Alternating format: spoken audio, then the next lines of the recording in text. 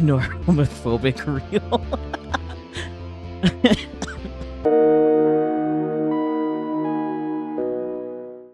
Hello, how's it going, every neon? I don't know why I said that. We are playing a game. Yep. They're accepting donations, the creator of this game. Isn't that exciting? So, our dearest Tifimichi is actually familiar with this game, but I am not. It's a visual novel. And by the fact that we're not doing Data Live, the crossover is still broken. I'm not sure we'll be able to proceed with any of our games until further notice. Which is a shame, because that is 3 of our weekly games out. Hopefully support gets back to me tomorrow and we have options again, but we'll see what happens. Time to pick up some new games. The goal is to spend as little money as possible this year, and I only have so many games to play. That stress aside though, let's hit play, I guess.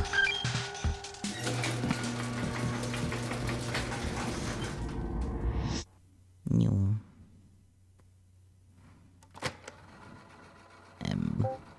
Warning. This game contains jump scares, flashing imagery, and other horror elements. Please refrain yourself from playing if you believe it can affect you in any way. I think whether I like it or not, it will affect me. If only I had the wherewithal to set up my heart rate monitor for stream. I don't. Escape/right click game menu. Okay.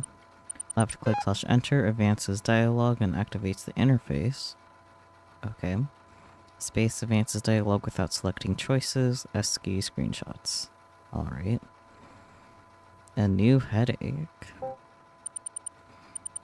Dear Monsieur M, I very much regret to inform you that we have encountered a new problem. Just as we suspected. That woman is still alive.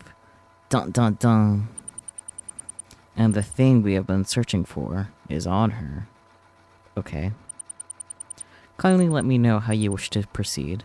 Best regards, the Chaser. Tonight at 10, I will see you at the same location we always meet. Oh boy. Message sent. Okay. Interesting.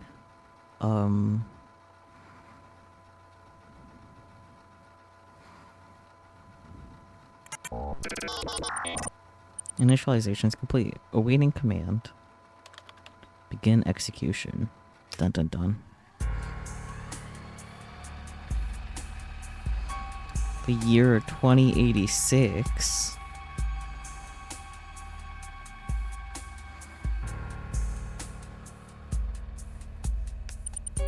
It is believed that personalities are forged through experiences.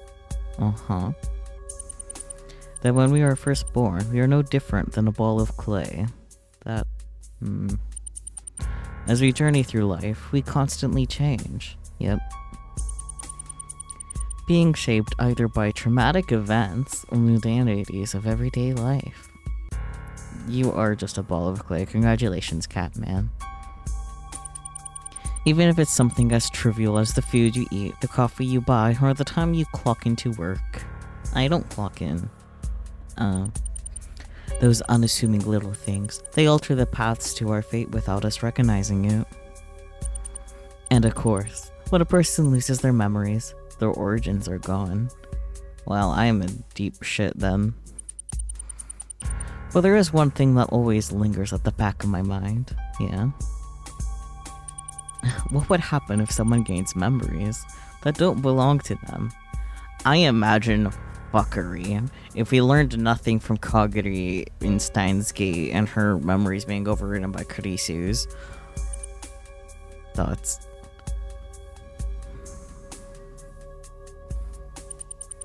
I would love to find out what they become. A disaster. Are we being experimented on? Oh look, it's a computer. A laptop. I miss my MacBook. Oh, crappy vase. Thoughts. My head. It hurts. Oh no, are you already been experimented on? That was one of Kaguri's symptoms. How long have I been asleep? Centuries. Being barely able to withstand the pain, I forced myself to sit up. It's a bed! How ominous. Exactly. Exclamation mark, question mark. A bed. Where am I? I don't know, man. Or room. What I saw was a luxurious bedroom, embellished in excellent choices of upholstery, with lavish and upscale decor scorning in the face of modesty. But whose bed? That is a good question. What happened? I struggle to recall anything about how I ended up here. My phone.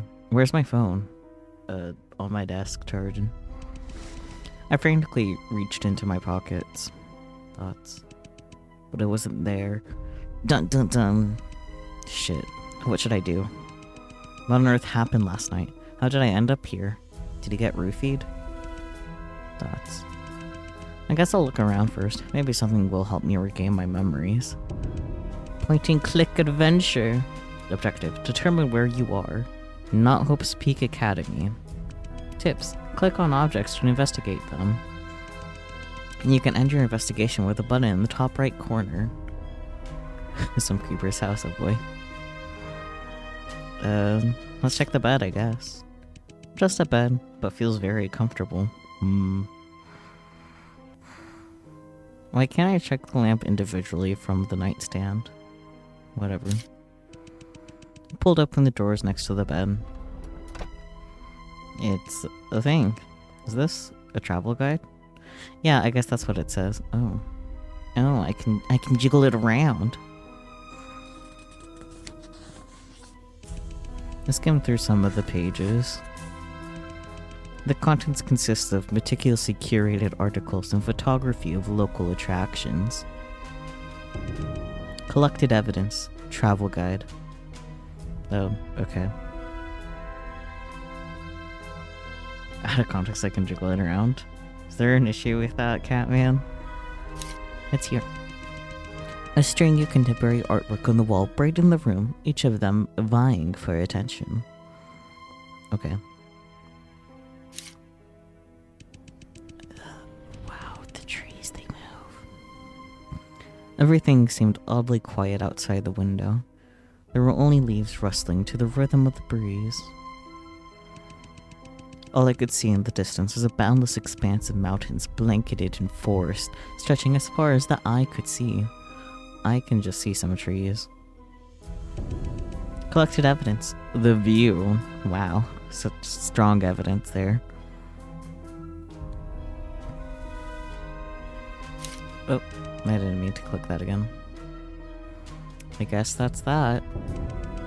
Investigation complete. After making a thorough inspection of the room, I returned to take the travel guide out from the drawer. I quickly flipped through it and found a map included on the very last page. Judging from what I've seen so far, I am probably in... Oh no, I have to draw conclusions. I think the magazine said G4. Correct, wow, memory game. Easy peasy. Imagine if I forgot though, that would have sucked. G4 district. The G4 travel guide I have in my hand was likely prepared by the owner of the house for guests staying in this room. What if it was a trick question? I would have been screwed. If that's the case, I would have to be in the G4 district. Unless they're just, you know, don't overthink it. But I always overthink things. However, G4 is not a small region. I guess not. To get a firmer grasp on my predicament, I have to recollect to myself and be more specific. Yeah?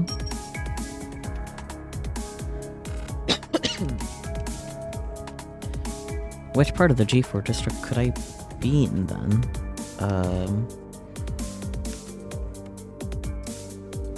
Man. You found 2 pieces of evidence. You now know where you are exactly. Like what if you're in G2 or G3 just don't plan on going to the G4, you have the G4 guide. Remember the view. Yes, the view. I'm guessing, yeah. There were trees. Oh wow, we went outside the window. It wouldn't make any sense if I was in a city. I mean, you're still in a city, just not like the city, you know? All I saw from the window was a vast terrain of forestry, and there wasn't a trace of other buildings in proximity. A place so isolated, quiet enough that a pin drop could be heard, has to be in the suburbs of G4. G4 suburbs? How did I end up here? Oh. Thoughts.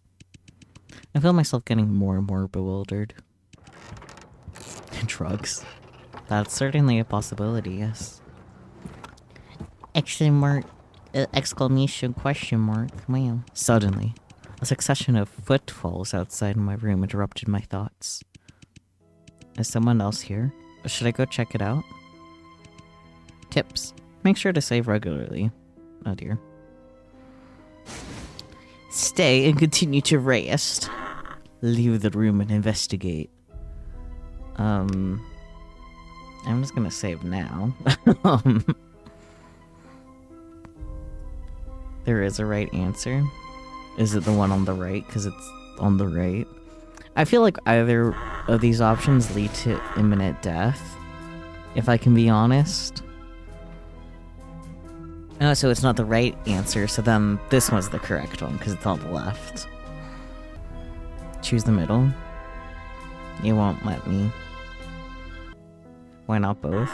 I mean, we can do both, but we gotta start somewhere. Which one screams death more?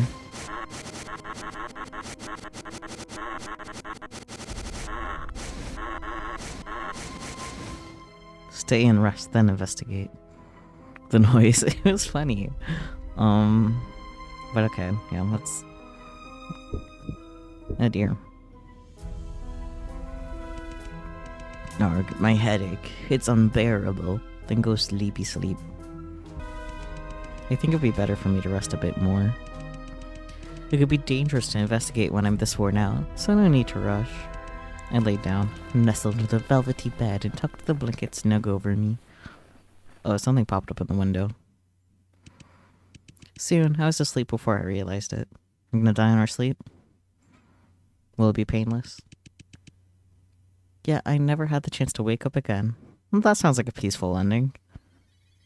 You can call the game here, right? Why are there sounds? Okay. Okay, jump scares. Bad. Why couldn't we just have a peaceful death? Like, we weren't allowed to wake up, so why did there have to be a jump scare? That was so mean. I don't like this game anymore.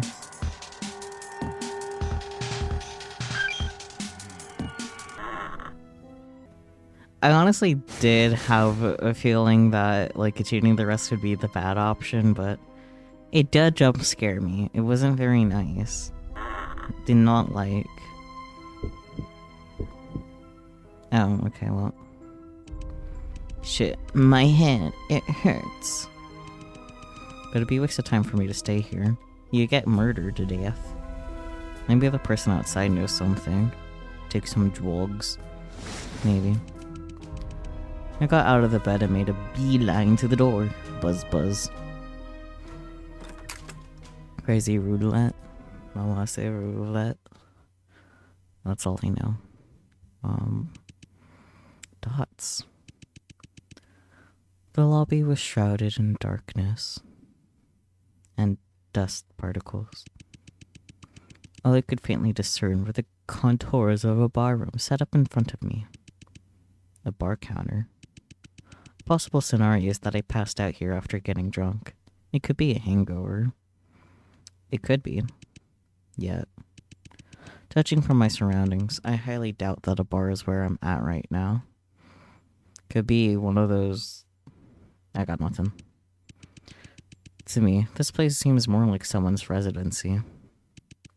Whose house could this possibly be, then? Oh, someone. I have no clue. Well, let's get some clues. Deer. Debris.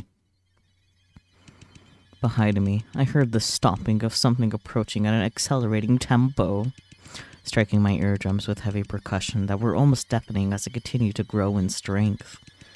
And my racing heartbeat began to resonate with it. What is going on? Cautiously, I looked back. This better not be another fucking jump scare, or I quit. Okay, that was still a jump scare, but that wasn't that bad. What is that? A thingy? Friend? The scene in front of me is an unutterable atrocity. A disfigured face half sawed off with the fresh blood oozing out from its remaining pores, making small puddles on the floor. Its disproportionate bulged eyes filled with contempt while every broken capillary and vessel extended across the sclera, emitting desperate discharges. Very friendly looking, yeah, it's friend-shaped. And the only thing that even looked close to human was its forced, contorted grin. Live or die?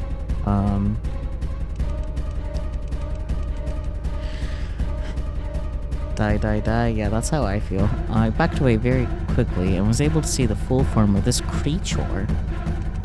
Blood was gushing out from every crevice of it, looking like it collapsed into a pile of limbs with the pull of a string. Hi. Waving its claw in the air, it snarled at me with unfathomable anguish and began to approach me. What should I do? Oh dear. Get out of the house? Wrong? Okay, well. Run, I have to run and get a flash. I was told I was wrong. Shit, and I didn't save before the choices. I'm fucked. Can I go back? Nope. Well, this is gonna be fun. I swiveled around as fast as I could. However, the enormity of this house had me running in circles. With the lobby blanketed in darkness, I quickly lost all sense of direction. My head was still pounding, and my limbs were getting weaker and weaker by the second. Last thing I heard was the stomping closing in on me. Time to die. Please don't have another jump scare, though. Okay, that was the same as the first one. Kinda lame, if you ask me. Game over. Yeah, okay. Well.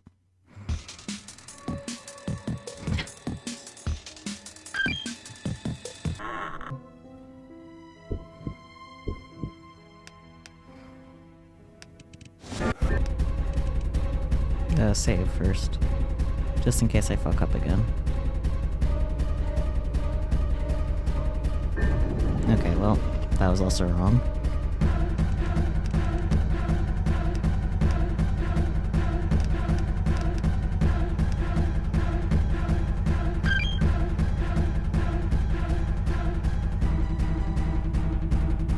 That was the wrong button. Why did I do that?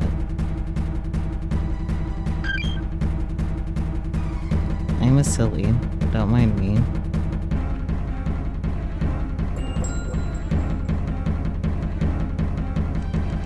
Death counter? No thank you.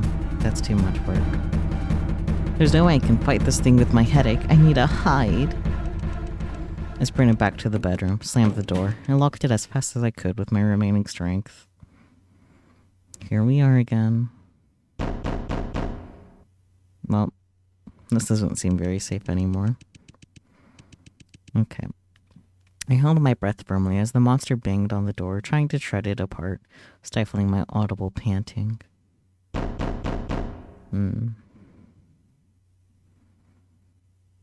Whose idea was this again?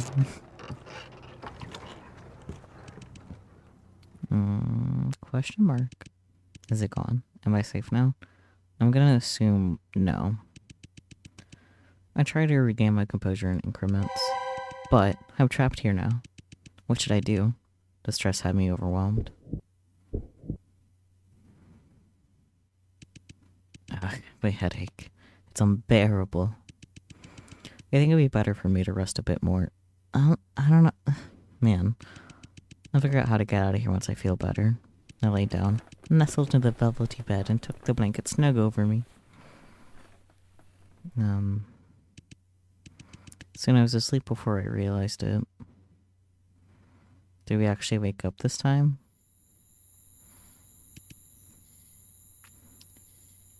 Thoughts? Huh? What time is it now? You ask as though you already knew. Slowly, I opened my eyes. Hello. I guess you're definitely a lot more friend-shaped than before. Time to get a watch.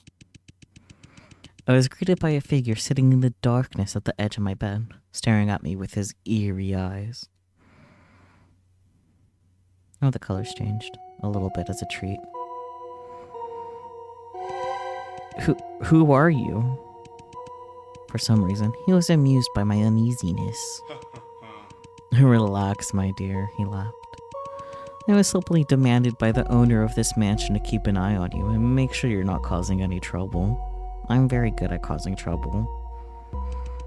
Mansion? I'm in a mansion? How did I get here, and who exactly are you? I gave him a wary glance and covered more of my body with a blanket. Why? Are you undressed? How lewd. Who am I? With his head tilted, he looked at me, seemingly entertained. My name is Victor Blake. Never trust someone with two first names. And I'm good friends with the owner of this mansion. Victor Blake. Victor Blake. Oh boy. I calmed down and started to take a closer look at this man.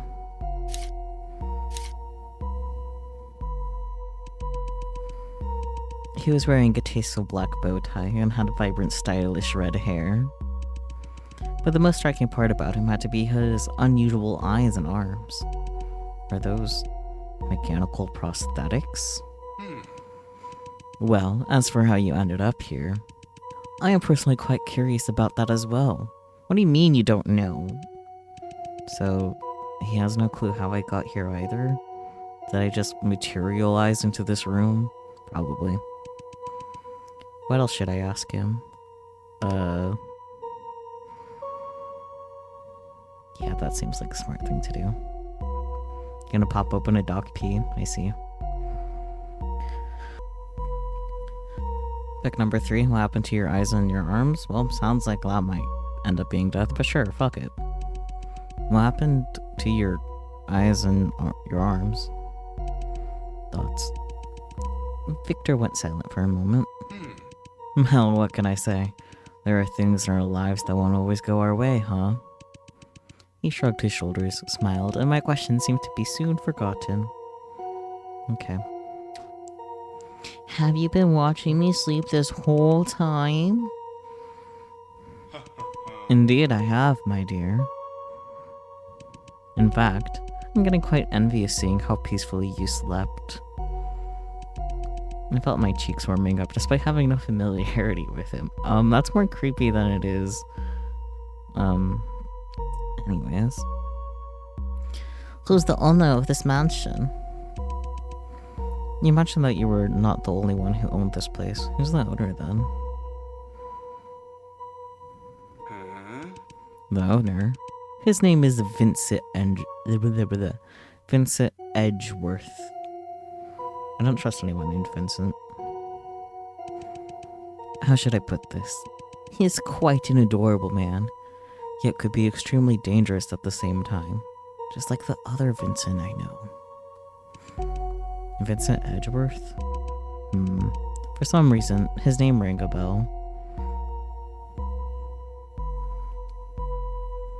An adorable little man. Oh dear. What was that thing? Did you see that petrifying monster with blood oozing out of its body? Kinda hard to miss. Killed me a couple of times. A monster? He seemed puzzled. Oh, let me guess. You're talking about those cyborgs, huh? Did they kill you too? Cyborgs? And there's more than one of them? That's nice. Don't be so worried, my dear.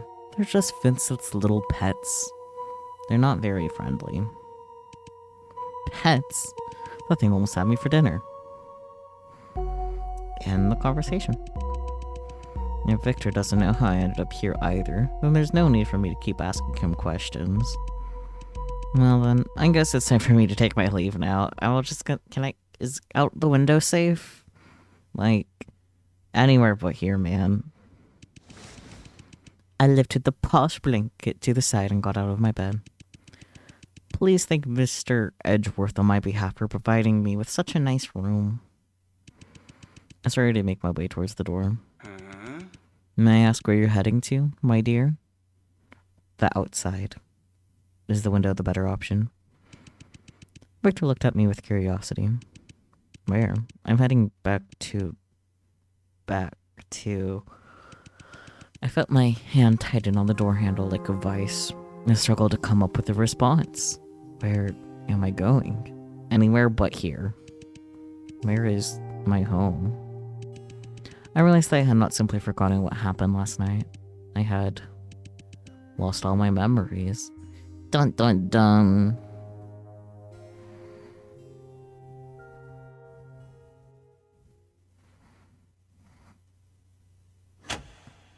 Vincent. The secret of my ears. He has a stick. Sigh. No name, no cash, no ID. I'm not even in a position to be a vagabond. Oh, darling, please. Don't be so distressed. You have to realize, losing your memories could also be a blessing. What's a vagabond? I don't know. Callous people are imprisoned by their own memories. They try their best to let go, yet cling to them at the same time. But you, on the other hand, are given a second chance. Isn't that wonderful? I'll be honest. Even I'm getting a bit jealous. I see where his point is coming from, but seriously, what could be worse than being homeless? Knowing for a fact that you're homeless, and having the memories that led up to being homeless. A vagabond is a wanderer with no established home. I say it again. Vincent. I gotta make up another voice. I only have so many ideas for voices that I can do, especially since I'm not being consistent with a singular one. You can be bald with a big nose, oh dear. Victor, how many times do I have to tell you, quit smoking in my mansion? I don't know. Well, speak of the devil. If it isn't my dear friend, Vincent. Oh. I see why you said he's adorable.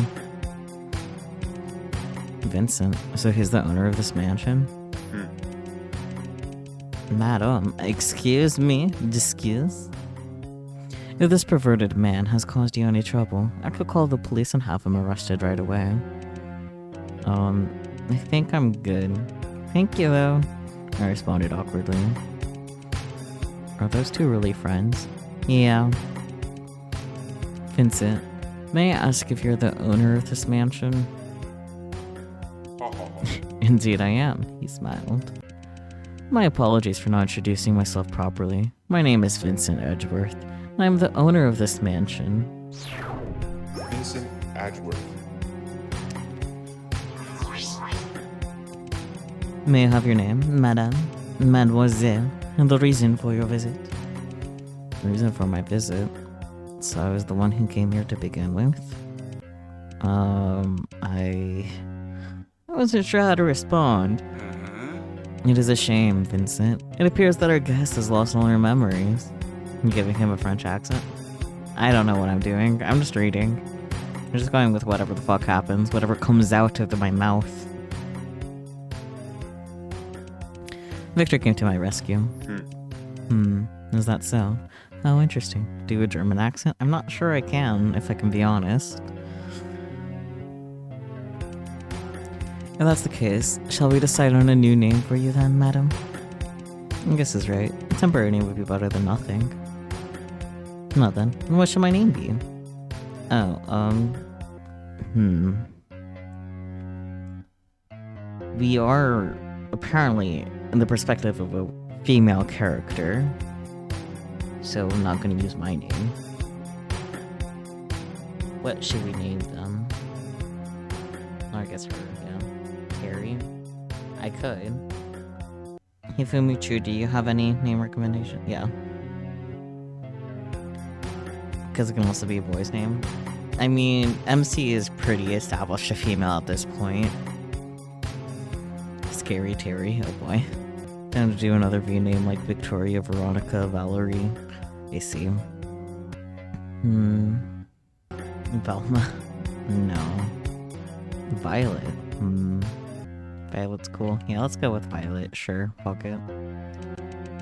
Should I go by Violet? Yes or yes? Yes. Violet. Please call me Violet. Amazing. Violet. Very good. It is my pleasure to meet you, Violet. You seem a bit distressed. I'm assuming you may have many questions on your mind right now. There's 3 Vs, yes. Is there anything I could try to help you with? What do you actually sound like so I can make a good Vincent voice? Vincent might know something valuable that will reopen my memory banks. What should I ask him? Well, I guess I can only ask this question first. How did I get here? Mr. Edgeworth, please tell me, how did I end up here? How did you end up here? Violet, I regret to inform you that I don't know either. Well, that's fucking great. The truth is, my butler was the one who heard peculiar knocking sounds at the door last night. He should have us all join a Discord call and talk for the different characters. That could be fun. I would be up for that. When he went to open it, he saw you face down on the stairs, unconscious. That's how it be. Since we knew nothing about you or the reason you were here, we decided to place you in the guest room for the time being. Vincent's words sent me deep into thoughts. Why on earth would I come to his mansion? What was that monster? Earlier today, I saw some sort of creature I've never seen before. Something that seemed half human, half robotic. What exactly was that? Oh, my dear Violet, it appears you have already met one of my friends. But promise me, would you? Do refrain from feeding them if it isn't their mealtime yet. I guess I would be a fitting appetizer for them, am I not? Did I bring anything with me? Did I have anything on me when I arrived here? Speaking of that, we did find this in your pocket. He handed me a business card. Well, that's ominous. 666 Myers Road. The card was most unrecognizable except for the huge M-shaped logo. Myers Corporation. I pondered where I have heard of this name. Perhaps the beginning credits of the game? Why would I own a business card of someone working there?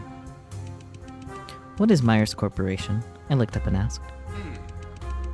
Myers Corporation is a world-famous mechanical engineering corporation based in the G4 district, said Victor. It is also the first company that was able to develop highly flexible mechanical prosthetics. But unfortunately, this company was forced to declare bankruptcy due to a horrific incident that took place 5 years ago. A horrific incident? The G4 Cyborg incident. Vincent seemed displeased at even the mention of it. The G4 Cyborg incident? What happened? I imagine something. Both Vincent and Victor fell silent for a moment, as if they were debating if I should even carry the knowledge of this event. In January 2080, a notable number of citizens mysteriously went missing in a single week. Victor finally started to speak again. They disappeared without any sign, as if they had evaporated into thin air. No wills, no corpses, no bloodstains, not a single trace. But there's one thing those people had in common. They were all last spotted near the G4 district. Who would have enough power to make hundreds of citizens disappear in a single week? Naturally, the police suspected Myers Corporation, a mega international monopoly located in the G4 district. Nonetheless, Myers Corporation refused to admit that they had any involvement in this matter. After a year-long investigation, the police accidentally discovered a secret chamber located in this basement of the corporation. Inside the chamber, there was a group of cyborgs, apparently at least one with cat ears. Cyborg? Isn't that the thing I saw before? It would be natural for you to assume those cyborgs were the missing citizens. But the truth was more gruesome than that. How? Okay. The truth was, those missing citizens were used as cattle feed for the cyborgs. I guess that is worse, yeah. As for where the cyborgs themselves originally came from, nobody was really sure. That's nice. Cows, stop. Even in light of this discovery, Myers Corporation still firmly denied the fact that they had ever granted permission for such an inhumane experiment. I don't blame me for not liking that scare, Hades. That's been, like, the lightest one so far, though. With help from an attorney, one innocent employee was convicted. He was sentenced to life without parole, yet the company itself was free of any charges. Bye. However, that was not the end of the story. Of course not.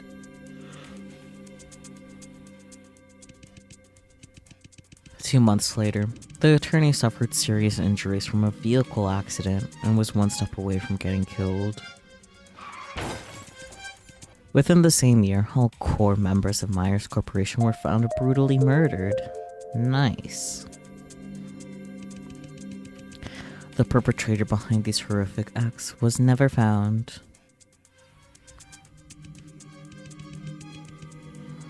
To this day, people still mysteriously vanish in the G4 district.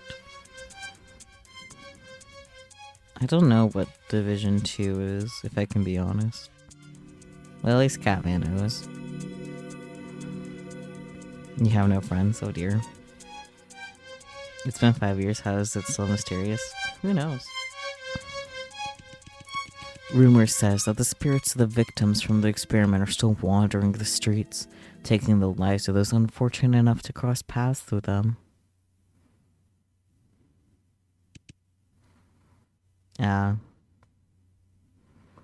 That's fair, I guess, that it's a looter shooter. Dots.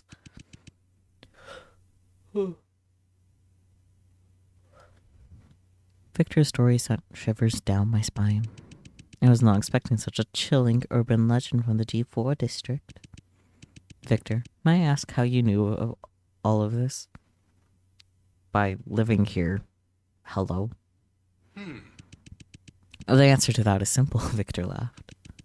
Both Vincent and I are former employees of Myers Corporation. Never would have guessed with the pets. Oh, Violet, don't be surprised. Victor, I must say that I am quite impressed by how much you have committed the story to memory, Vincent said sarcastically.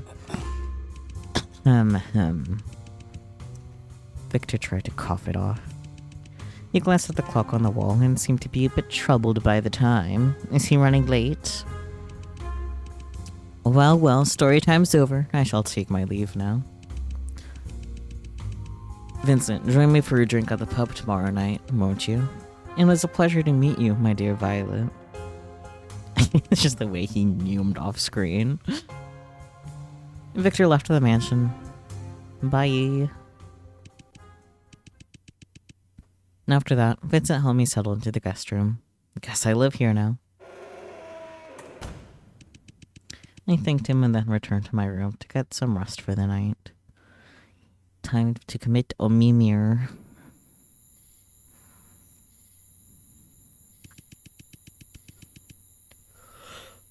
It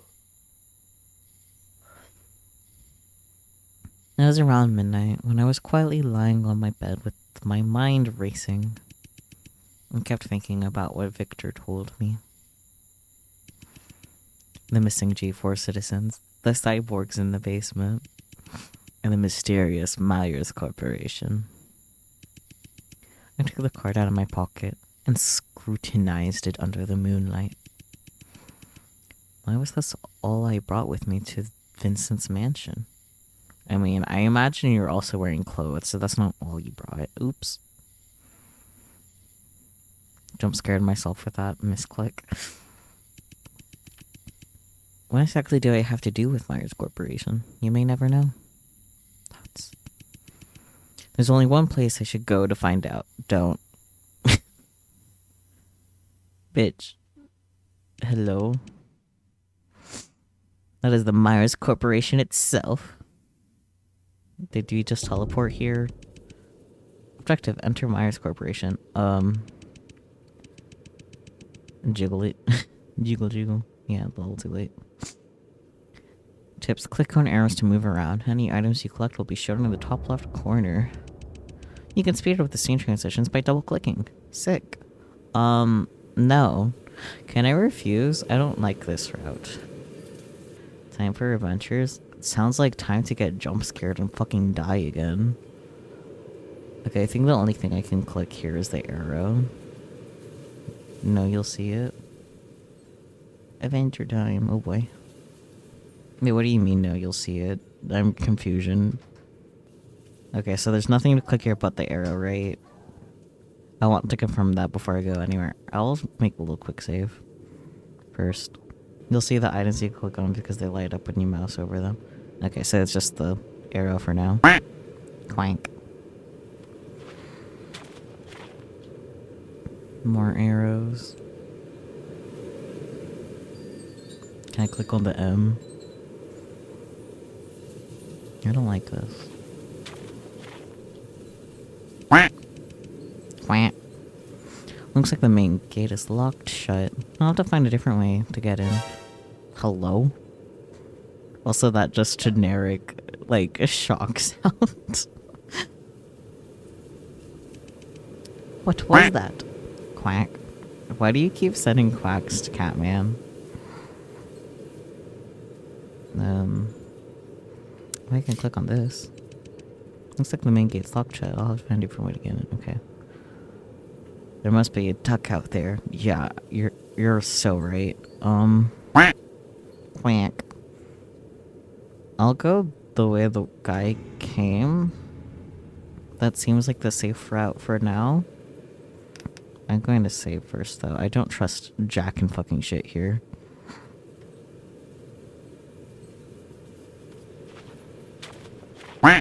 Quack. Well, that's nice. I have a bad feeling about this. You don't fucking say. Tip, going and talking to him helps you. Should I interact with this first since it's right in front of me? Thoughts? I don't know if I want to get any closer to that. Honestly, understandable. Have a nice day. Let's go find the guy, I guess. Maybe he is a duck.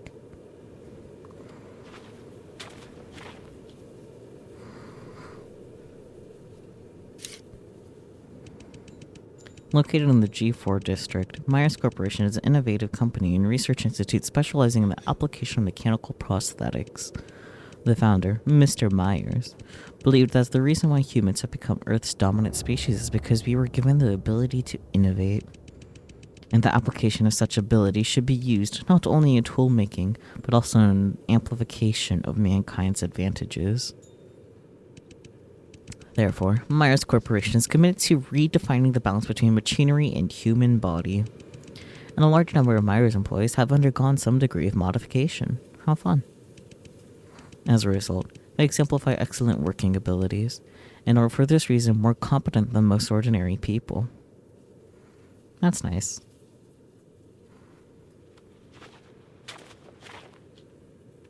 Murderer.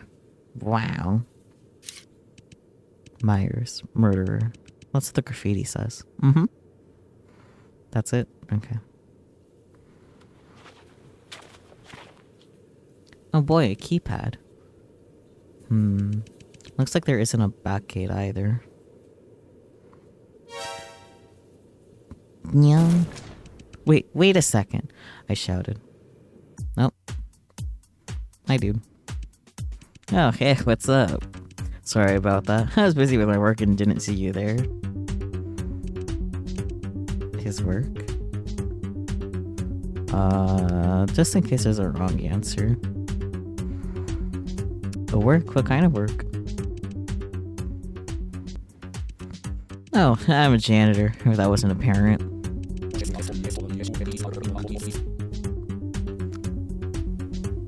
You can just call me Dino, huh?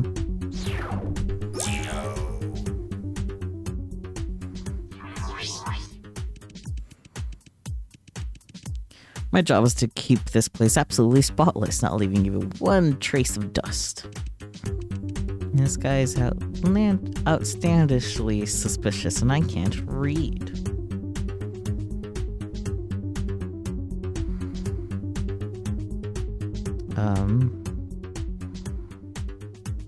Why would you sweep outside Myers? Sure. Why would I? Do I really need a reason for that? What if I just enjoy it? A janitor who enjoys his job? That's quite unusual. Is there anything else I should ask him? Okay, it seems like I might be able to catch...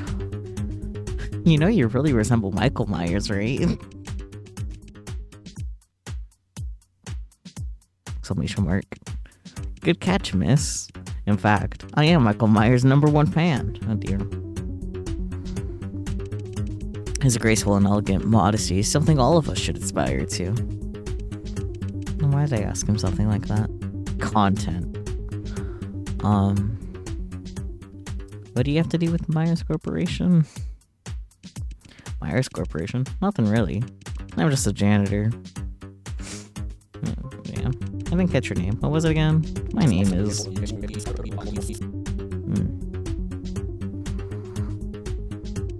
But seriously, just call me Dino. Okay.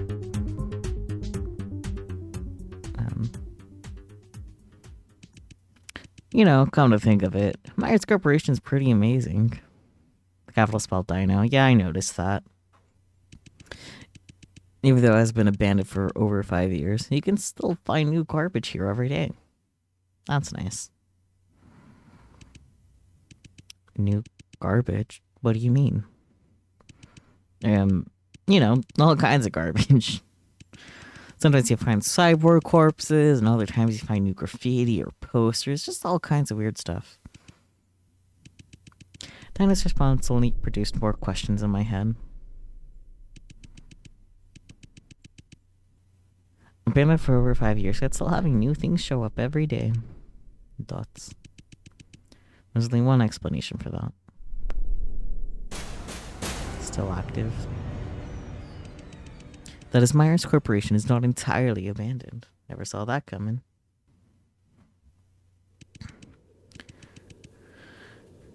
To know for sure, I need to find a way to get in. Dino, do you know if there's a way to get into Myers Corporation? About that. From what I've heard, Myers Corporation has a secret employee passageway. That's nice.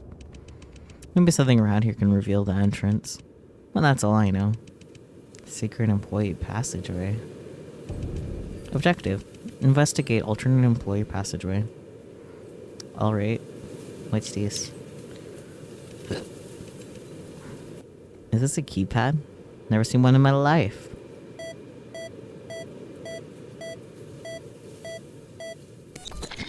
Access denied. Okay.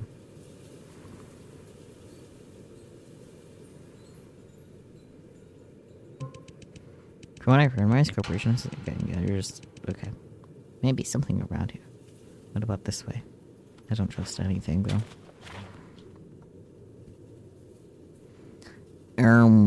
Oh, it's because of the murder thing, right? So 7, 9, 2. I can't brain cells to do this. Someone write this down. I can figure it out. Some random English letters and numbers. Is this some kind of encoded message? What is it trying to say? I'm going to... Okay, I can trust you guys this time. You both put the same number. Unlike that last time I asked you guys to write down a code and one of you put it wrong. Okay, so 7, 9, 2, 1, 5, 2. You're dyslexic.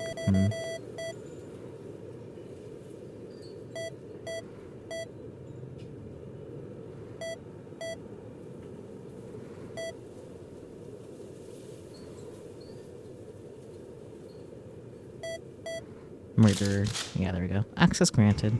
There we go. I brained. Oh, looks like you successfully opened the secret passageway. How convenient. Right. But where exactly is it? I imagine not this way, right? Because there was another arrow. Oh, there was another arrow. Okay. Oh, did we just make a full loop? I think so. I'm not touching that thing again. So I guess I could have gone any way. I think the main gate is locked shut. I'll have to find a different way to get in. Okay. Oh. Welp. Is this a secret passageway Dino was talking about? I guess so. I'm scared. Someone hold my hand. After entering, what I saw was another gate shut tight in front of me. That's nice. Well, I guess there's a second barrier. It's gonna be that easy. What's this? A tweet? I don't know why I said that. Is this some kind of iris scanner? Place my face right in front of it. Sure enough. Looks like I have to find another way to circumvent it. Break it. I'm just gonna do a quick little save just in case.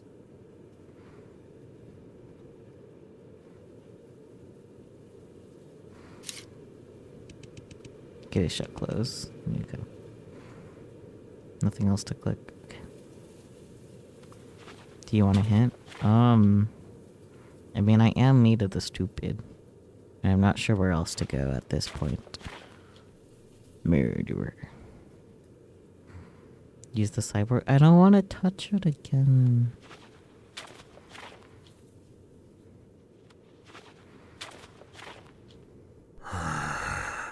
Why? Nani? Naze. Why? Why was that a thing?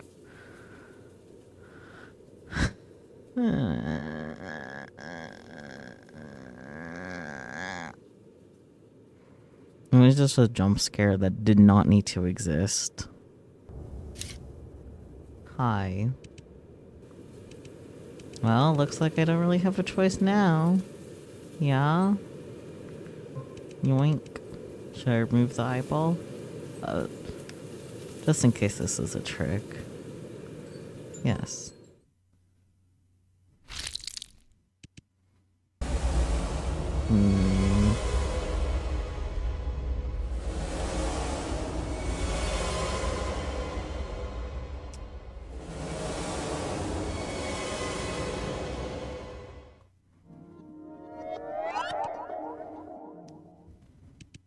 What just came over me?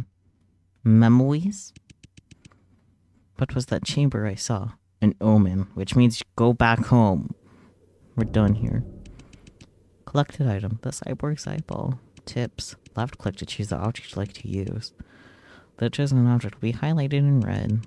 Clicking the object again will deselect it and resume the normal investigation. That's nice. Clipped, wow, thanks.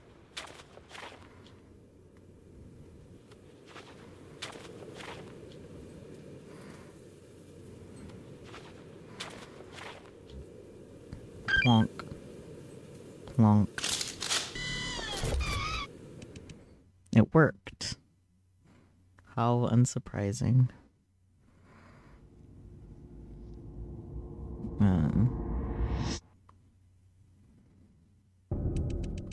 Investigation completed. Successfully enter the secret passageway.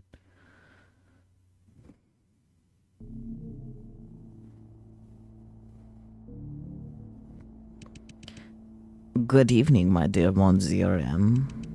Is there anything I can do for you? 1 minute. You're 1 minute late. Okay, Mr. White Rabbit. Thoughts. My most sincere apologies, my dear Monsieur M. I'm deeply ashamed of my behavior. Are you? Thoughts. I heard that you had something important to tell me. Is that true? Yes, sir. I have good news and bad news. Oh. The good news is, according to a reliable source, she has awakened. Oh. But the bad news is, she doesn't seem to remember who she is. Maybe I should have named her Alice. Thoughts. That's quite unexpected. Is it? Well, what's your plan then, my dear Monsieur M? Thoughts. A plan? I don't have one. All we need to do is sit here and wait for her arrival.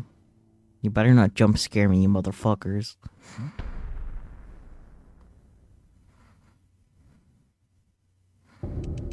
Chapter 1, The End. Is that it? Is that the game? Are we done here now? I wish. The M in Myers also stands for motherfucker. So true. The pronouns are just she because they'll never be her. Stop.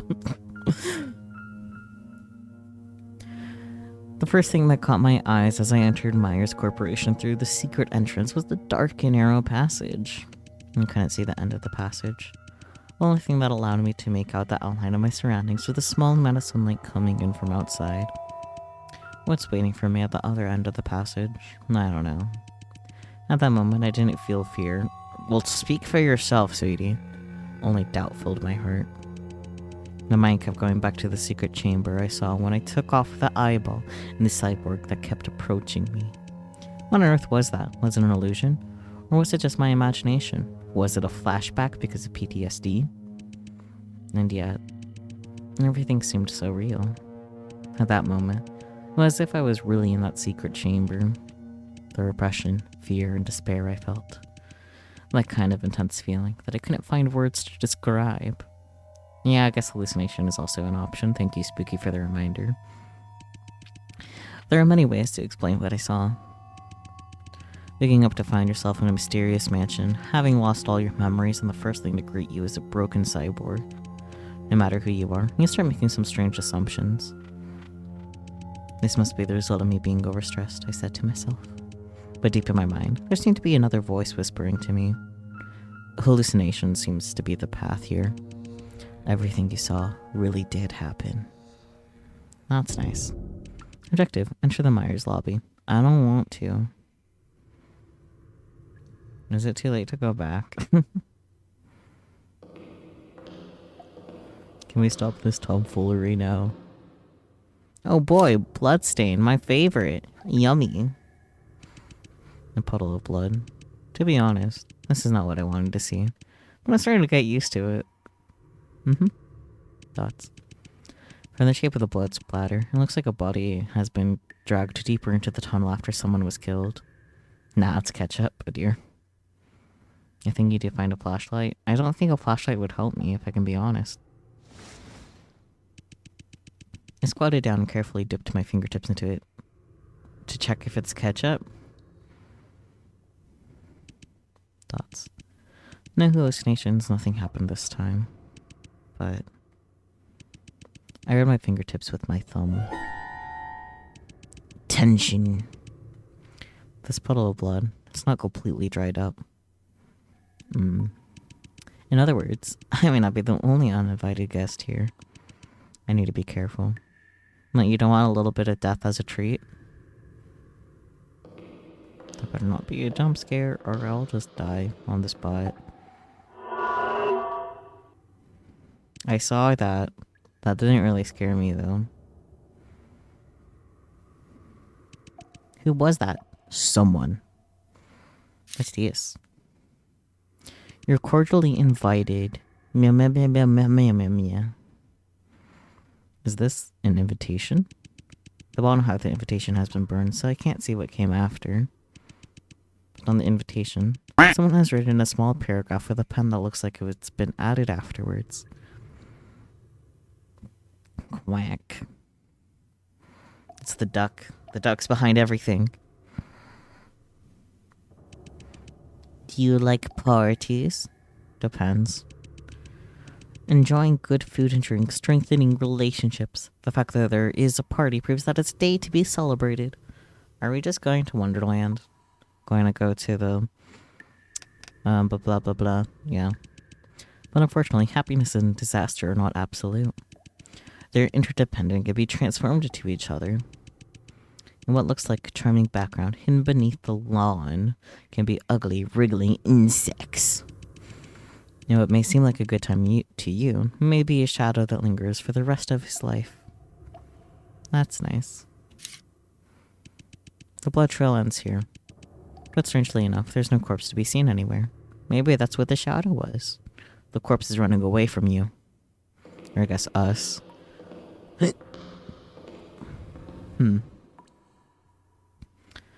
day the nightmare began inputs my birthday.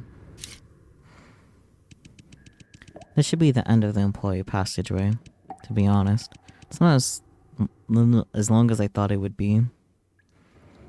Spooked the corpse with your presence and now it's running away. Yeah, so true. But before that, I looked around and took a deep breath. Anybody here? I called out into the passage. Desperate.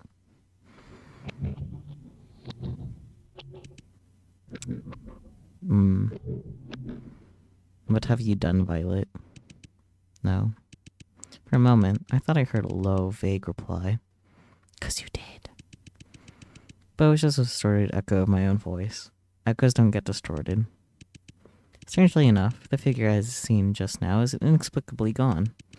And there's an even trickier problem at hand. A puzzle. If I want to access the lobby, I need to enter a 4-digit code. Well, in this case, I started thinking. Thinking the thonkies.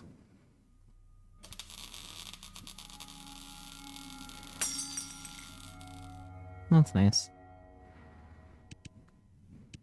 Just then, a screeching noise came from behind me,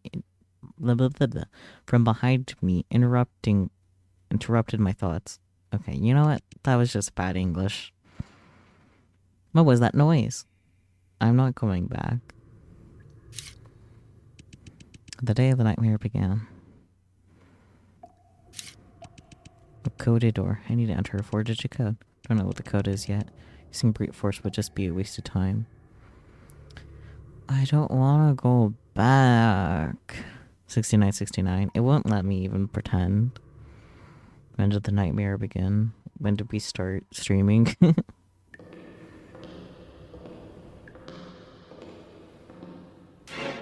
That's nice.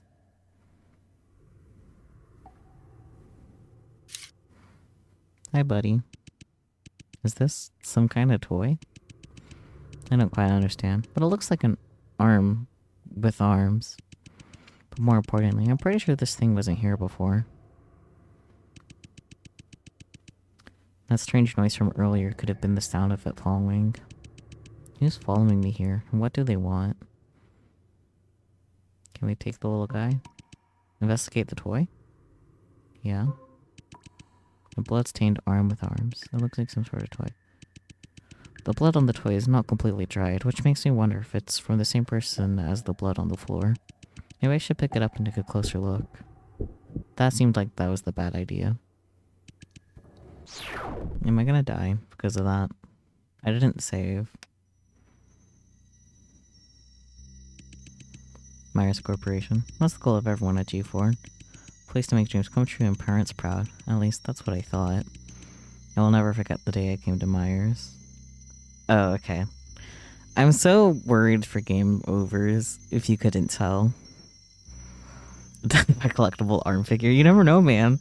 Anything could happen. My excitement and exhilaration inevitably mixed up with nervousness. Because to me, it was the reward for my years of dedication and hard work. To think, every single elite in Myers can relate to that. But who would have thought that behind this company that so many G4 residents longed for, there was only filth, sin, and blood that would never dry up? I can read. Who am I? I'm no longer human at this time. I can't even remember my own name. Not familiar. Every day now, I can only wander aimlessly around Myers. What am I struggling to find? Dots. I don't know. I don't know. I don't know, I don't know, I don't know, I don't know, I don't know, I don't know. Dots. I only wish someone could put me out of my misery. Same. Hello? We have a little guy. What is this? Where have I arrived at? Keyboard, mouse, little guy. John. Ew. Okay, John, calm down. It's just a job. I just need to smile and politely introduce myself to everyone. Okay. 3, 2, 1. Nice to meet you. My name is John. Wouldn't this seem a bit too emotional? Start over. 3, 2, 1. Nice to meet... Oh, are you John, the new guy? How did you know? Oh, hey. Welcome to Myers, in case you don't know. I'm the Chief Investment Officer, Victor Blake. Ah, nice to meet you, Mr. Blake. Haha, no need to be so formal. Just call me Victor. Looks like you've done all the paperwork to get started. Otherwise, you wouldn't even know where your desk is. Yes, I've done it all. Very good. Have you finished the online courses for the G4 district as well? Online courses? Huh? Could it be this is your first job? Yes. Actually, I just graduated from college. Oh, is that so? Your parents must be very proud of you being able to work in Myers right out of college. But even so, you have to complete the G4 online course. It's mandatory for every employee on the job. Don't worry. It's just trying to teach you etiquette and how to behave properly. You know. Don't get physical with your coworkers and things like that. Shh, let me tell you. I've never really paid attention to their lectures either. No, really? That's not good to hear, Director Blake. In fact, I believe you're the one who needs those courses the most in the company, Mr. Director. Need I remind you of your great feat last night when you vomited all over the floor in the lavatory of my residence? Lavatory? I must say your etiquette and behavior are quite impressive, Mr. Blake. No, my dear Vincent, what brings you to the investment department? You just happen to be passing by. It seems that Mr. Myers wants to discuss some important matters with me.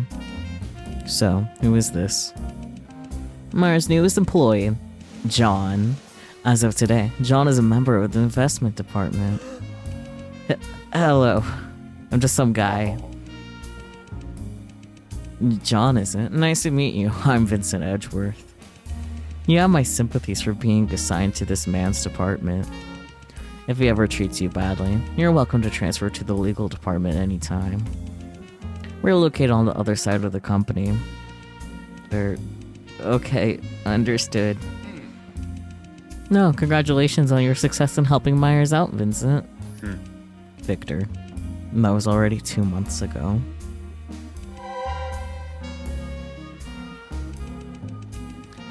So you're the famous lawyer who defended Myers in the G4 Cyborg incident? I heard your performance in the courtroom was incredible. I'm very flattered, John. It was indeed me who defended Myers, but I wouldn't consider myself famous. Is that why your last name is Edgeworth? Because you're a fucking lawyer? Like, I was refraining from making Miles Edgeworth jokes, but now I can't not.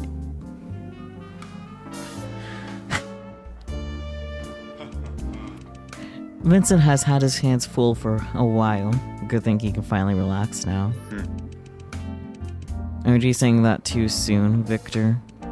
Anyways, I must get going. I can't keep Mr. Myers waiting. It was my pleasure to meet you, John. Welcome to Myers. Bye. You are lucky to meet Vincent on your first day. Even I don't see him very often at work. That guy's attitude towards others has improved a lot since college. He hasn't changed a bit towards me. Since college? Were you and Mr. Edgeworth college classmates? Only that. We were also roommates. And they were roommates? Eh? That sounds pretty gay, man. Although he seems very gentle now. He was quite aloof to everyone back then. His pretty face may have won the hearts of many girls, but his cold and arrogant attitude did offend many classmates as well. However, what does remain unchanged is his perseverance and determination. When Vincent was in college, he only had one goal, and that was to get his dream job at Myers. Then, he was just as busy as he is now, always working late into the night to achieve his goals. But as you can see, hard work does pay off. He is now the chief legal officer at Myers. Alright, John. I think it's time to give you some personal space to finish those tedious courses. If you have any questions about the company, please come by at my desk. I hope you enjoy your time at Myers. I'll see you later. Have fun with your online training. Victor does have prosthetic arms. You did miss the beginning. We have met those two before. Mr. Blake feels like a very easygoing boss. But what's his mechanical prosthesis all about? What has he been through? Shit. Mr. Edgeworth too. And what Mr. Blake said made me want to know more about him as well. Thoughts. Anyways, this is not the time to think about that. Little guy. Speaking of which, I haven't even checked out my desk. Time to see what's around here. Little guy. The mascot of Myers Corporation, Meyer-chan. While many people are not fond of its look, it's rumored that Mr. Myers designed it himself, so no one dares to say anything. Alright. Oh dear. Maybe I should have checked the other things first, before the little guy. I was just so eager to look at the little guy. Hey, little guy, you look so sad. What was that? Just as before, I seem to be seeing memories from the past that do not belong to me. What on earth is going on here? Shit-nanigans. Tips. By interacting with certain items, you can trigger events from the past. Noted. You can use this ability to help you solve the puzzle you're facing right now. That's nice. Reading Steiner. Reading Steiner is going on. Oh dear. Can I go back?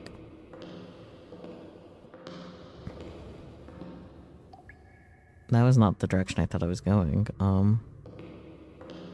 Touch the arm again, actually. Hi. Oh. You're so big brain. A computer. I need to use it to finish my work. Huh? What's this? A group chat? It looks like Discord, actually. Looks like the last employee sitting here forgot to quit his group chat account. Number 1. Hey, have you heard? Winston Loomis was the one behind the G4 Cyborg incident. He got a life sentence. Not science. I can speak. Number 2. Winston. You mean the one who always wears shades, doesn't say a word, and has a bit of a hunched back? That's so unexpected. It's true that he doesn't really have any friends, but he doesn't seem like a bad person either. I disagree. This guy has always seemed kind of suspicious. I feel uncomfortable every time I see him. Is Vincent really the mastermind of the G4 Cyborg incident?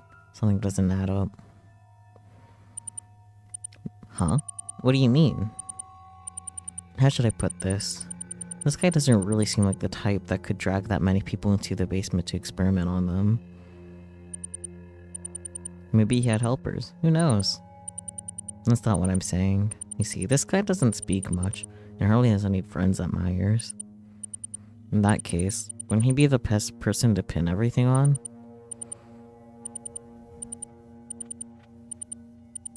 Hey, what the hell are you thinking? You'll be targeted by the company for saying that. Huh? This is just a random thought. Anyways, let's change the subject to something more uplifting. I heard that everything goes well, the company will host a party after all this. Free pizza. I'm sure it'll go well, after all. We have Vincent. Party? When? Well, I think on a Thursday, 2 months from now. I don't remember the exact date. Thursday? Damn it, I work overtime every Thursday night.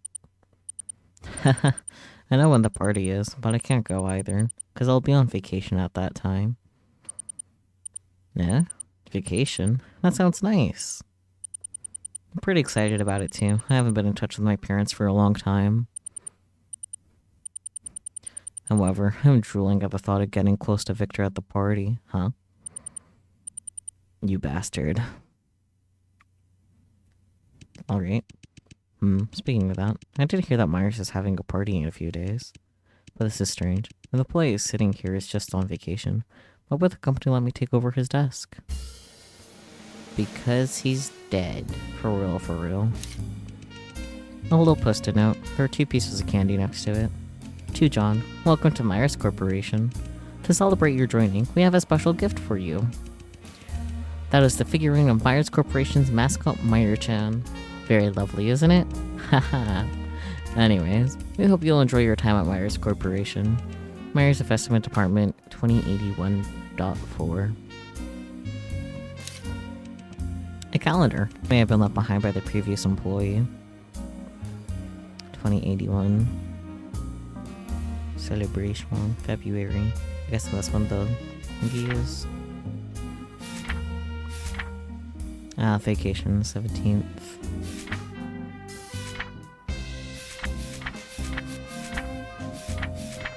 Okay, so I'm guessing the code is probably 2081 because that's the year. I could be wrong. That's all I can click.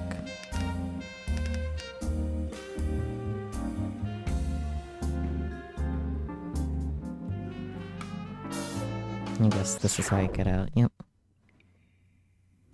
Fascinating.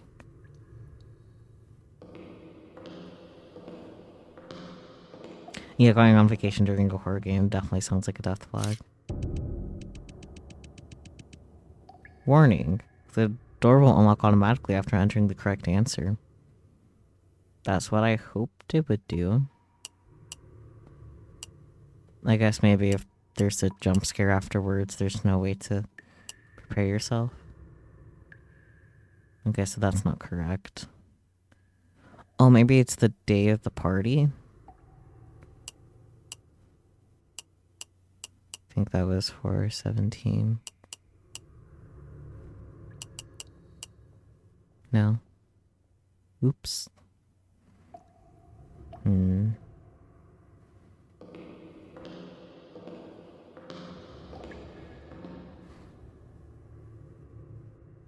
One of the Thursdays, yeah. No further information on this.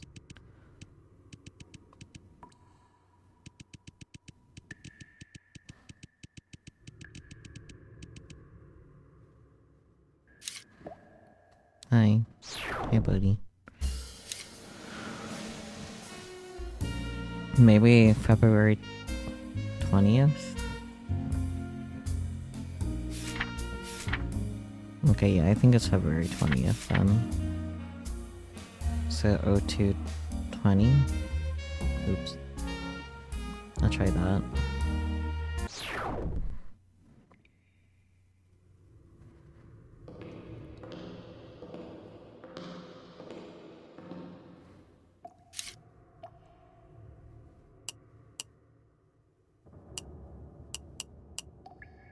Nope, not that.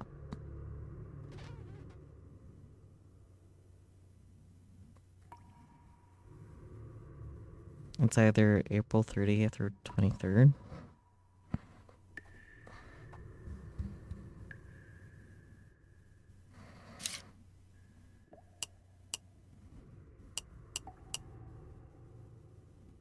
Okay, it's not 423.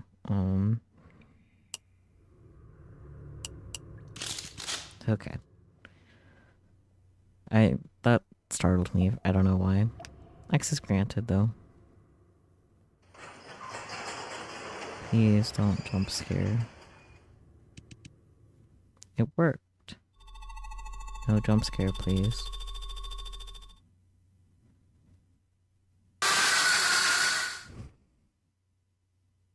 Fucker. Motherfucker. Hey, did you see Victor's face today? Nope. I did. It was really scary. The jump scare got you.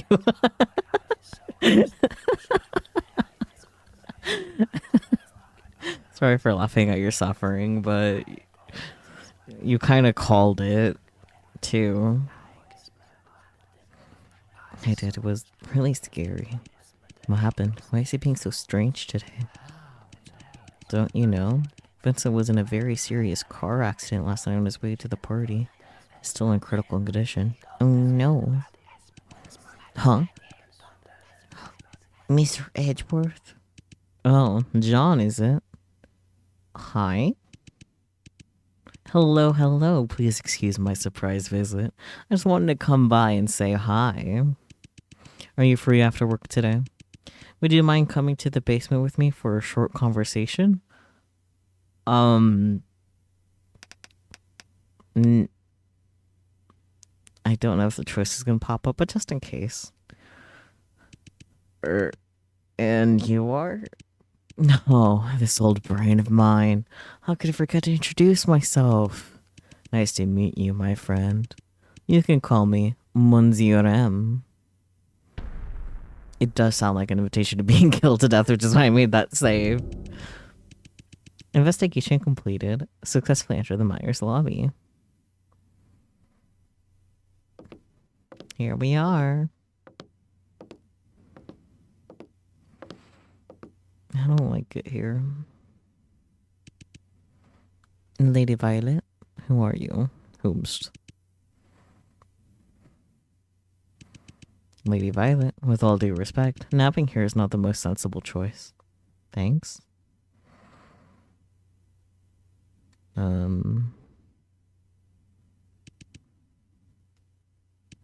But what happened?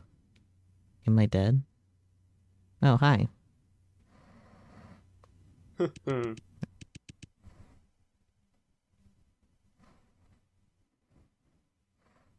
Not me getting distracted with the fact that I can just shake him.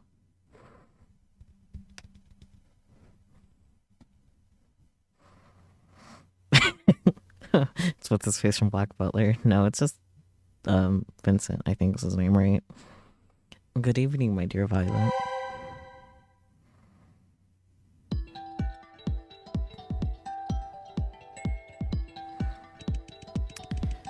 It's an incredible chance of fate for us to meet each other in such a desolate place, don't you think? Not Vincent? Oh. What appeared in front of me was a dark-haired young man who was dressed formally and elegantly. I also like that I could shake him, but I can't do that anymore, though. Not at this point. He looked very similar to Vincent in appearance, but much younger. Would you mind telling me who you are?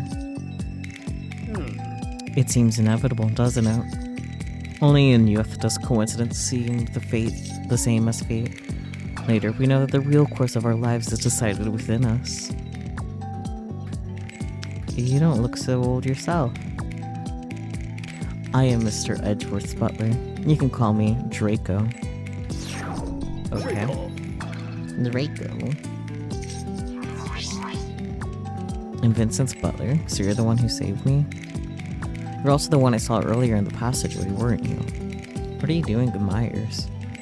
It does not matter. What matters is what you're looking for, isn't it? What am I looking for? I don't know, man. The truth. You're searching for the truth. Mr. Edgeworth's past, Mr. Blake's incident, and the secret of Myers. Pretty sure I'm trying to find out who the fuck I am. You're curious about all of this. Yeah, his name is Draco. But Lady Violet, have you ever heard of such a phrase? Curiosity about bad things is a curable disease that arises from impure thoughts. I'm pretty sure it's curiosity kills the cat.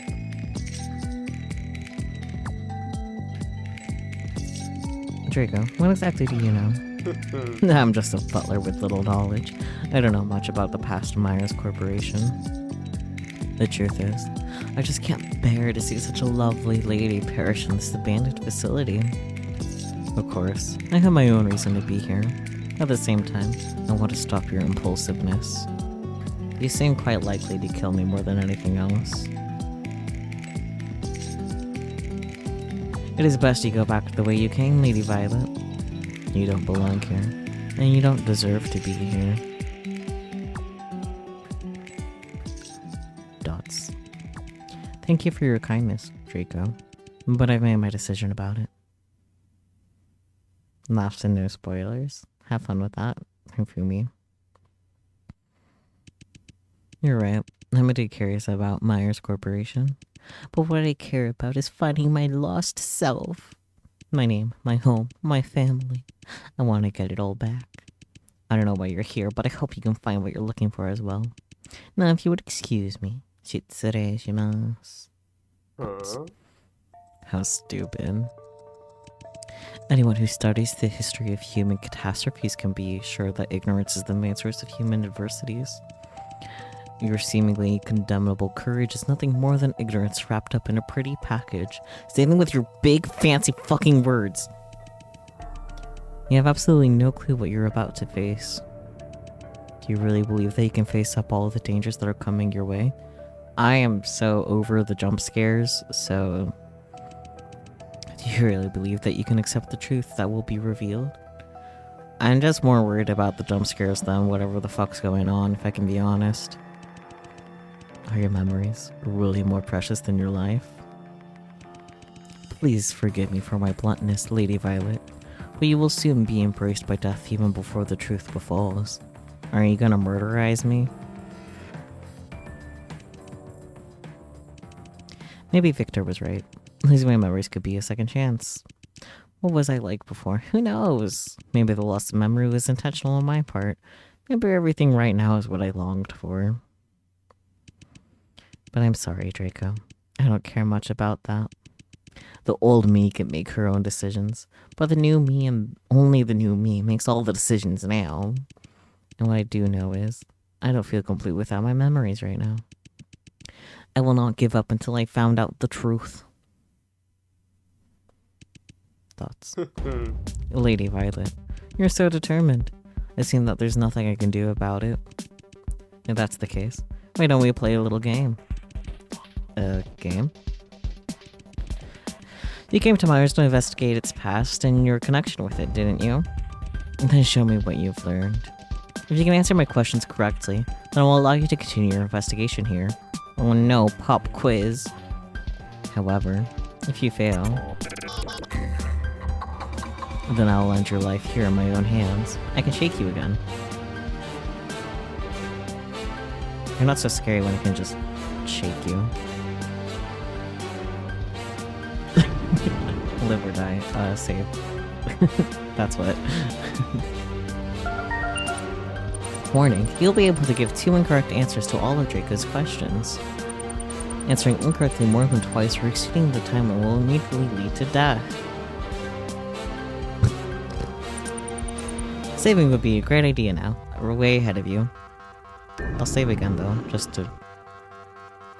Yeah, I'll overrate. Shake, shake, shake, shake, shake. In the world of peace, there is nothing to be desired but the most admired works. In the world of peace, there is nothing to be respected but the creative tools of innovation. In order to break the shackles of tradition and develop science, science needs creation and imagination. As a super monopoly in the G4 district, Myers Corporation is no exception to this. Human beings stand out among all species because they're endowed with the ability to create and innovate. But for Mr. Myers, the application of such ability goes far beyond making tools. It has a more important role to play.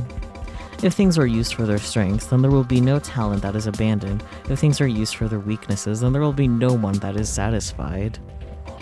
Therefore, Mr. Myers has set a slogan for the company since its inception. Blah blah blah blah blah blah blah blah blah blah. I think it's that one? Nope. Okay, well. Well, okay, well I'm fucked.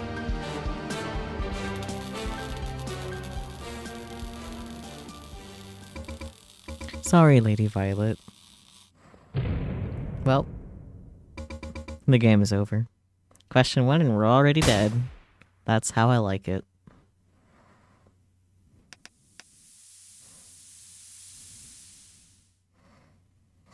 What is the phrase? I actually don't know. I thought this would be easier, but I have no knowledge. What's the answer? Give me the answer to the first one and maybe I'll be better with the other ones. Let you pay more attention. Okay, sounds like we're gonna die. Oh shit, did I overwrite my save? Can I kill myself? I'm so stupid. I guess we're...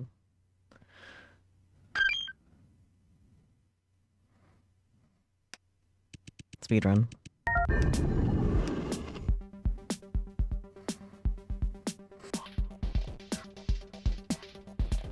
Okay. The world of peace, there's nothing to be decided about it. Yep.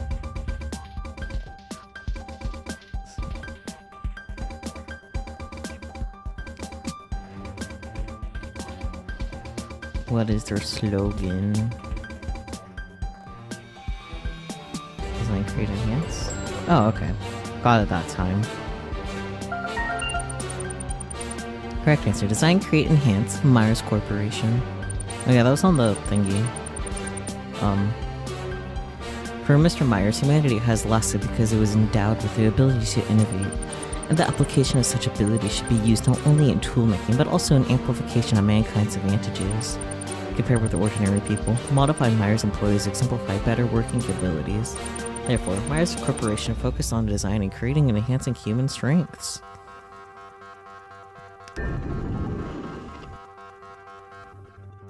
Me saving between questions because I don't trust myself. Rivers and mountains could only nourish a limited amount of soil, but the number of mediocre souls is infinite. The sinful souls do not deserve to be judged and can only be redeemed by repaying their bodies to the world that has allowed it to take so much.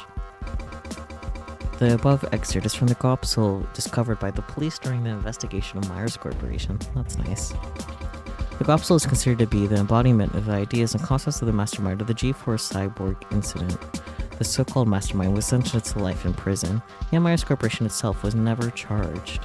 Nonetheless, a series of mysterious murders took place afterwards that led to the belief that there was more to it than met the eye. On July 20th, 2081, several small explosions occurred near the G4 Central Prison area, destroying part of the prison walls. Since then, the whereabouts of this former researcher from Myers, who is known as the mastermind of the G4 Cyborg incident, has been unknown. So, which of the following is the infamous Mr. Winston Loomis? Huh? We have to just know who he is? How? Left one? Like leftmost? Okay, thank you. Correct answer, picture 1. Because of his shyness and lack of friends, Winston Loomis was chosen by Myers as a scapegoat for the G4 Cyborg incident. He was described in the group chat as the guy who always wears shades, doesn't say a word, and has a bit of a hunchback. Oh yeah. The former employee who used John Stice also pointed out that he doesn't seem like the type that could drag that many people into the basement to experiment on them. Question 3. Saving again, because I don't trust myself. Innovation is not enough for a giant enterprise like Myers to succeed. It also needs to make proper use of resources. Yes, I am shaking Draco. What else would I be doing right now?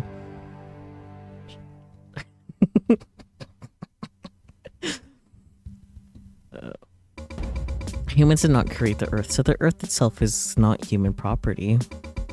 Humans' property is through recreation, and every private owner owes rent to society for his possessions. For most people, the nightmare of the G4 Cyborg incident began on that week of 2080. Many ordinary citizens disappear without a sign. They were all last seen near the G4 district.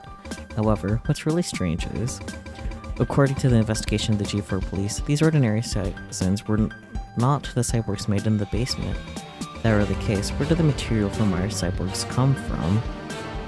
Okay, you shake him until he gets brain damage? No. It's the employees? Okay. Thank you. Correct answer. Employees of Myers Corporation. Not sure if he even has a brain for understanding what a brain is. Honestly, so true. I can't words. By removing the cyborg's eyeball, Violet successfully entered the secret employee passageway of Myers Corporation. The memory of the former Myers employee, John, also seems to suggest that the previous employee sitting at John's desk, as well as John himself, was tragically killed. Because of the many classified experiments that Myers has been conducting for a long time, many of its employees have little contact with their families. As a result, no one would have been aware of their disappearance. Doing fine for now, but I'm just, yeah. Oops. Scientists don't rely on the idea of individuals, but on the combined wisdom of thousands of people. Only when everyone thinks about a problem and everyone does part of the work will it be added to the great edifice of knowledge that is being built.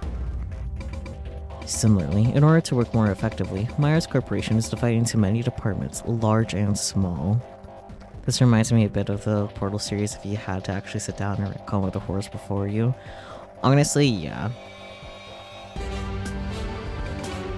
In addition, each elite is assigned to their own dedicated department.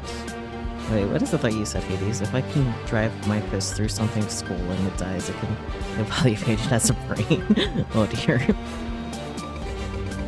This included the outstanding graduates, Mr. Blake and Mr. Edgeworth. There are no smooth paths in science. Only those who climb the steep hills without fear and hardship can hope to reach the summit of glory.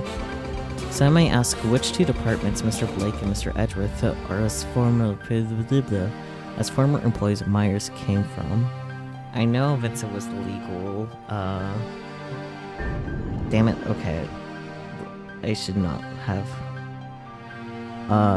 Investment department. Okay.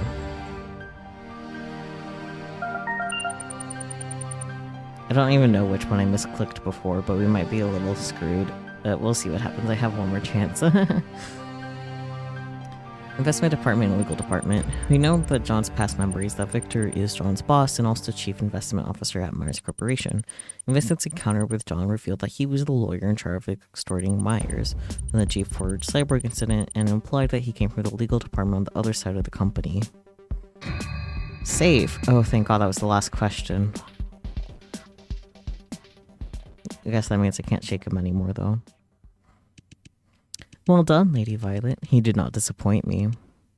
Draco, I've answered all your questions. It's time to live up to the promise and let me go. As you wish. In fact, I had no intentions of hurting you to begin with. X'd out. What about your threat of ending your life here with my own hands? I just thought it would make the game more interesting that way. That's all. These guys are each weirder than the next. But, Mr. Butler, I do have some questions for you as well. I'm just a butler with little... No, I think that wasn't supposed to be him. Or, I don't know much about the past of Myers Corporation. If I remember correctly, you said that, didn't you? Okay, she was quoting him. Got it. Indeed I did. Are there any problems? You have proved that this is a big lie. What are you hiding? And why on earth are you here? I'm not letting you step out of here until I get an answer.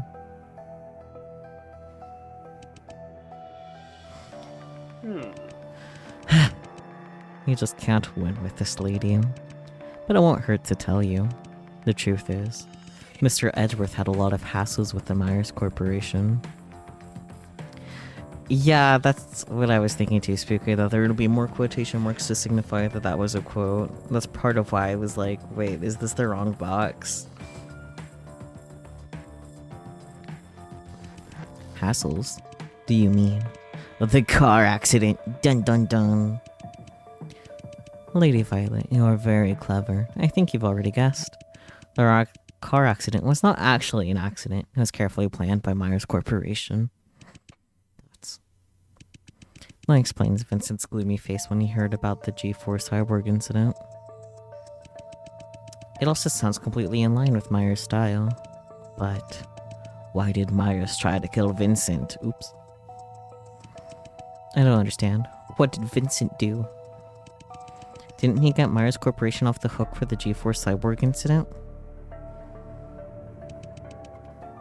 The reason is simple. Because he knew the truth about the G4 cyborg incident. Duh. What other option would there be?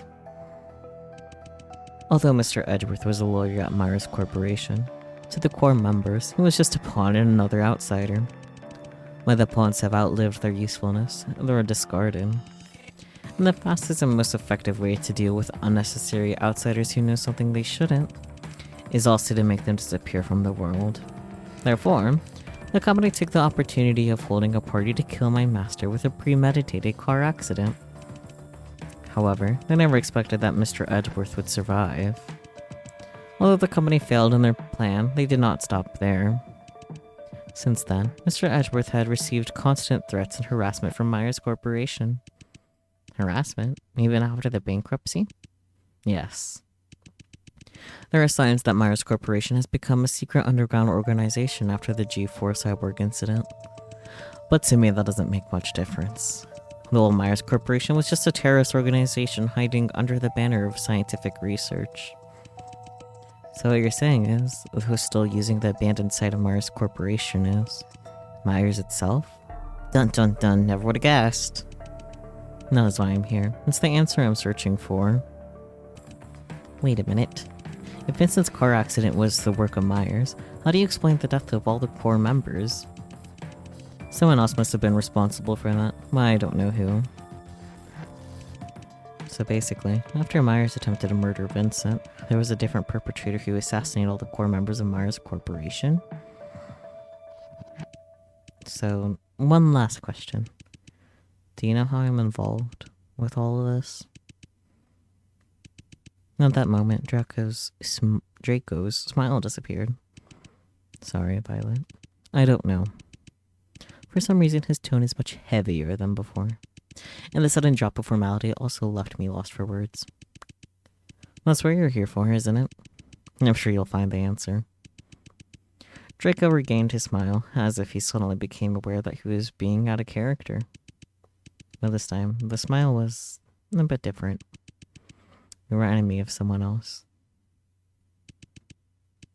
I need your help, Draco. If the two of us work together to investigate, we'll soon find out the truth. And partner with me, I'm really flattered. So listen up, Lady Violet. What I'm going to tell you next is very important for our investigation. Starting from the lobby, Myers Corporation is divided into two sections, left and right, of course. Each section contains different departments and rooms. On the left is Mr. Blake's investment department. And Mr. Edgeworth's legal department is on the right side of Myers Corporation. As to where you want to start, it is entirely up to you. No matter which route you choose, will eventually lead to the basement. In other words, where the secret chamber of G4 cyborg incident is located. That is to say, if I want to know about Victor's past, I should choose to go left. But if I'm more curious about Vincent, I should go right. That's an interesting explanation. You're not wrong saying that. So, Lady Violet, have you made up your mind? Warning, starting from Myers Lobby, the game will have two different branches. Depending on the route Violet chosen, the game will unfold differently. In order to keep the plot smooth, branch 2, left, will be unlocked after branch 1, right, is finished. Oh. That's kinda lame. Alpha 1.02, game updated to chapter 4. Which route should I choose? I mean, I'm gonna make a silly save anyways, despite the explanation being like, just for simplicity's sake. Yeah. Only one option. Right, is it? Looks like you're more interested in Mr. Edgeworth. From the information we've gathered so far, Vincent seems to be more closely involved with the G4 cyber incident. I believe investigating the legal department will give us the answers we want.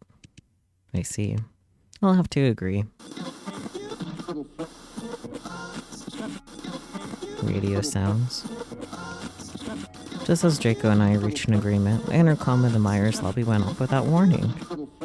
How exciting.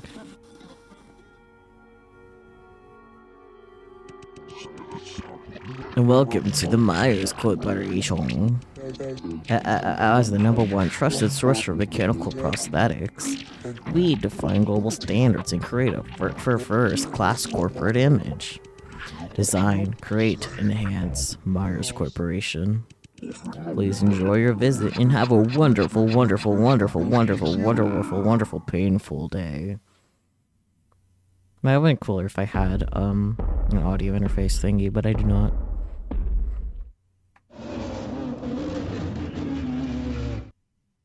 This is nice. From the far end of the employee passage in the distance comes a heart-trending howl. Impossible, what have they done to him? Draco's face suddenly became very serious. They? To him? Draco, what is going on? There's no time to explain, Violet. Go now! Wait a minute, Draco. Before I could finish, Draco pushed me to the right room of the lobby, and then punched a button on the front desk. Draco! Violet, don't you want to know the truth? Don't you want to know who you are? Then go. If your life ends here and now, all your efforts will be in vain. But what about you? You're so scrunkly.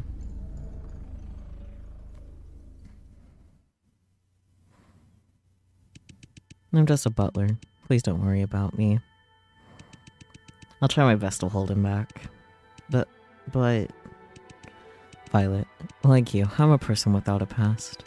It wasn't long ago that my life could only be described as empty, monotonous, and boring. But the arrival of this one person changed everything around me. She helped me break free from the blank world, and made me realize that nothing is more important than the present. She is very important to me. I can't lose her a second time. Thoughts. Draco. Do we know each other?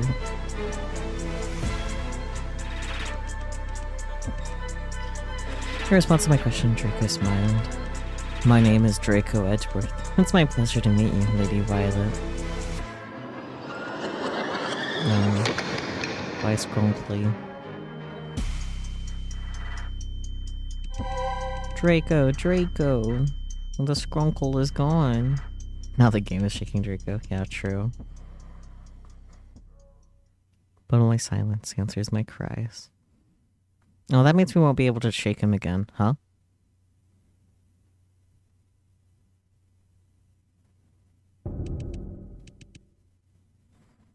Chapter 2 of the end. Okay. I was not expecting a save prompt, obviously.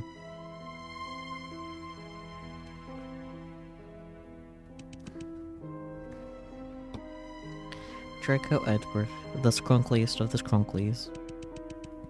From the first moment I saw him, I thought he somehow looked very similar to Vincent. In fact, I confused him for Vincent. But I had no idea that Vincent and him were really related by blood. Are they brothers? But what kind of person would make his own brother a butler? Vincent. Obviously. His name is Vincent. Like, there's just spells trouble. Violet, like you, I'm a person without a past. It wasn't that long ago that my life could only be described as empty, monotonous, and boring. But the arrival of this one person changed everything around me. She helped me break free from the blank world, made me realize that nothing is more important than the present. She is very important to me. I can't lose her a second time.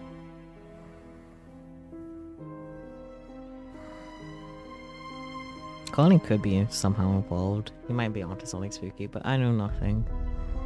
Draco, what exactly did all of that mean? There hasn't been a jump scare in a while. Just saying. Draco! The new love of my life.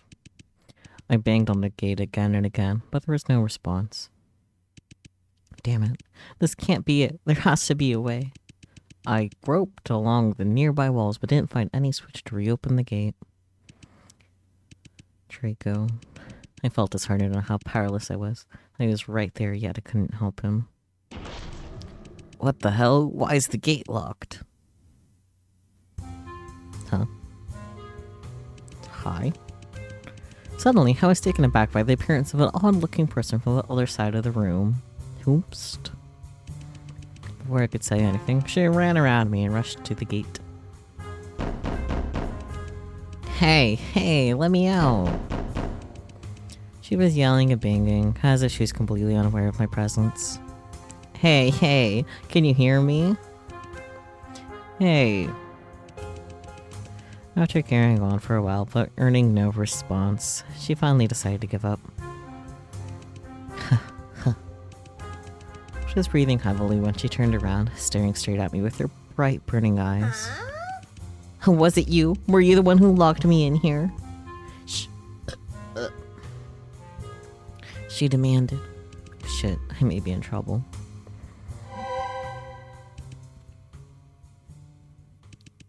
Just when I thought I had to come up with a plan to deal with her, her face looked as if she'd suddenly realized something. Her eyes were still focused on me, but this time she was looking me up and down. Have we met before? She suddenly asked. What did she just say? Her very surprising comment left me speechless for a moment. It was not something I expected to hear from her.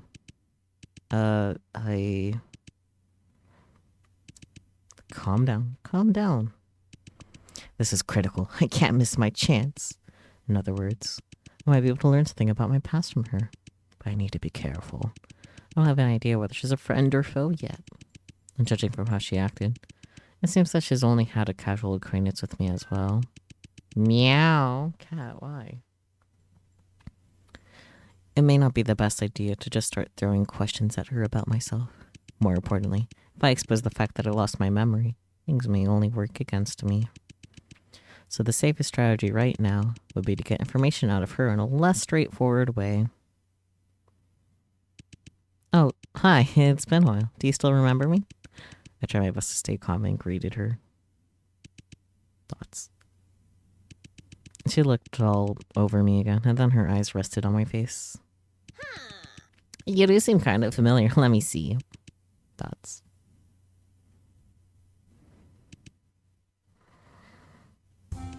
Oh, hey, a detective. Of course. She suddenly exclaimed with excitement. I remember now, I knew it. You were the one with that famous lawyer last time. As was expected of me, Zalmona, I knew we've met before. Zalmona. Okay. Zalmona, is that her name? But more importantly, did you just say I'm a detective? My brain felt as if it couldn't handle all the information I just received at once. Never thought I'd be a cop. Was I involved in a case? Did something happen during my investigation that caused me to lose my memories? But wait a minute. She mentioned that it was with a famous lawyer. Could she be referring to... But detective... Salmona's voice interrupted my thoughts and dragged my back mind to reality. Did I read that wrong? I'm pretty sure I read that wrong. Dragged my mind back to reality. I'm curious, what brings you back to Myers Corporation this time? Back to Myers. Think. I need to come up with an answer. If I were a cop, there'd be only one explanation for coming back here. I'm here to investigate the case of menacing citizens over recent years and the truth behind the J4 Cyborg incident. Huh? Again? My god, the G4 Investigation Bureau is useless as ever. Dots. Detective, then it looks like your last investigation with that lawyer didn't go so well. Why didn't you bring him along this time? It's complicated. A famous lawyer. Are you by any chance referring to Mr. Vincent Edgeworth? Of course, who else could it be?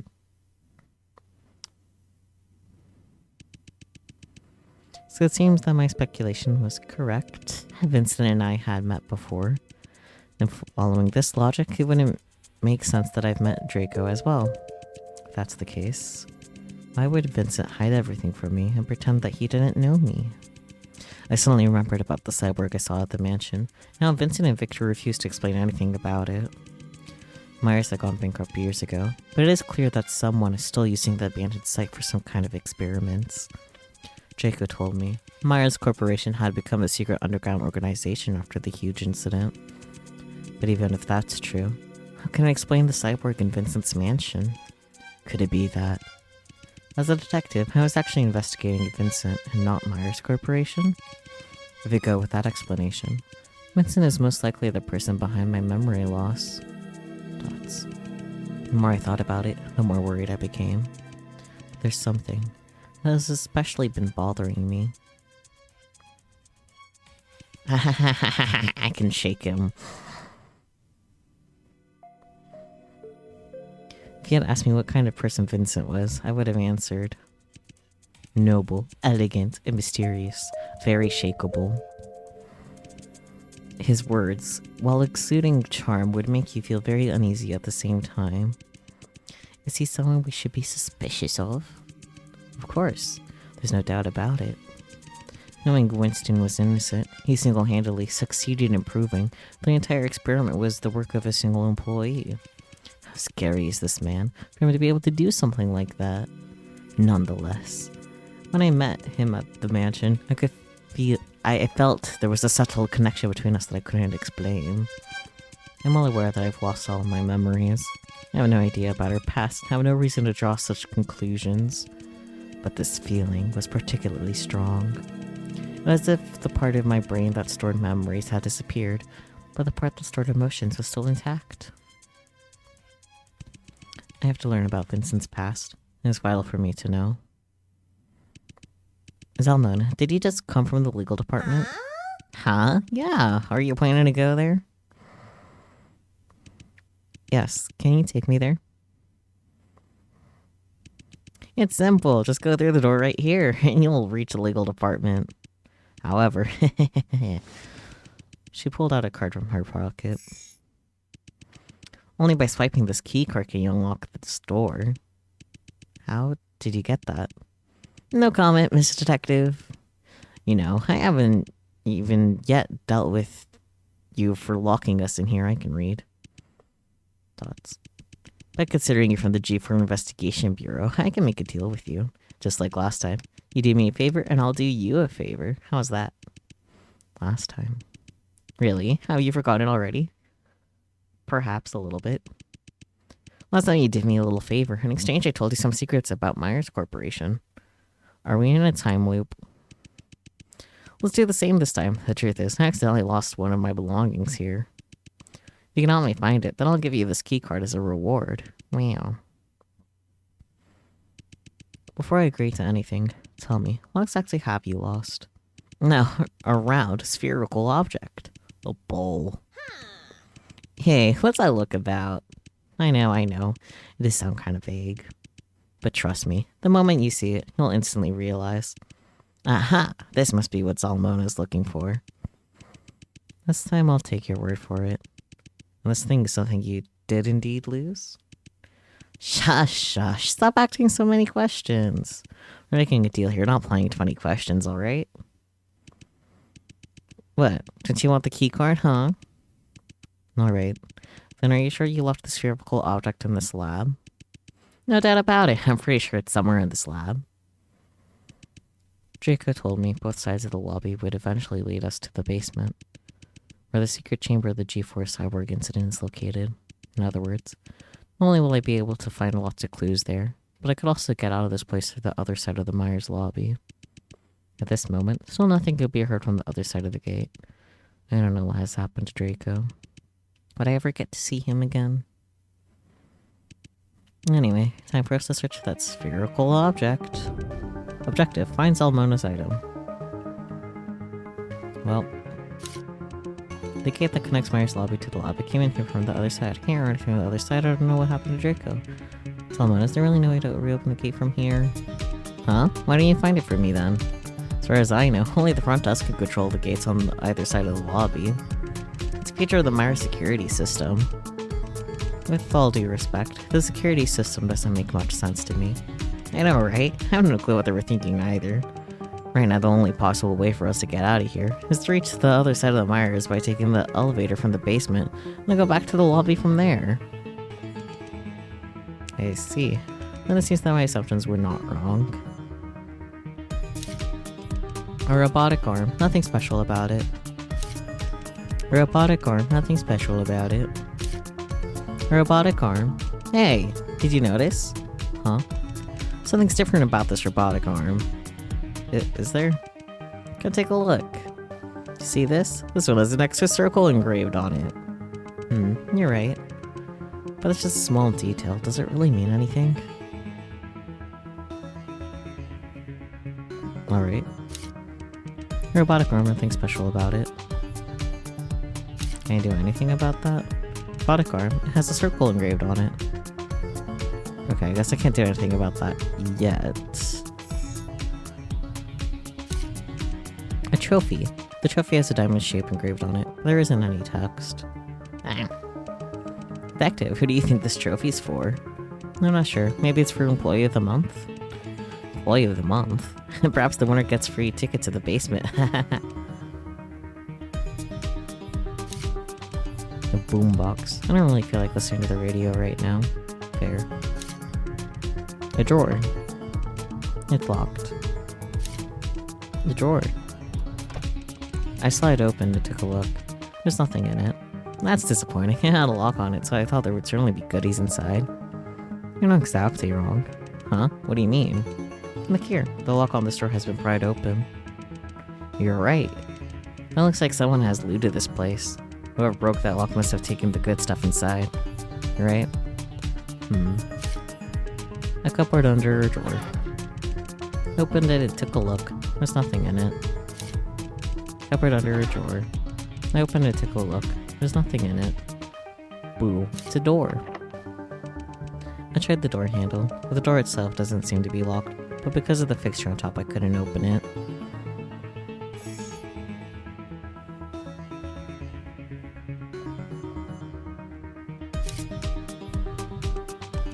Contemporary art is really getting more and more pretentious. Detective, what do you think these for art piece mean? I think it's some kind of device. Some kind of device? Look here, there are 2 buttons under each piece. Oh, let me try pressing one of them. The color of the art has changed. What about pressing the other one? The shape changed this time. I understand now. I think we're supposed to match each shape with a corresponding color. It's not that difficult, we just need to try all of the combinations to be able to find the right answer. No, it's not as simple as that. We can change the shape of each art, but we can also change their colors. What that means is that only has to do with match each shape with each color it corresponds with. We also need to find a specific order of the art piece, perhaps by colors. Indeed, if that's the case, there will be a lot more possible answers.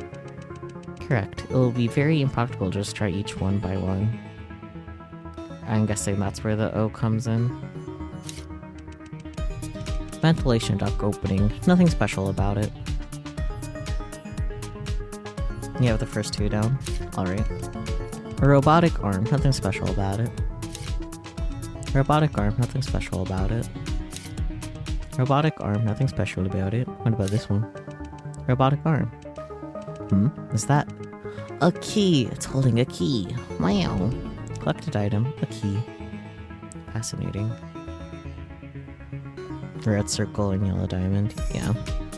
Hi. Jump scare. The door to the legal department. Okay. No. Let's see.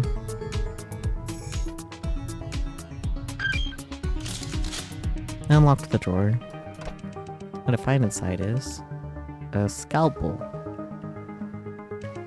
and a cassette tape. Cassette tape in a locked drawer? Detective, you know what this means, right? Collected items, scalpel, cassette tape. Well, I loaded the tape into the boombox and proceeded to press the play button. Sporadically, sounds started to come out from it one by one. On July 20, at approximately 2300, minor explosions, prison area. The whereabouts, Myers researcher, sentenced to life remain unknown. The voice coming out of it was very faint and indistinct. I could only make out a few vague words. What the hell's wrong with this boombox? I can't understand shit. Here, I'll fix it. With that, Salmona started banging on the boombox. Salmona, wait! I tried to protect the boombox with my arms. No dear. Here we go again!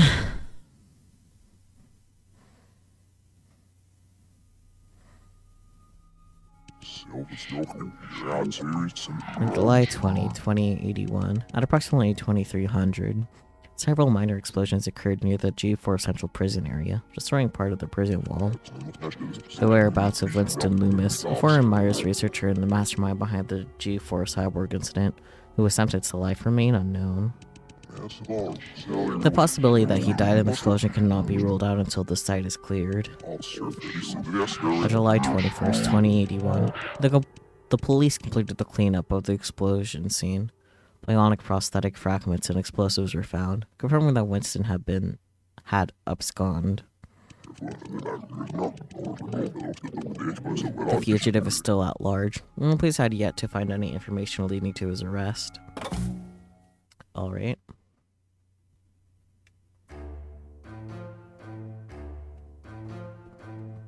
Oh, it's these two. Hi. My dear Vincent, tell me, this news doesn't happen to be connected to you anyway, does it? Dots. I have no knowledge of this. I only just heard about the news as well. Oh, is that so? Then would you mind explaining to me how this man is right here in your mansion? That's nice. I just happened to run into Mr. Loomis on my way back. What an amazing twist of fate, wouldn't you agree, Mr. Loomis?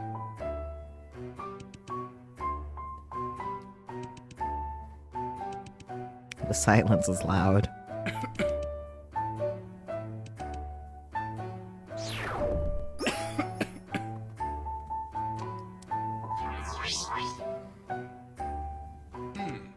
No, quite the twist of fate indeed. My dear Vincent Edgeworth, don't you know that Winston should be rotting in prison right now? What can I say? Sometimes I don't pay much attention to such minuscule details. Not paying much attention? You can't be serious. Have you forgotten that you were the one who put Winston in prison? Vincent, look me in the eyes. Men have always been good at lying to other people, but we both know very well that you can never do it in front of me. You've always been like that, and this is no exception. I have no idea what you're talking about. I've been looking you in the eyes the whole time. No, you haven't. I have. You haven't. I have. Really loud silence.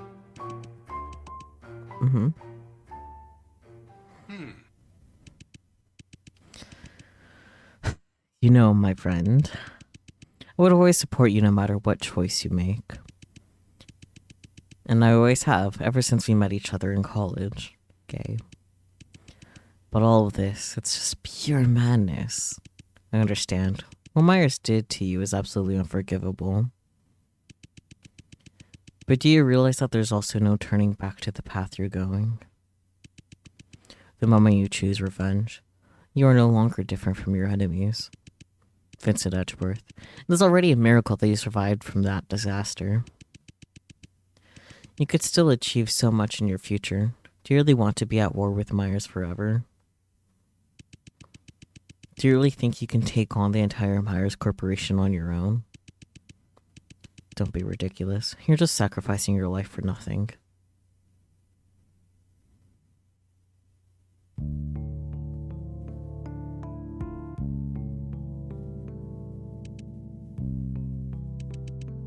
Then join me, Victor. What? Then join me. I need you. I may look like an idiot who's in over his head to you, but I just no longer wish to be pushed around. Do you really think that Myers is gonna let me go after all of that? If I choose to do nothing now, I'll definitely be dead sooner or later. But if I succeed in mastering this technology, I've become the one in charge. I can become better than Myers.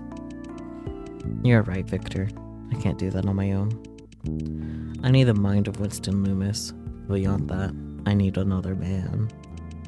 Someone I know I can trust. Someone I know I can trust my life to. They're gay for each other. Vincent, have you gone mad? Don't you realize who I am? Do you understand how dangerous a decision like this is? I believe the world is in equilibrium, a dynamic equilibrium. And eventually, he will realize that good and evil are but two changing rhythms. I trust you, Victor, and I'm sure you can find the equilibrium that's just right.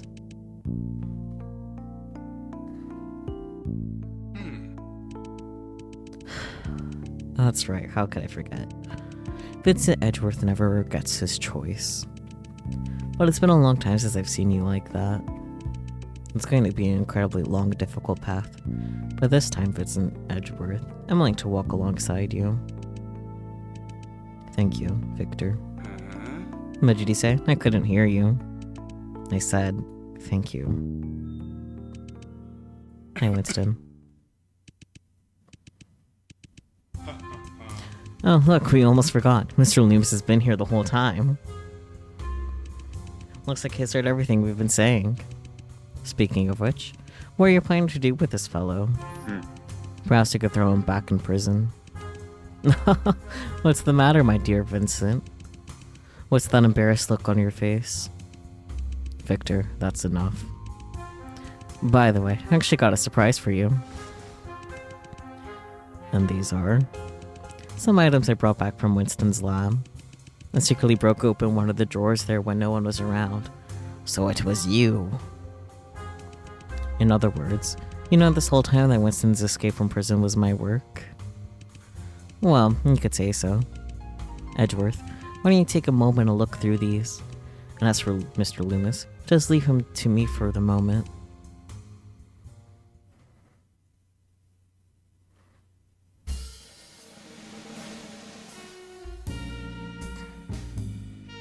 Huh. Okay, well. Triangle green. Victor Blake. He intimidates me sometimes. He could read my mind without any difficulty, and could even go as far as to anticipate my every move. He never needed Myers' mechanical prosthesis to be a superhuman. He already is one.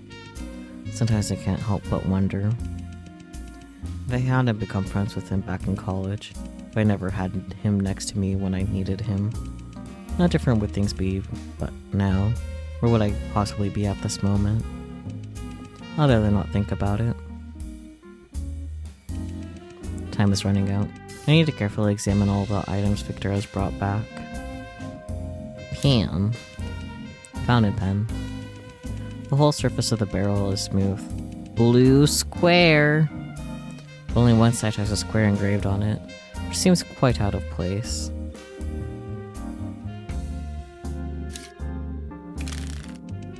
Poker cards. The poker cards in the G4 district are a bit different from the more prevalent version. Oh, thank you, Hifumichu. The more prevalent version originated from the G3 district, with 4 suits: spades, hearts, clubs, and diamonds. On the other hand, the G4 version has a nature theme, with the 4 suits replaced by fire, trees, water, droplets, and the moon. There have been many theories as to why this is, but there's still no definitive answer. However, this is quite ironic in my opinion, because the culture and the purpose of G4 has nothing to do with nature at all. But more importantly, why would Winston Loomis bring back a deck of cards to Myers Corporation, and specifically these 4? Every employee should know that it's strictly forbidden to carry non-work related items, let alone playing cards. What's even stranger is, these 4 cards happen to contain all 4 suits, so the numbers just happen to be from ace to 4 as well. Okay, so yeah, like you said, green, blue, yellow, red. Obviously, this is some kind of hint that Winston was giving himself. It's some kind of code. Big brain moments. A leather notebook. The cover is engraved with a triangle. Every page of the notebook is filled with the details of each day's experiments in neat handwriting. There's no doubt that this was Winston's research journal. February 15th, 2080, sunny. Subject number 5 exhibited very severe rejection, accompanied by significant mental decline. The subject exhibited multiple symptoms of discomfort, including convulsions, screaming, and banging on the containment unit. Subjects number 1 and number 3 are currently stable, and have not exhibited any signs of rejection. April 10th, 2080, sunny. Subject number 5's mental condition deteriorated further, and a portion of the epidermis on the torso showed signs of decay. The subject made several attempts to destroy the containment unit, and still showed no signs of improvement after food intake. Subjects number 1 and number 3 are currently in stable condition, with no rejection observed at this time. July 1st, 2080, cloudy. Subject number 5's physical condition has deteriorated to the point where only 30% of the body's surface still has skin. If the subject continues to fail to demonstrate successful mechanization, we'll remove its memory core. Subject number 3 is otherwise in good condition, but with an abnormal refusal to take food today. Subject number 1 is currently in a stable condition, with no rejection observed at this time. December 20, 2080, rainy. Subject number 5's memory core has been successfully dismantled, and the subject is temporarily sealed in its containment unit. We will dismember it at a later date and dispose of its body parts in the wastewater pool outside of the G4 district. Subject number 1 and number 3 are currently in stable condition and no rejection is observed. January 12th, 2081, sunny. Today, subject number 1 suddenly became unstable and violent, and has now attacked several researchers. The subject stabilized after the removal of the memory core and is now temporarily sealed in its containment unit. Subject number 3 remains stable at this time, but has yet to show any evidence of successful psychic linking.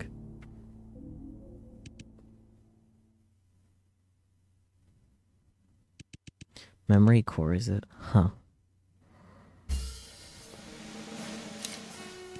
A specially mixed martini has become more than just a mere pleasure of taste for me. It's now a necessity of life. Okay, alcoholic. The boombox Victor brought in. I don't know what he was thinking. However, the news of Winston's escape is now widespread throughout the G4 district. This is not what I desired, but unfortunately it is inevitable. Here we go.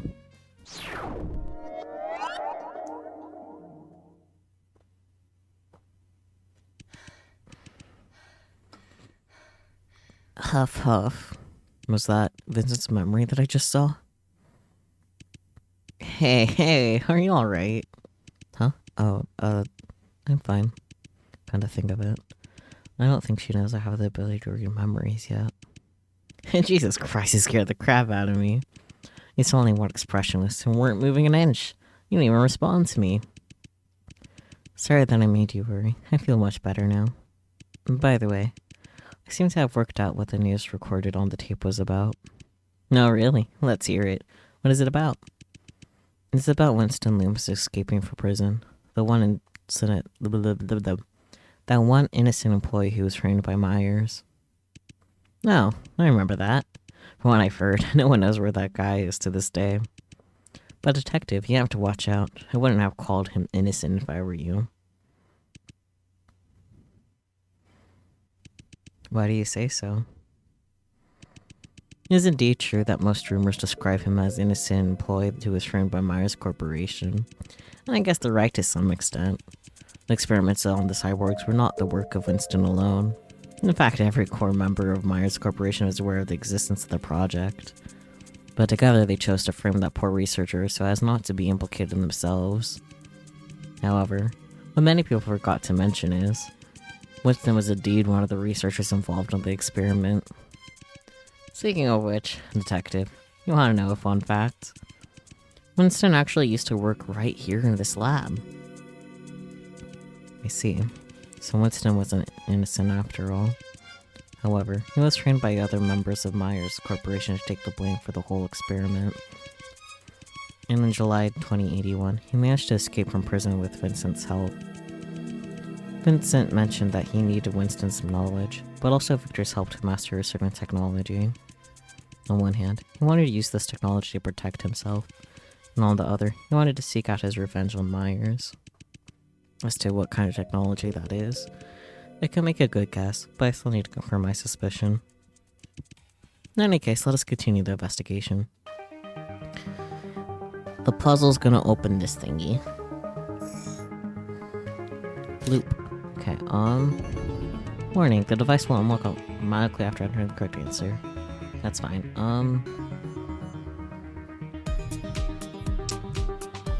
Green circle, so not that one. Green circle, blue square, yellow diamond, oops. And then red circle. Oh. Is that not right?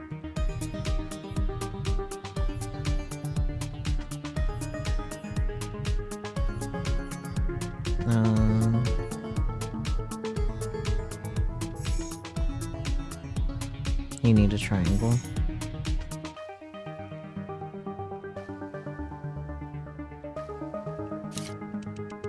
I don't know why I clicked that.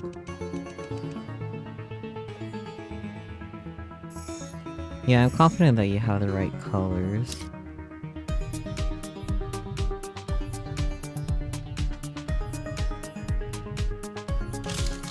There's supposed to be the triangle for the green. Yeah.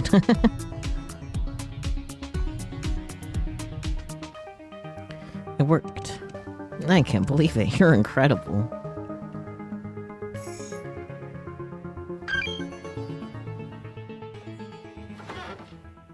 Wait, did he say circle twice? I don't know, but it's okay. We got there.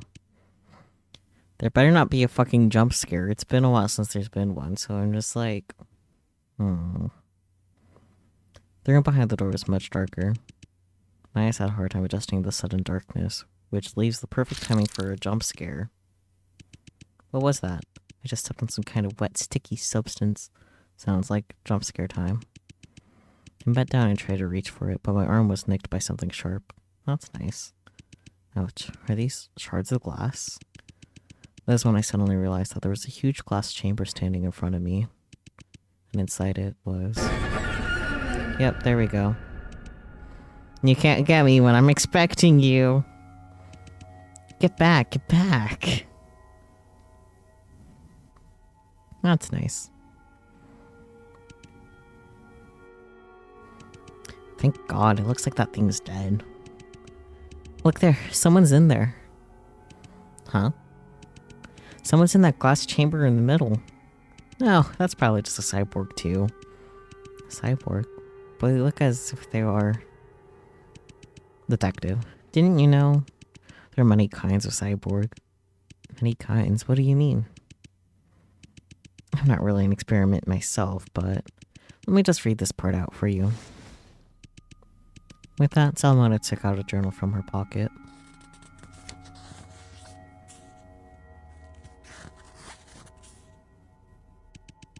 Due to different bodies' varying ability to withstand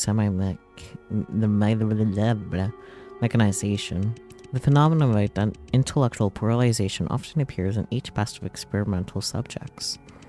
Subjects that are able to withstand mechanization generally retain human facial features, and with their newly modified bodies, they exhibit superhuman abilities superior to those of ordinary humans.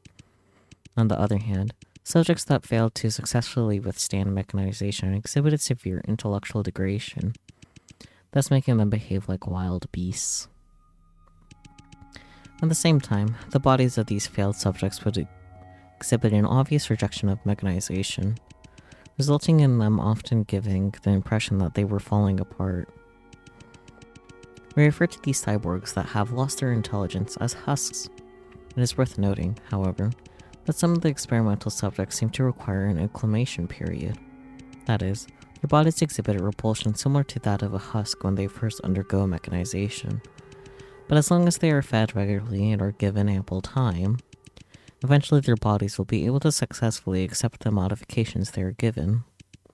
Thus, after each batch of experimental subjects have been modified, we tend to leave them in the secret chamber for a period of observation. If, after that time, the subject still does not demonstrate signs of successful mechanization, we would then dismember it and dump its body parts in the wastewater pool outside the G4 district. The above was recorded in an experiment journal I found here at the corporation. In other words, there are two kinds of cyborgs.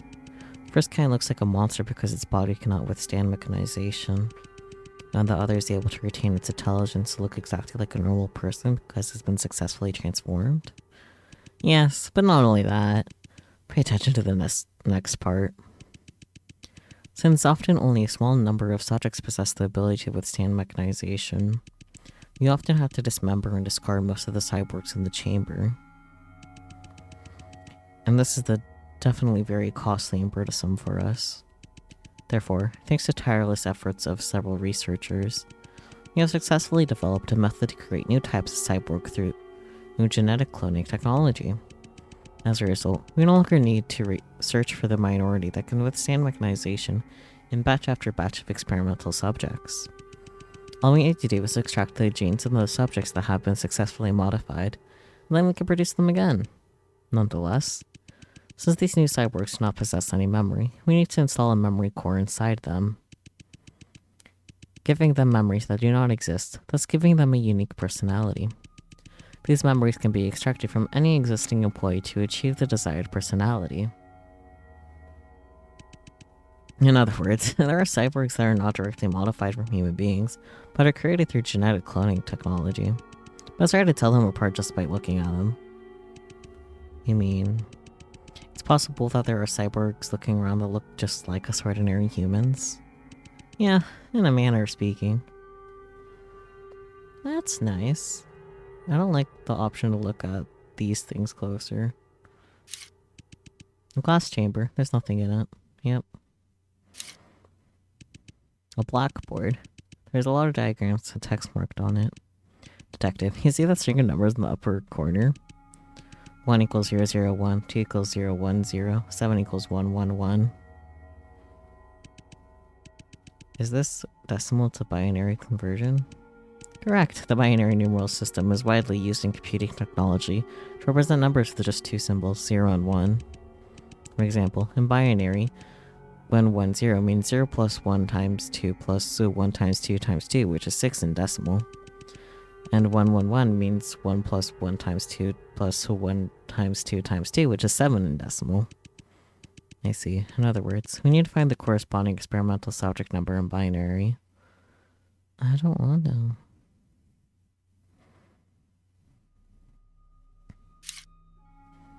Okay, so that's... I don't want to touch these. Glass chamber. It stands next to a cyborg that looks just like a human being. This gives me the creeps. Understandable, have a nice day. A cyborg. Thank goodness it's dead. Yeah.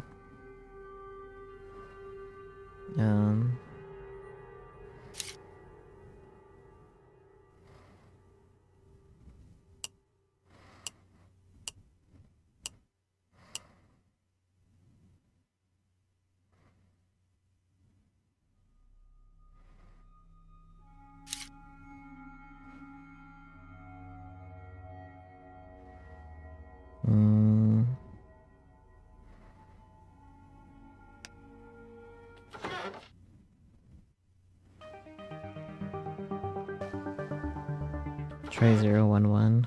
Fine.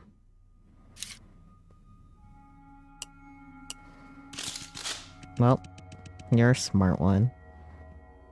Command received. Draining the containment unit for subject number 3. That doesn't seem like a good thing.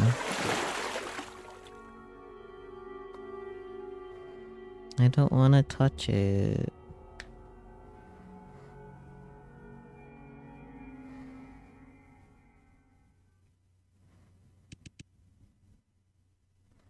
It's not a jump scare, don't worry.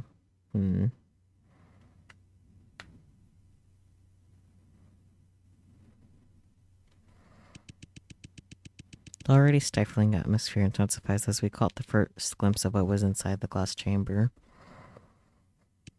Salmona was horrified at first, but her expression quickly changed to worry. It was as if we had mutually agreed not to say anything to each other beforehand. We just stood in silence. I could sense Salmona staring straight at me. 'Cause you guys look alike, huh? At that moment, I was completely focused on the cyborg in front of me. Let's do this then. Okay. I don't want to. I'm confused. Oh.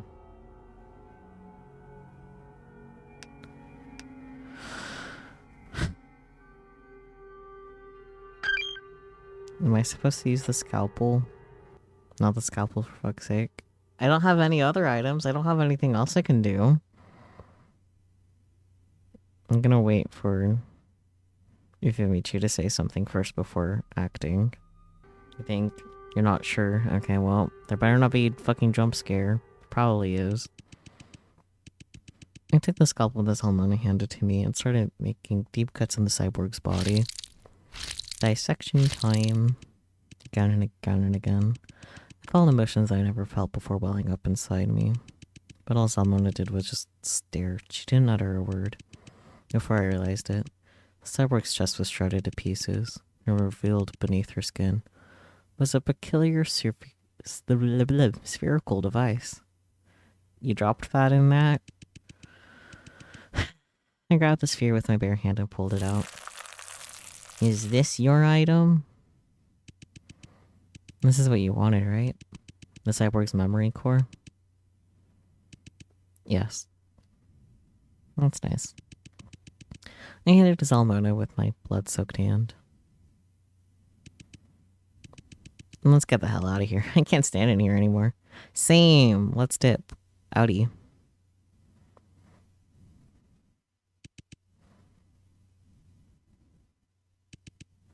Detective, are you alright?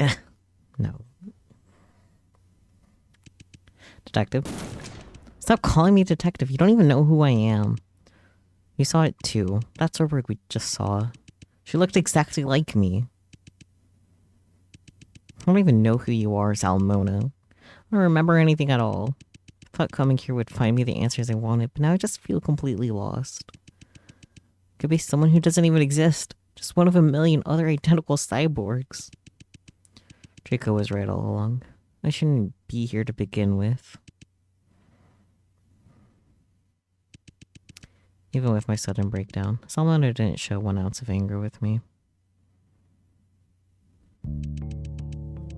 After a moment of silence, she started to speak.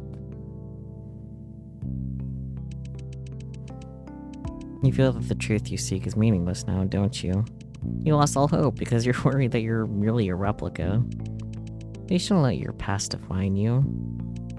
You're right. There's no way to be certain if you are or aren't the detective I met. But whoever each of us is up to us. The moment you open your eyes, you are who you are, and not anyone else. So what if there's someone else, somewhere in the world, who looks exactly like you? It's each of our own unique experiences that make up who we are, isn't it? At this moment, only you and I are standing here. This experience belongs to just us and no one else. What motivates each of us to go on with our lives is countless exciting possibilities that lie in store. Into the near future, you're bound to meet new people and make new friends. And maybe we'll become your new family. People who are willing to sacrifice their lives for you. People who would sacrifice their lives for me?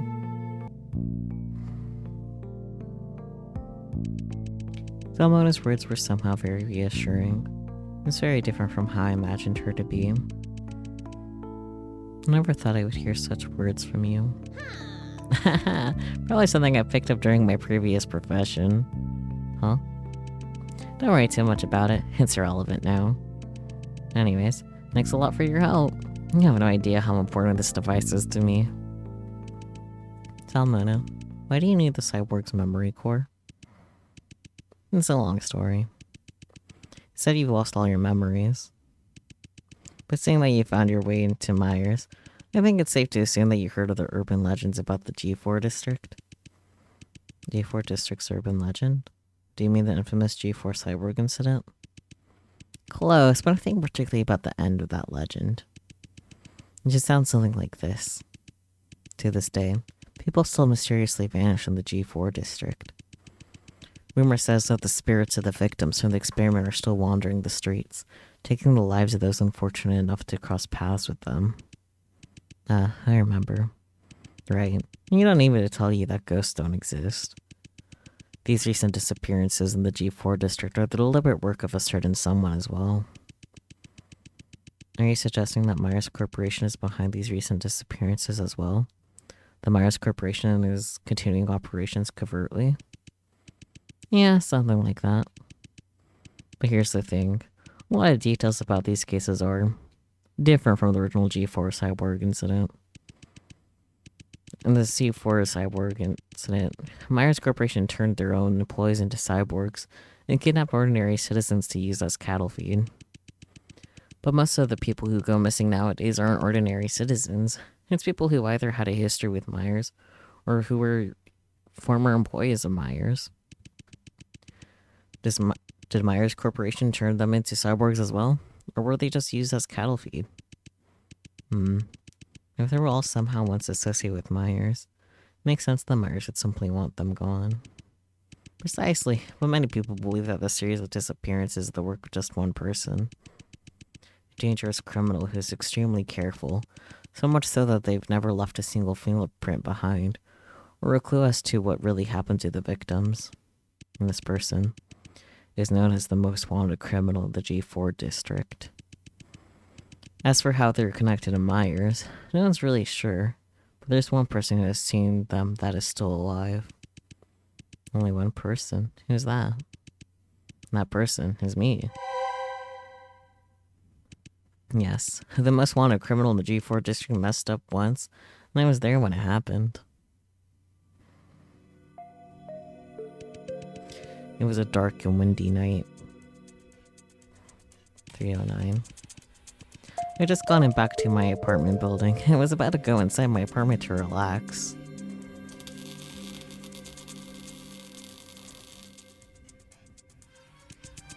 But as I was walking past an apartment on the same floor, the power went out. The hallway was enveloped in complete darkness. I couldn't see anything around me. Just then, I heard blood-curdling screams accompanied with what sounded like flesh being torn off the bone from the apartment next to me. A person rushed out of the apartment and brushed past me. They were in such a panic that I wasn't even sure if they noticed my presence. Shortly afterwards, the power came back on. That person was long gone. In the hallway that had been spotless beforehand, was completely different after the power was restored. The walls and floor were painted red with blood, and the apartment's door, which had been previously closed, was half ajar. Holy shit, this is serious. Without thinking much, I pushed open the door of the apartment to check in on my neighbor. And what I saw before me was the most horrible thing I've ever seen in my life. The man on the floor, his body shredded to bits. The room was strewn with pieces of his body and entrails. But that wasn't even the worst part. The scariest thing was, even though his head was completely detached from his body, his mouth was still opening and closing, as if he were desperately trying to catch his breath. Hey, hang in there. I'll call an ambulance right away. Uh-huh. I impulsively rushed to help him, even though I knew very well it was much too late. Just then, some of the neighbors had heard the scream and rushed over, but my attempts to help the victim were misunderstood. Hey, what do you think you're doing? Murderer! She's a murderer!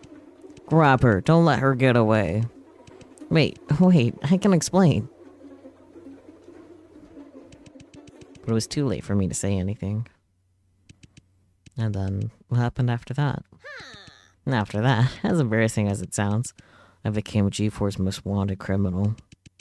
Although I've managed to escape from the G4 police, it's getting so much harder finding a new apartment these days. Wonder why. But please believe me, I really wasn't the one who killed him. I wouldn't even hurt a fly. And they believe you, Zalmona. But then, you didn't actually get a good look at him either. Huh, you're right. The corridor was completely dark when I met him. I didn't get to see what he looked like either. If that's the case, how can you be so sure that the killer's the same person who's responsible for the recent series of disappearances in G4? Honestly, I can't. But I later learned that the victim, my neighbor, was Dr. Richard Eminem, a former employee of Myers. And as always, the police found no fingerprints from any suspects at the scene. Of course, except for mine. That's too much of a coincidence, don't you think? So my guess is, the killer was originally going to kidnap Dr. Eminem and murder him somewhere else. But for some reason, he screwed up that time. So he killed Dr. Eminem in a hurry and ran away. What's even more interesting is, the way Dr. Eminem was murdered was very similar to how the core members were killed in the G4 cyber incident. They were all ripped to pieces. So it's quite possible that this is the same person who got away with killing the core members. Then the reason you're looking for the Cyborgs memory core is...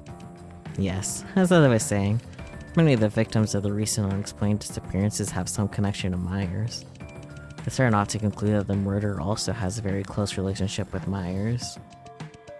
And each of the cyborgs that Myers produces through cloning will have a memory core. Each device stores certain memories, giving the cyborgs the personalities they would lack otherwise. Most of these memories are extracted from Myers' employees. I understand now. You want to find the real murderer by reading the memories in each memory core, thus proving your innocence. Exactly, not just for my own sake, but also for the safety of the G4 district. I'll keep searching until I find out the truth, even if it's Myers Corporation who's behind all this. Alright, that's all I have to say. Anyway, thanks again for helping me out. Go ahead and take this keycard. I took the keycard to the legal department that Salmono handed to me. But, are you still going to continue your investigation? You know, if you want to get out of here with me right now, that wouldn't be impossible. Huh? But isn't the gate to the lobby closed? I know, but the truth is, I accidentally forgot about this. Someone took a watch out of her pocket. A watch? Oh, darling, this watch is more than meets the eyes. It was originally a gift from an old friend of mine. I have made a few modifications to it. Just by wearing it, I could teleport myself anywhere. Convenient. How did you forget something this important? But the downside is, you can teleport me anywhere. What do you mean? As in, I can't decide where we'll be teleported to.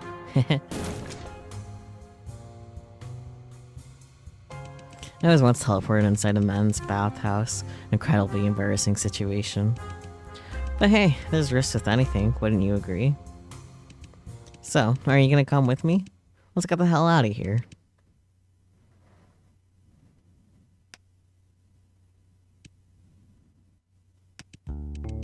I'm sorry, Salmona. I can't leave just yet. Damn. I was hoping to do a save and, like, run off with her and then we could come back. Do the save. Damn. There's this person that, even though I can't remember how we're connected or why, is willing to risk his life for me. And that person is currently trapped in the Myers lobby. I'm worried about him. I see. Do you want me to come with you? No, Salmona. That would be too dangerous. This is all my fault. I should never have come here. I can't get another one of my friends involved. I want to see them get hurt. I understand. If that's the case, promise that you'll take care of yourself. Maybe we can meet again someday. Maybe then, you'll be able to tell me your real name. I'll see you later, miss. When you get your memories back, be sure to tell me all the stories about your past, alright? No. Of course. Goodbye, Salmona. Just gone. I wonder where she'll be teleported to this time. Well then, it's time for me to push forward as well. Next stop, the legal department.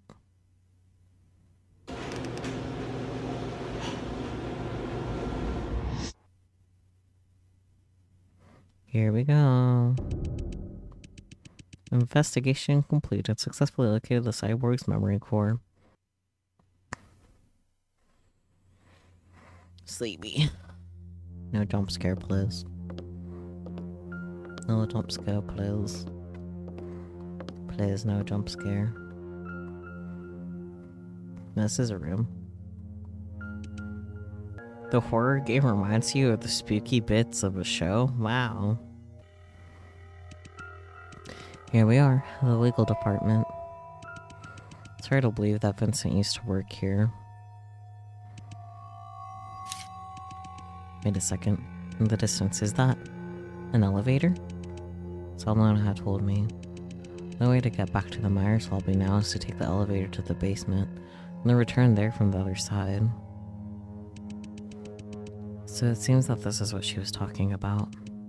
However, we've come a long way. Shouldn't I investigate this place first? But what's the point? I've now long lost the confidence I had when I was confronting Draco in Myers' lobby. I'm not sure if I want to know the truth anymore. And you have to realize, losing your memories could also be a blessing. Countless people are imprisoned by their own memories. They try their best to let go, yet cling to them at the same time. But you, on the other hand, are given a second chance. Isn't that wonderful? I'll be honest, even I'm getting a bit jealous. How did you end up here? Violent. I regret to inform you that I don't know either. The truth is, my butler was the one who heard peculiar knocking sounds on the door last night. When he went to open it, he saw you face down on the stairs, unconscious. Your seemingly commendable courage is nothing more than ignorance wrapped up in a pretty package. You have absolutely no clue what you're about to face. Do you really believe that you can face up all the dangers that are coming your way? Do you really believe that you can accept the truth that will be revealed? Vincent, Victor, and Draco, whatever. How many lies are there all around me? Why is it like that? Why is everyone lying to me? Ever since I woke up in the mansion, I have been deceived again and again. Why? Why are you all lying to me? Thoughts. What am I doing? I don't have time to think about this right now. Since I'm already here, I might as well take a little look around first. As a treat.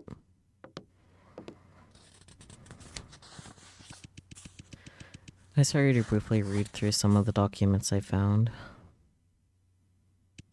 Thoughts. These documents from the legal department. I really don't understand them at all. Legal jargon is a headache, so understandable.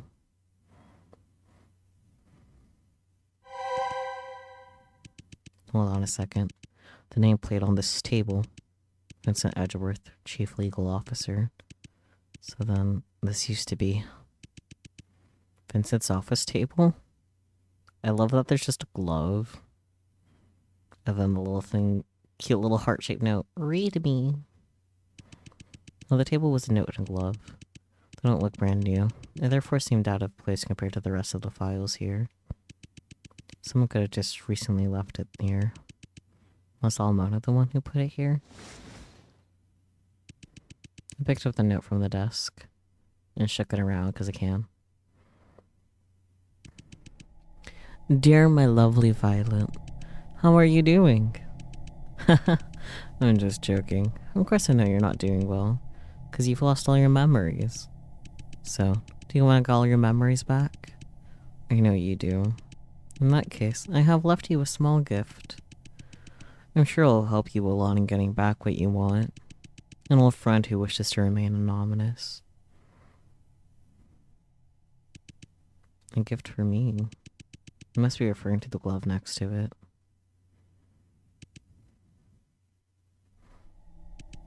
For some reason, I was blasted with a wave of anxiety.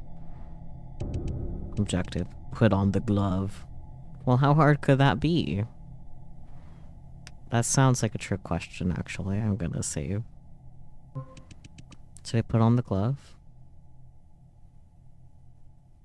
I'm assuming yes.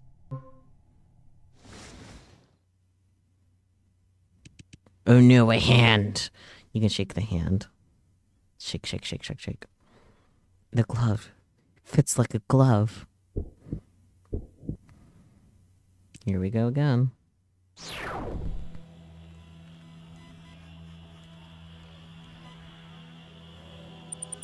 Do you remember who you are? Not really. All hail Myers. Do you still remember your purpose? All hail Myers. We all miss you so much. All hail Myers. Hurry up and come back home. 1-0M? No, hey, hello. Welcome to Myers Corporation. How does it feel to be alive? Pretty good, huh? I know you're still a little confused right now, but that's okay. I assure you that you will soon get used to it. No, you're asking what your mission is? My dear, patience. We'll get to that. Where should I start? No. You know, I have this old friend who's a little mad at me. A little mad that he wants to murder me and destroy my company. So he has made a weapon. A very deadly weapon. We don't know what that weapon is. But a little birdie told me that had something to do with other people's memories. Huh, pretty frightening, right? So, here's what I need you to do. Oh, my apologies. Oh, this is about my delivery. Hello? Oh, alrighty. That's awesome. But unfortunately, I'm not at home right now, my friend. Yes, just leave the package at the door. Yes, the entire uniform. Alright, that's great. Thank you so much. Sorry about that. Where was I again? That's right. I need you to locate his weapon and then destroy it. And while you're at it, try to figure out what kind of experiments this guy is up to. And your code name will be...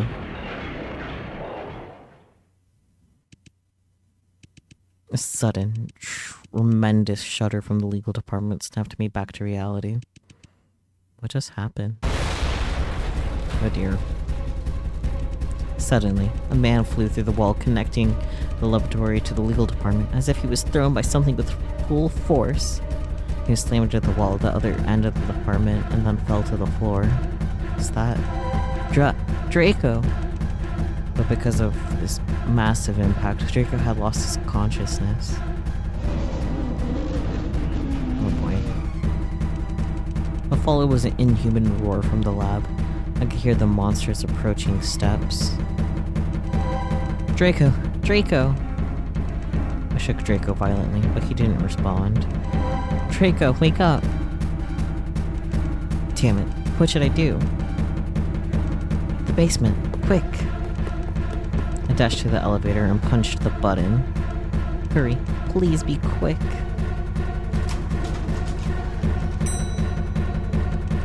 I hurried and dragged Draco into the elevator. I pressed the button to close the door.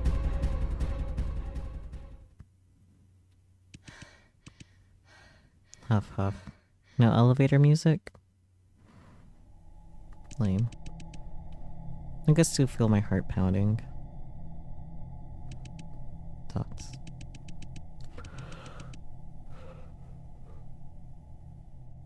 That monster doesn't seem to be pursuing us. I think we're safe for now. What exactly was that thing? Violet. Draco. I'm sorry, Violet. I couldn't stop him. Slowly, Draco stood up. He sounded very weak. Draco, are you okay? No need to worry about me. It's just a few scratches. It's just a flesh wound. Stop acting like a hero at a time like this. Draco froze in the face of my emotional outburst. At that moment, we were both just looking at each other and stuck in silence. Draco, are you serious? Stop it with that act. You've been saying strange, incomprehensible bullshit ever since we met in the lobby. You're badly hurt, yet you're making light of it. You're really starting to piss me off. I don't give a damn about how cool you are. And at this point, I really don't care how many lies you've told me. But I do know that what I'm worried about now is you.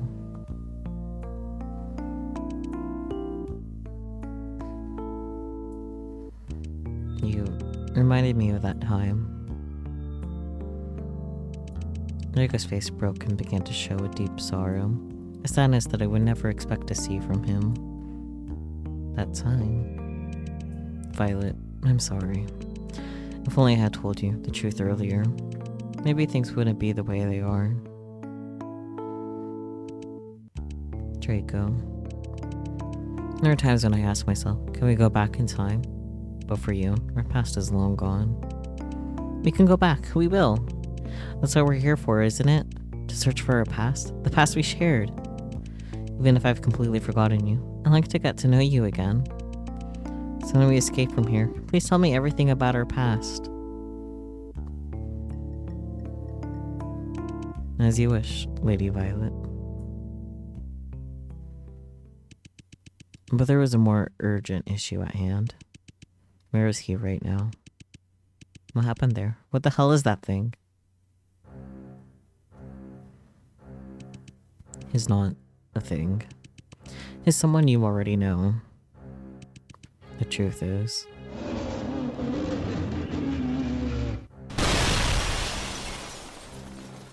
I'm sorry, that was more funny than anything else. Venora?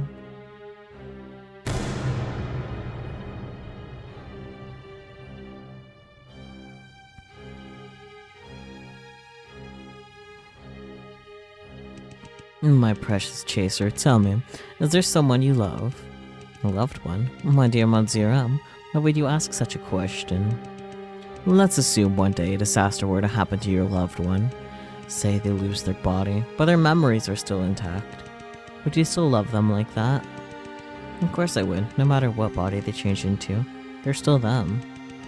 What a heartwarming answer. Well, let's change the scenario, shall we? Let's say, what if the person you love is physically intact, but has lost all their memories? Would you still love such a person? Of course I would, even if they lose all their memories. I would still love them. Even if they completely forgot about your existence? Even if all the memories you two shared are gone? This would make me miserable, but I would still love them. What an amusing answer. Humans always have been able to entertain me. Well then, since you don't mind them losing their body, and you don't mind them losing their memory, what exactly do you love about them? What you love is merely a self-fulfilling illusion. What you love is a person from your past that no longer exists. The brutal truth is, the moment one loses their memory, they will no longer be themselves, and they will never be able to go back. Now, if they have their memories backed up on Amadeus and they just need it, you know. Investigation completed. Successfully retrieved the glove.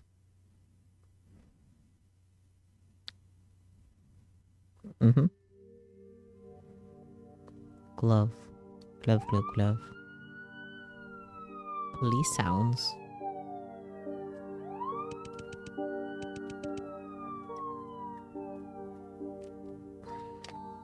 Are you the new detective? Good to see you here. Just call me Venora. Where's the crime scene? I heard the victim was a former employee of Myers. Yes, room 309. Come with me. Move along, people. Nothing to see here. And stop interfering with the work of police officers. Right, here we are.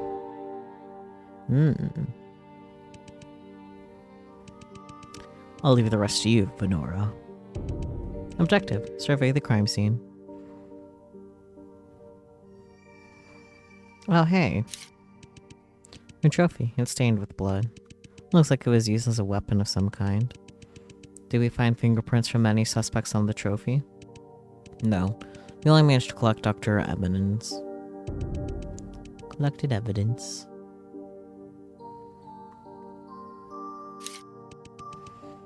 A blood-stained cabinet. Nothing special about it. Some paintings hanging on the wall, but the closer you look, the more obvious it is they're just printouts. Well then. A bloodstained chair, nothing special about it. The door into the apartment. The residents of the apartment building claim that the murderer eluded them and escaped through here. The suspect's name is Almona, a resident on this floor. Something worth mentioning is, she is a mutant. A mutant? Is she from G3? We're unsure at the moment. Countless tourists visit G3 district every year to receive modifications. We can't draw any conclusions yet. We thoroughly searched her apartment, but strangely enough, we couldn't find any form of identification. For now, it seems that the murderer has escaped. What about the bloodstains in the hallway outside the apartment?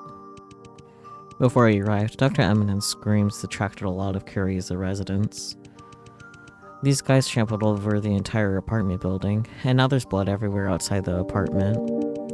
Even if there weren't useful clues in the hallway, they've probably been trampled them into oblivion by now. I see.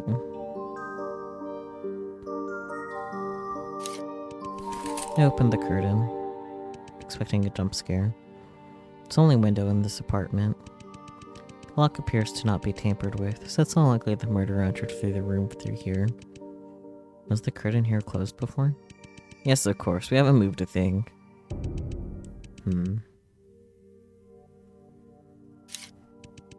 The body has already been cleared. The G4 Investigation Bureau sure is efficient.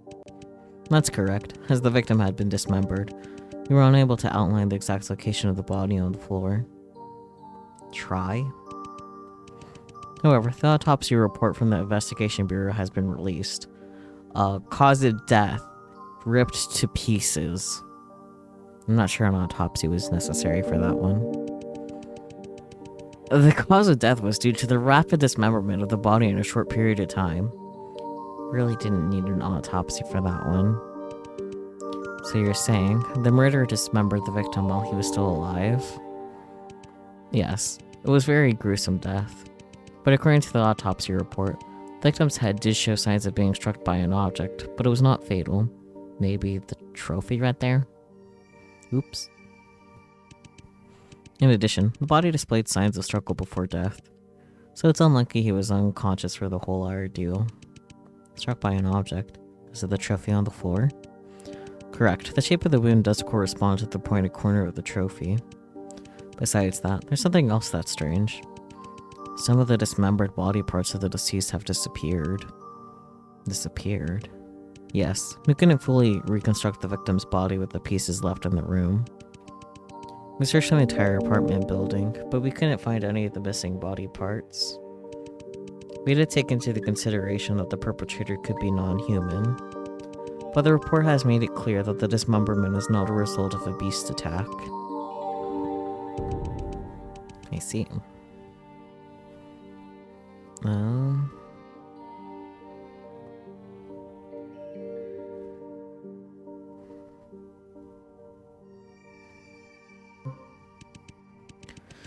Is there anything I can assist with, Detective Honora? According to our conversations with the residents of this building, there was a short power outage in the building around when the crime scene was occurring. However, after our investigation, it seems the building's blackout was not the murderer's work. It was a mere coincidence. So the victim was killed at the exact time of the power outage? Correct.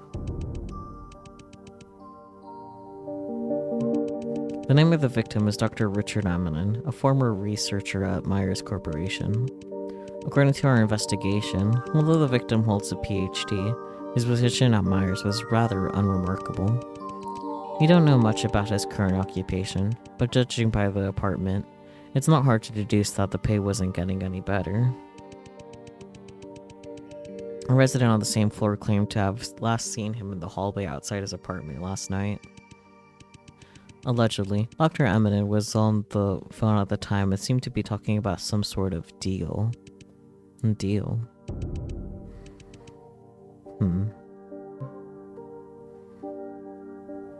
Well, that's everything. Investigation completed. Well, we've gathered enough information to postulate on what may have happened. Eminem backwards is indeed no name, huh? It's clear that this murder was premeditated. The perpetrator was planning to kill Dr. Eminem from the very beginning. And since the window lacked any signs of forced entry, it's most probable that the culprit entered the apartment directly through the door. That means the murderer was invited into the apartment by Dr. Eminem himself. In other words, a murderer is most likely whoever Dr. Eminem was making his deal with. Nonetheless, in the midst of this, a small mishap occurred. The killer intended to kill Dr. Eminem directly by hitting him on the head with the trophy. But the sudden power failure in the apartment made him miss, and he failed to kill Dr. Eminem with a single blow. Which is understandable, no one can anticipate a freak blackout. However, if the killer is the same person that's behind the other recent G4 disappearances, then their negligence cannot be attributed to just that. The other victims who went missing disappeared without a trace, as if they had vanished into thin air. But this time, the murderer messed up the whole apartment and attracted the attention of other residents. If it really is the same perpetrator, there has to be something else that contributed to such a major mistake. In fact, the murderer could very well be handsome, be seriously injured, had an extreme fear of the dark. I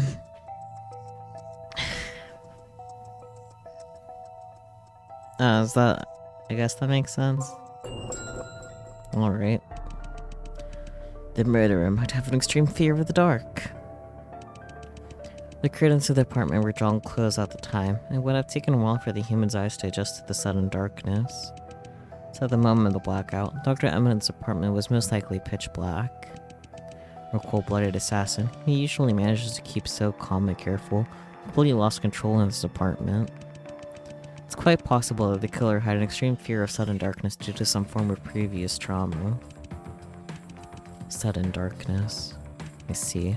I think I understand now. In addition, the manner of Dr. Eminem's death is a major mystery. The killer dismembered him alive after failing to kill him with a single blow.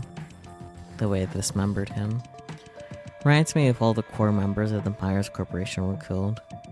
As far as we know, all the core members of Myers were also killed in a similarly brutal way. Add that to the recent disappearances in the G4 district, leaving many citizens paranoid. I guess many people would think that the killer is the same person who killed all the core members. However, I believe that the real reason why the killer tore Dr. Eminem to pieces was to give him a painful death.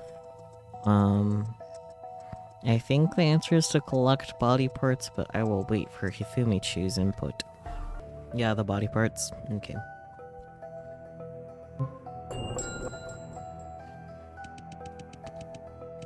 Some of Dr. Eminem's body parts have gone missing. I don't remember that happening to any of the core members. The real reason why the killer dismembered Dr. Eminem in a panic was to obtain his body parts. In the G4 Cyborg incident, Myers Corporation was found to be using the human flesh of ordinary G4 citizens as feed for the cyborgs. But since Dr. Eminem's body did not have any signs of a beast attack, the killer was most likely trying to obtain Dr. Eminem's body parts to use as feed for cyborgs at a later time. But if they were working for Myers, wouldn't it be more likely that they would want to make a cyborg after Dr. Eminem? Why would they choose to turn him into a cyborg feed instead? Because they can. Oh. Detective Venora? Yes? Have you reached any conclusions to who the killer is? Put out a warrant for the rest of Zalmona. She is undoubtedly the perpetrator we've been trying to search for all along. As you wish, Detective Venora. I don't think it's her, but, you know, I could be wrong.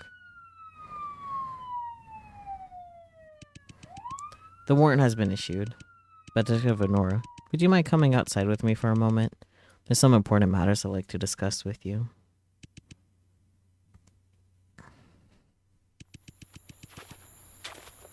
I followed him to the street outside the apartment. It was getting quite late, and the temperature had dropped quite dramatically.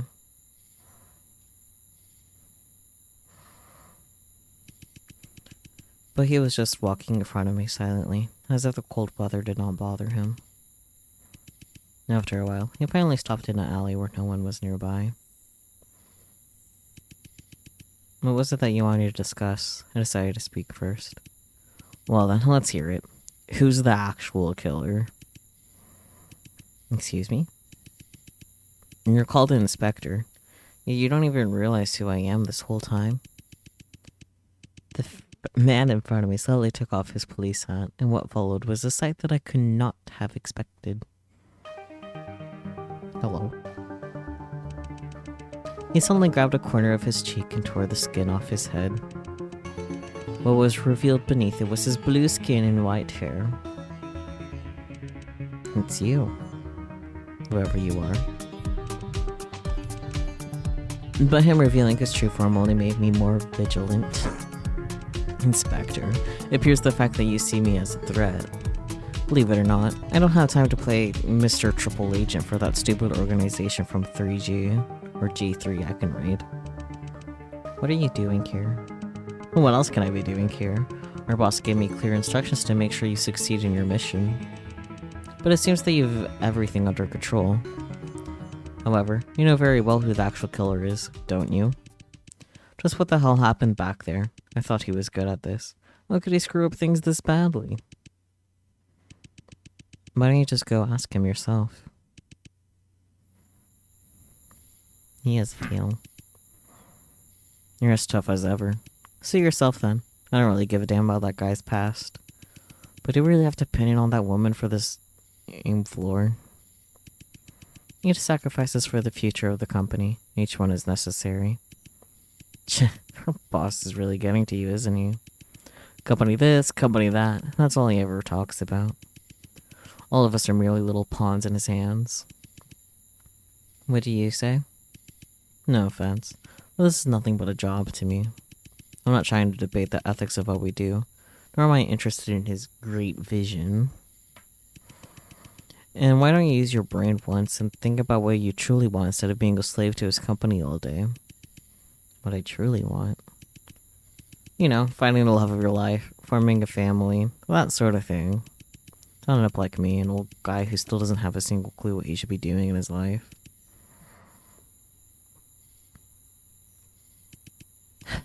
It's been an exhausting day. I'll see you later. Bye. He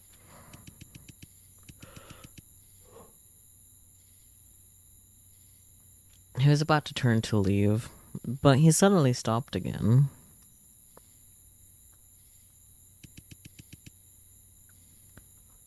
He once again turned his head at me.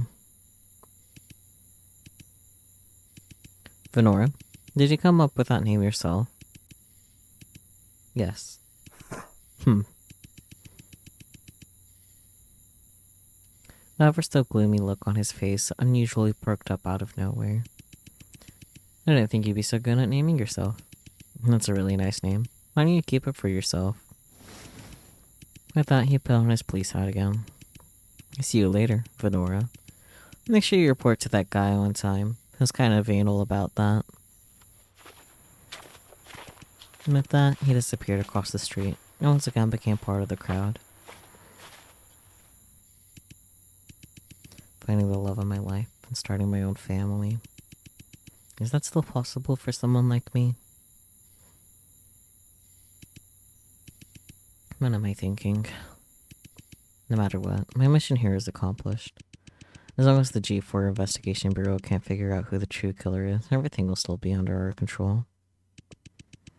It's time for me to move on to my next destination and complete my next mission. G4 Suburbs. The mansion of Myers' former lawyer and trader, Vincent Edgeworth. Dun dun dun.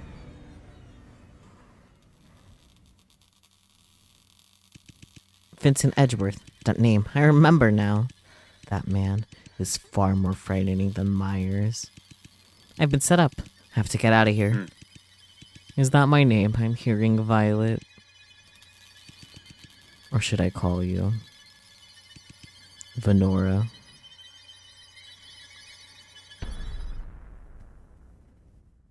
Dun dun dun.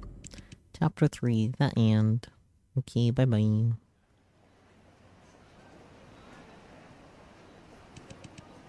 Vincent Edgeworth, is it? Welcome to RMU. Here's the key to your dorm. Enjoy meeting your new roommate.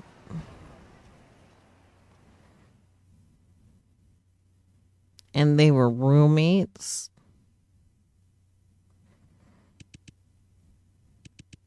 New roommate. Pardon me, is anyone there? I'm coming in. Oh, wow. Oh, hello there. Pleasure to meet you. You're Vincent, right? Please allow me to introduce myself. I am your roommate, Victor Blake. I'm majoring in economics. It's an incredible chance of fate for us to meet each other at this place, don't you think? An incredible chance of fate. Don't make me laugh. Everything exists for a reason. Our life experiences are shaped by our own actions, not fate. If you say so. But that also means there has to be a reason for both of us to be standing here, correct?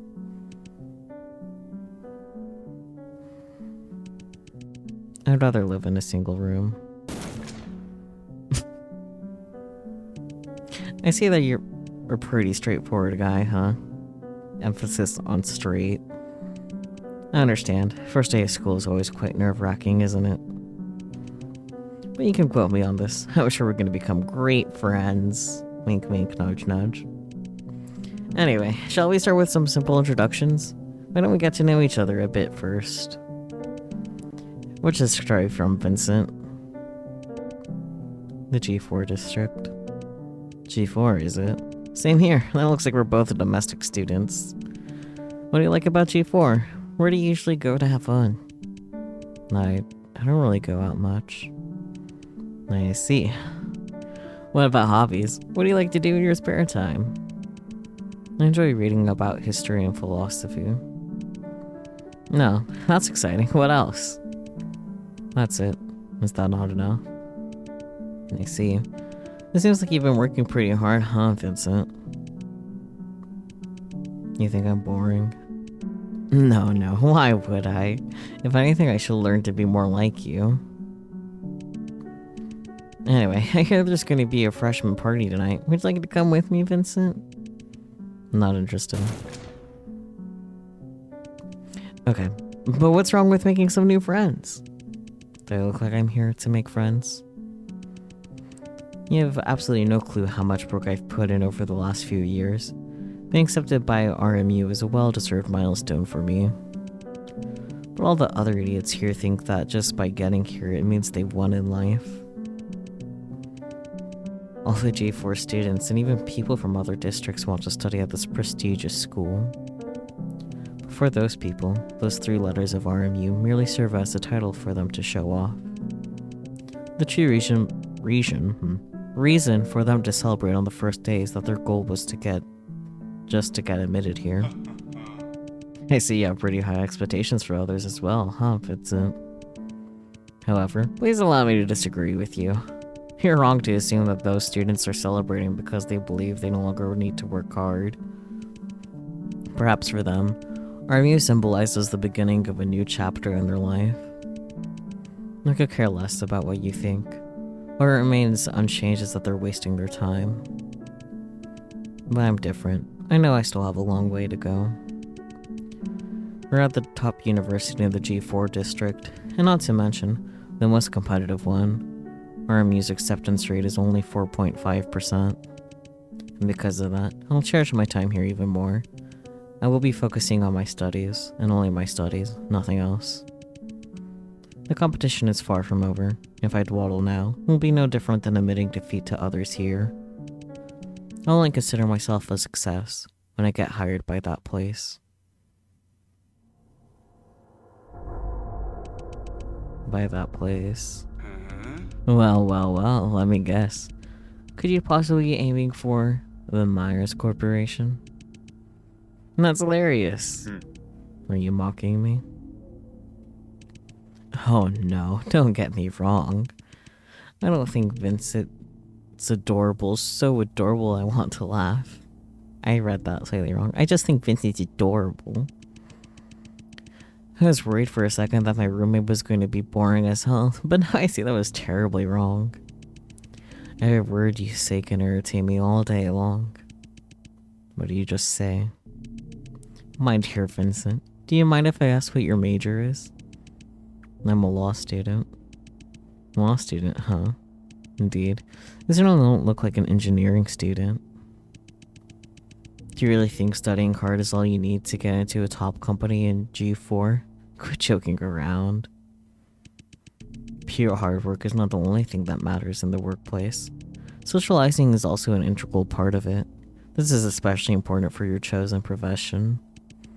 With such a lousy personality, I shudder to think of the lonely life you lead.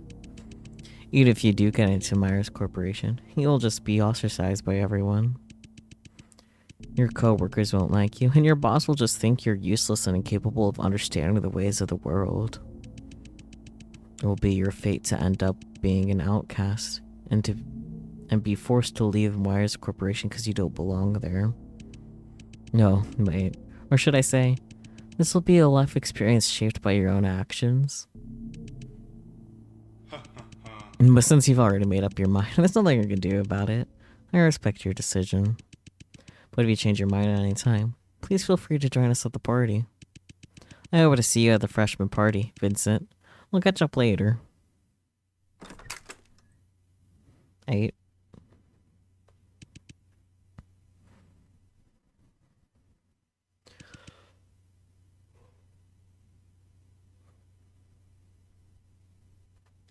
He's angry.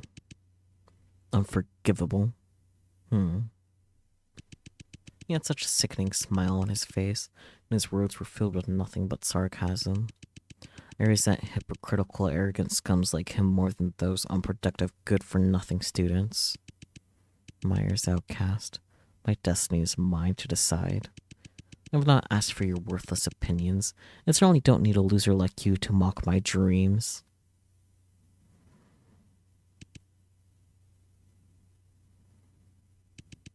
I shouldn't be thinking about these useless matters. Thank God he's left the room. Will give me at least one more night alone.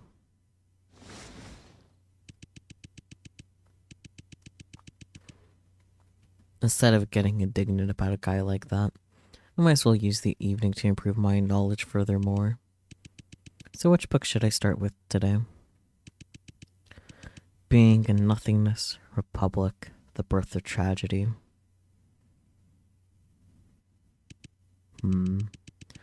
Why don't we start with Leviathan today? The Bible? The Bible?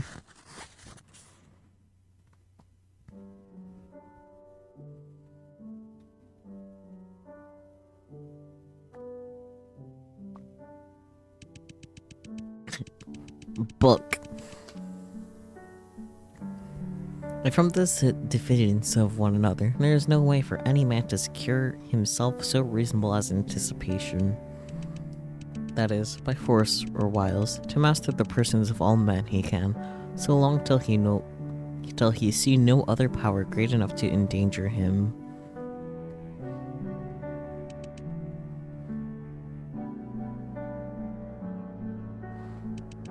Victor Blake was his name, wasn't it? Come to think of it, he was my first roommate and the first person I ever met here. Maybe I shouldn't have given him the cold shoulder on the first day. It wasn't the wisest thing to do. After all, I'll be spending most of my time here in this tiny room with him. Pretty gay. No, that's not true. I should be able to move out and live alone next year.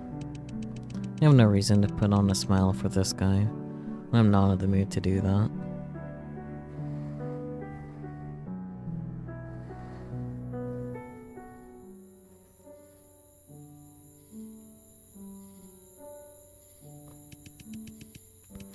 Law can never be against reason. Our lawyers are agreed.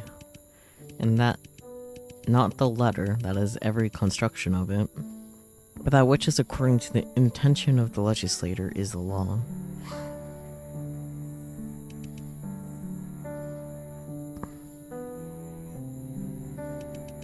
It's 12 o'clock. When is this guy going to return? Why am I thinking about him? You're thinking gay thoughts. His lifestyle is definitely none of my business. It feels as if I'm eagerly waiting for him to come back. I understand. It's the gay.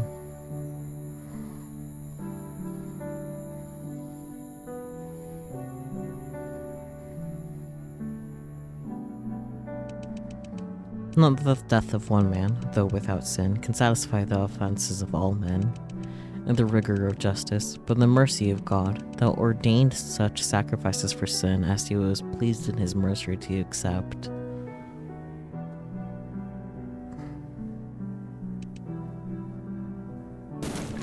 It's 3:30 in the morning. This is inexcusable.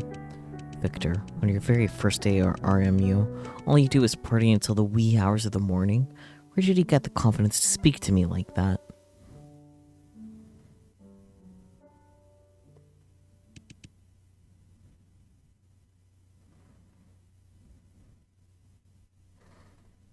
There's no straight explanation for him staying up all night waiting for his boyfriend to come home.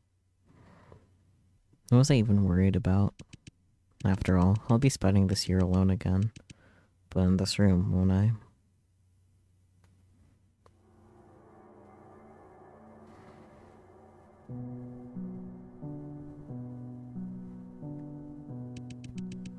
Geniuses are often born in isolation, with a lonely destiny. They often have a tendency for self-abandonment, to abandon everything for their ideals.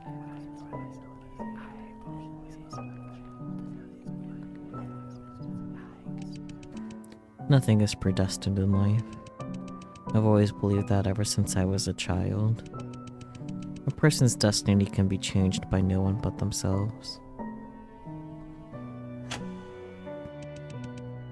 I can't shake him. Ordinary people obey fate, but the strong ones become rulers of their own destiny.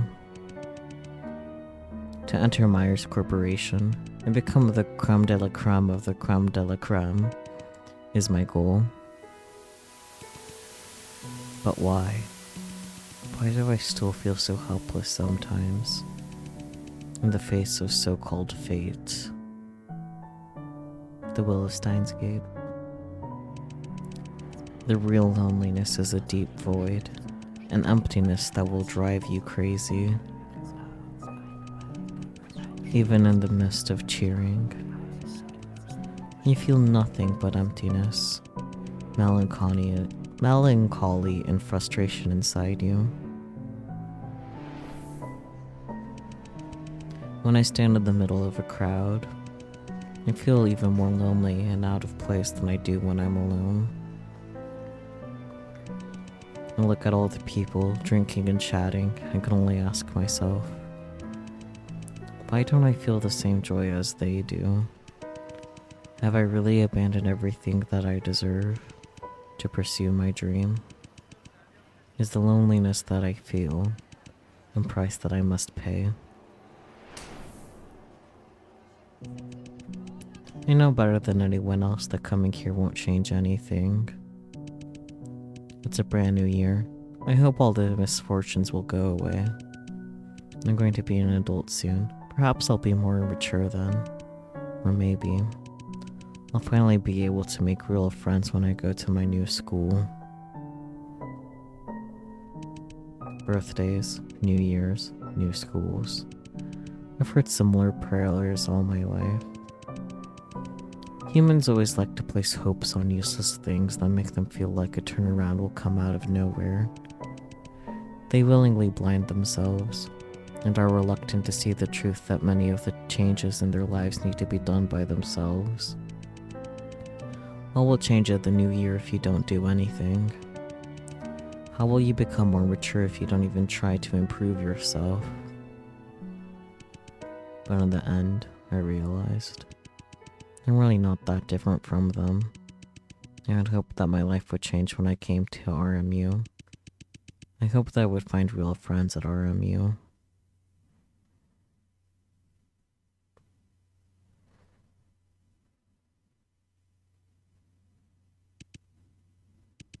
It's 5 in the morning. Looks like I won't be getting any sleep today. Might as well pack up and get ready for the first day of school.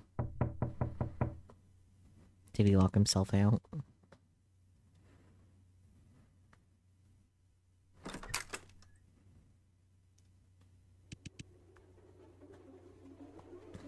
Victor? Vincent, you're still awake? I'm not feeling so well. I think I might be... Nope. Victor? Victor!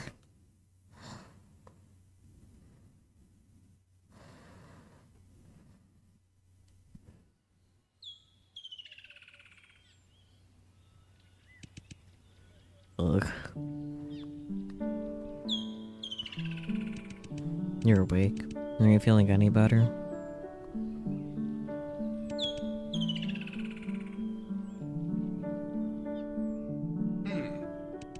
What time is it? How long have I been asleep?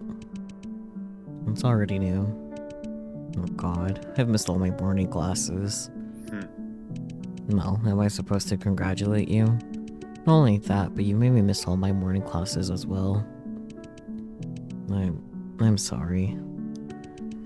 Perhaps you don't remember, but the doctor from the infirmary has visited here. I was worried that you were seriously ill, but the doctor said that it seemed to be a case of overexhaustion and stress. She said that with some rest, you should be able to recover soon. Is that so? Thank goodness. But if that's the case, why are you still here with me? I guess I just wanted to make sure you were feeling better when you woke up with my own eyes. Cat? A little meow meow in the cup? I wasn't quite sure what I was supposed to do, so I bought you a cup of hot chocolate. I also asked them to make the foam on top in the shape of a kitten.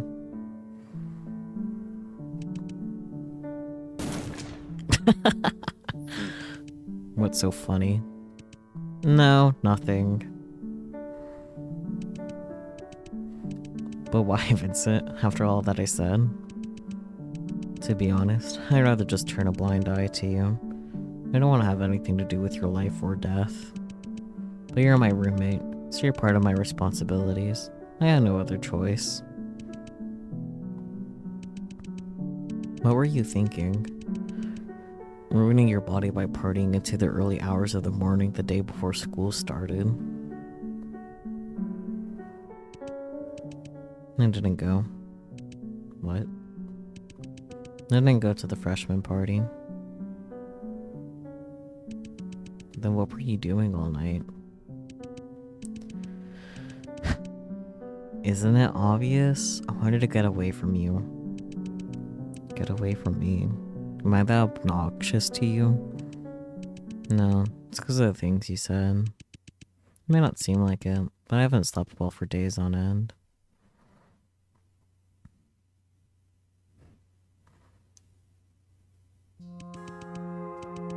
I leave into every night. I'm plagued by a million thoughts. I never knew what I was going to do when I got here. Everything about the future terrifies me.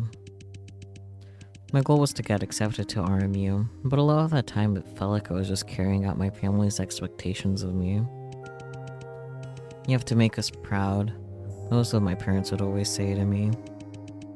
But when I finally got here, I just felt lost and overwhelmed. I made it to RMU, and I've succeeded, right? But then what? What happens after that? Why isn't anyone telling me what to do next? It was as if I was standing on the last step of a staircase, but it didn't lead anywhere. That's when I realized I had not a single clue what I wanted. And then I met you, and that feeling became stronger and stronger. Everything about you irritated me. Your condescending attitude and the way you talked without any consideration for others made me want to punch you in the face. If only that was the truth. One night spent in the cold sobered me up. I wasn't actually angry with you. I was just disappointed in myself. Because you're different from me, Vincent. you're an admirable person. Unlike me and many of the students here, you know exactly what you want. You have a clear goal in mind, and every drop of your effort goes toward it.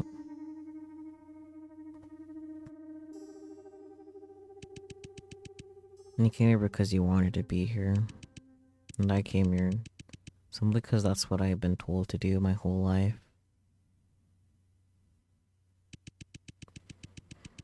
The loss I felt for myself when I heard you say those words had never been stronger. And I was unwilling to face the truth, then it turned into jealousy. I'm sorry, Vincent. I said terrible things to you. Huh? Are you blushing?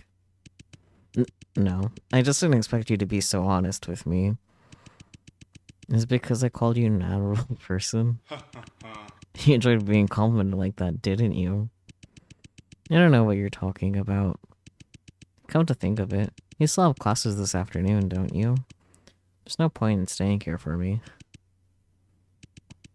In that case, I'll take my leave then.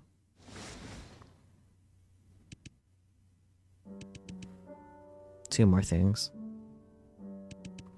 First, maybe I don't fully understand how you feel, and I'm not sure what to say to make you feel better. But you're here for 4 years, aren't you? And I'm sure you'll find your goal eventually. A goal that's just for you. If all you need is someone to talk to when you're feeling down, I'll be here for you. Second, you have the right to be angry with me if I make you upset, and I allow you to do that. His turn to blush. See you this evening, Victor. Wait a minute, Vincent. Thanks for the hot chocolate.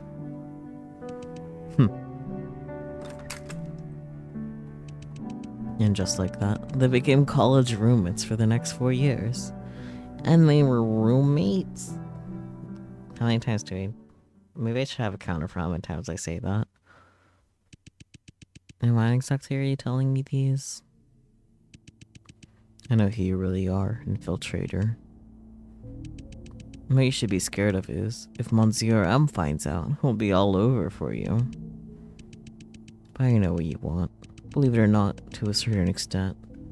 We actually share the same goal. The same goal? Say, want to collaborate with me, my dear infiltrator?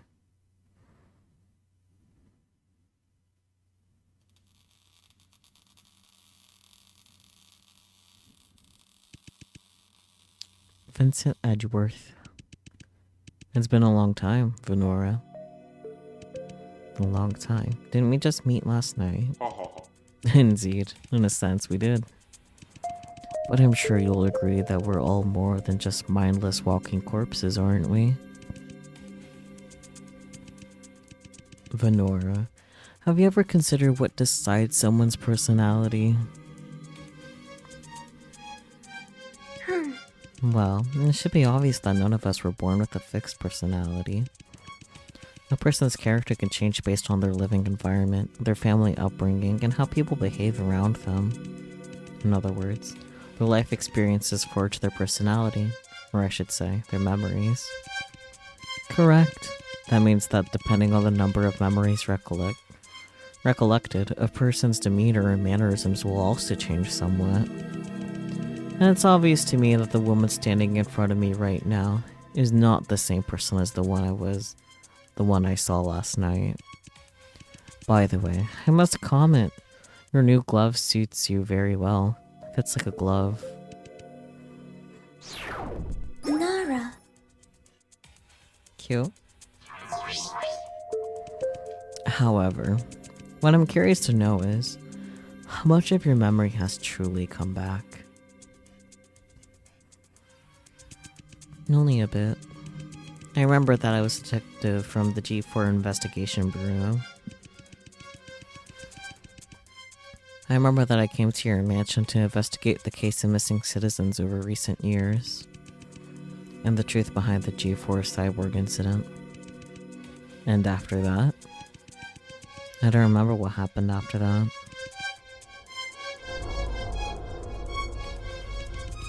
Is that so?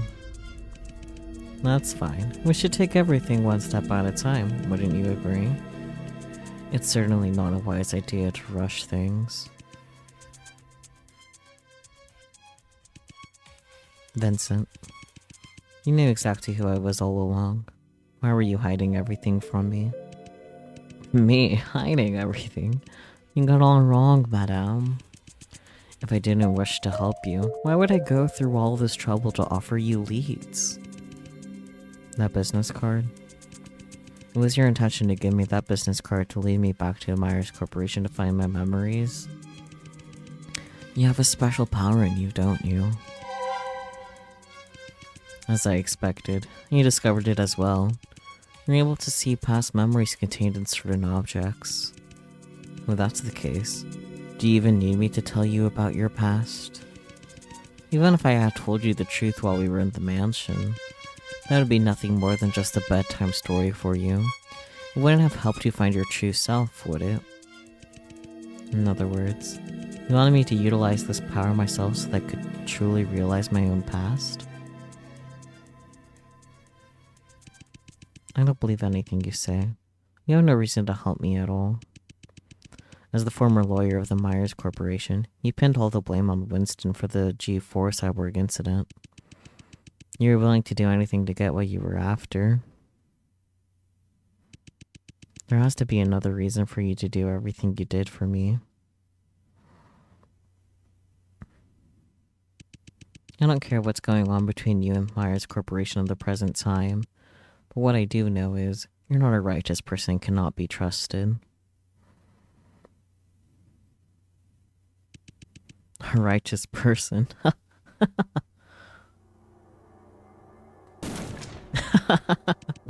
Venora, with all due respect, even more humorous without your memory than with it.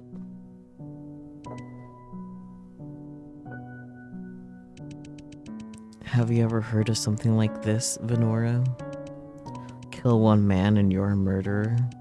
Kill millions of men and you're a conqueror.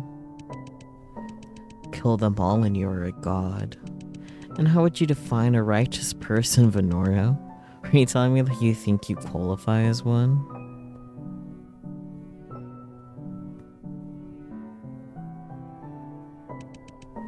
In this world, there's nothing that is absolutely right, nor is there anything that's absolutely wrong. The essence of a good and evil is really just success and failure, just a matter of different perspectives. All things could be just from one point of view, but may be immoral from another. Well, that doesn't really matter either, in the end. None of us are entitled to stand for what we think is right and criticize others. Every human being, living and dead, every species, has done selfish things for their own benefit. But humans, and only humans, have invented one set of moral concepts after another to justify their self-centered actions. How many things that used to be considered taboo are now acceptable? And how many things that were considered harmless in the past are now unacceptable? Righteousness and wickedness, justice and evil, these are all just fabrications created by human society. As time passes, as the ruling groups change, just find that the reasoning of the past no longer justifies their actions today. Time and time again, humans find new justifications and rewrite their norms over and over again. In order to label themselves as righteous, to stand in their shoes of an omniscient God, and to judge others by their so-called morality. But these moral judgments about good and evil cannot exist until they're decreed by a society's central authority. Once removed from legal and social constraints, these definitions no longer hold water. What exactly are you getting at?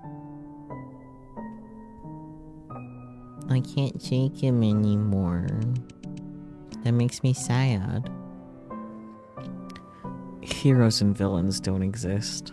All that really exists are losers and winners. Become a winner in society, become the conqueror of the world, and you will be on the right side of history. By the same token, become a loser, and you'll be on the side of wrongdoing. It's not up to you or me to decide who's righteous between us. It all depends on who comes out on top, right?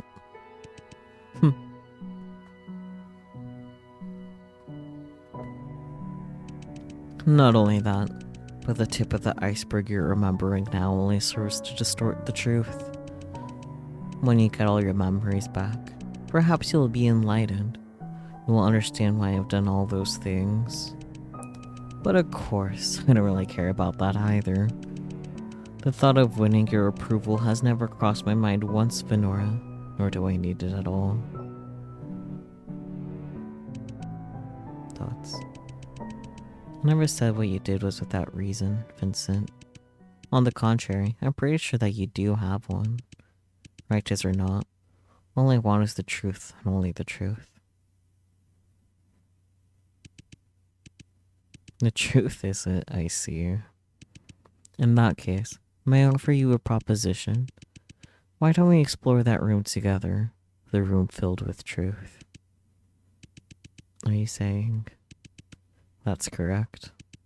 The secret chamber of the G4 Cyborg incident is hidden somewhere in this room. What do you think, Venora? Why not use your power to solve the mystery here?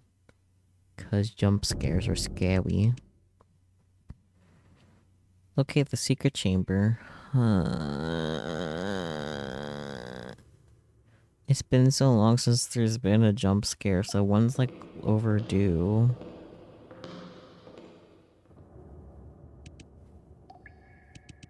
What the hell happened here? Interesting. The blood splatters on the wall are fresh. Looks like a fight just happened here before we arrived. Then this must be a fight between Draco and that monster. Design, create, enhance. A poster of Myers-chan. The poster was firmly fixed to the wall with some kind of white glue around it. I picked at it with my finger, but I couldn't get it off. Venora, may I ask what your thoughts on the design of Myers-chan are? The intent of mascots is generally to serve as a bridge between the brand and the user, reflecting the company's spirit and strengths. Myers-chan's look as a mechanical prosthesis may be a bit too straightforward for many people. I don't think there's any harm in a unique and comical design like this. If you place Myers-chan next to other corporate mascots, it would stand out simply by making people go, huh? What's this supposed to be? But it's also an advantage in some sense. In other words, you believe Myers-chan has an advantage as a mascot simply because its design is too peculiar, not because it's a truly qualified design. If you have to put it that way, then yes. What about you? As a former lawyer at Meyer Corporation, what's your opinion on its design? I thought it looked so hideous that I gave mine to Victor. I guess I can't really blame you for that. A drawer. I slide opened it and took a look. Inside were just some discarded papers. A cupboard under a drawer. A white mug fell out and shattered on the floor. For some reason, Vincent's face turned sullen. Are you mad at me for breaking the mug, Vincent? No. What would I be mad about? Vincent suddenly lost his balance. Without the support of the wall, he may have already fallen to the floor. Is he connected to the mug? Vincent, are you okay? No, don't come any closer. Vincent held out one of his hands, telling me not to come closer. I'm fine. I don't need you to worry about me. Leaning against the cupboard by the wall, he regained his footing. Let's continue our investigation.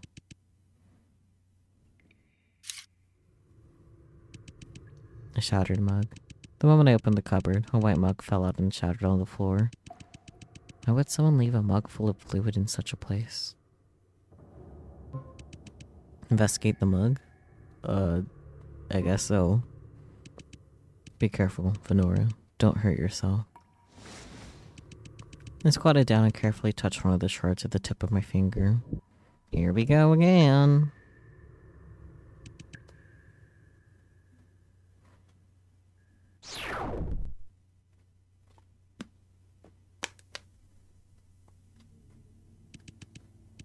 Here you are, Inspector.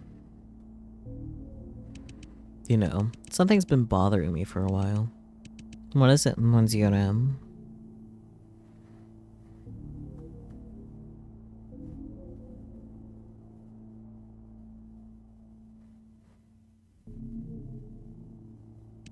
Inspector, if someone could get a crystal clear view of anyone's memory, like seeing how a seemingly strong person had actually hit it in a corner and cried out in pain, or the deceit and arguments behind what happens to what appears to be a beautiful love story, or someone's painful childhood memories that have been repressed in the depths of their mind, what kind of power do you think this person would have in this world? It would be like an all-knowing, all-powerful God. They would see all those things that no one wants to reveal and discover the truth that everyone is trying to hide. Yes, there is no doubt that they could rule the entire world. And my goal is to be that person. Are you saying? Yes, that's right. Our researchers are getting closer and closer to reaching success. Soon I'll become an omniscient God. I'll be able to see everyone's past and spy deep into their hearts. But strangely enough, ever since this time last year, important research documents and samples belonging to our organization have been disappearing one by one. What's even stranger is, they all happen to be related to the research of this power. You mean they were stolen? Someone's trying to steal our organization's research?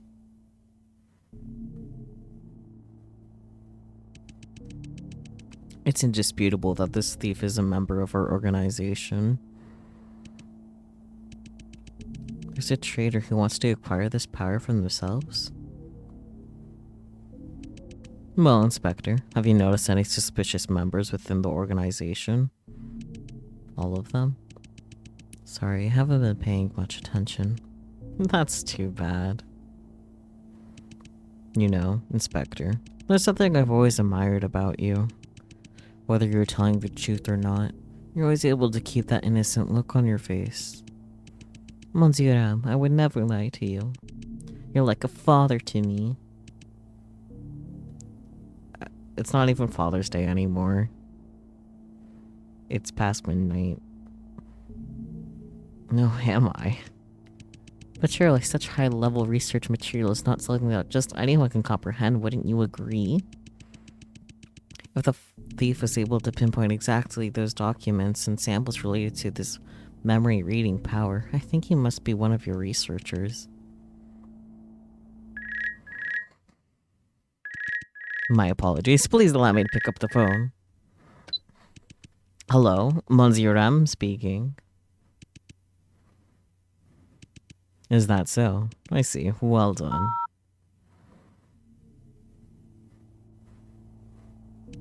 Inspector, looks like I need to take my leave now. Keep being a good girl, alright? Don't touch anything on my desk. Perhaps there's a big secret hidden in this pink envelope. Well, who knows? And by the way, you were right. The thief was indeed one of our researchers. I'll see you later.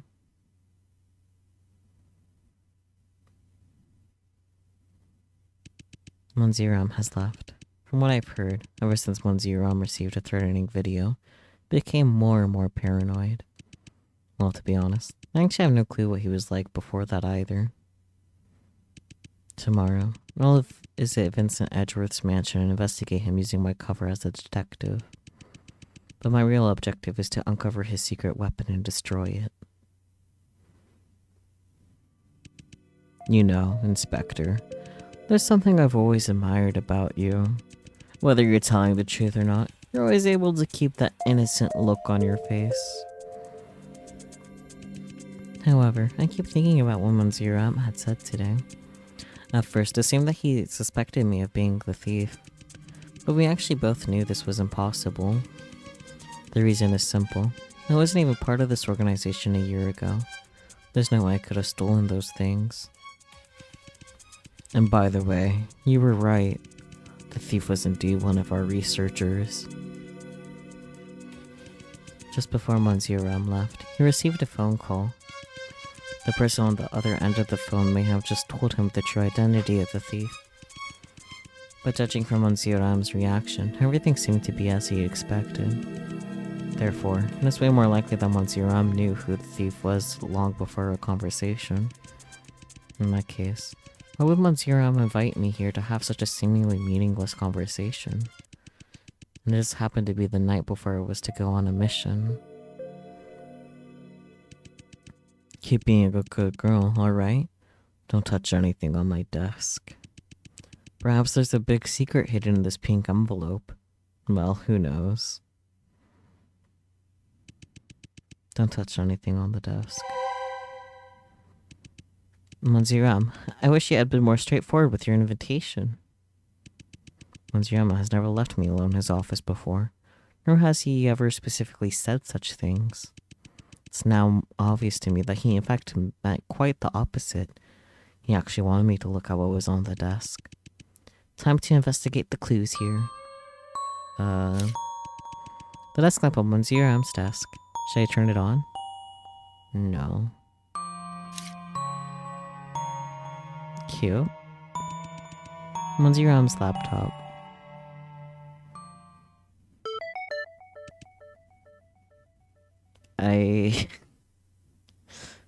Okay. I feel like I'm not really supposed to see these photos. I'm just gonna... Yep. Well. The pink envelope on the desk. Inside was a piece of paper printed with strange rectangles.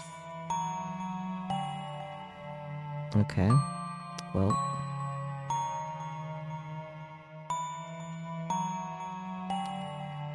That was the thing. Monsieur M's mug. At first glance it was just looked like it was coffee, but as you got closer, it smelled like hot chocolate.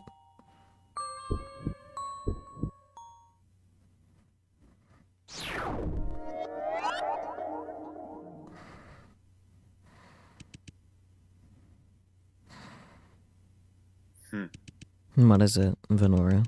Were you able to see anything? No, not really. Is that so? Then please forgive me for asking such a question.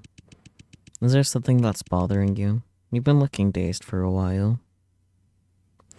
Oh. Well.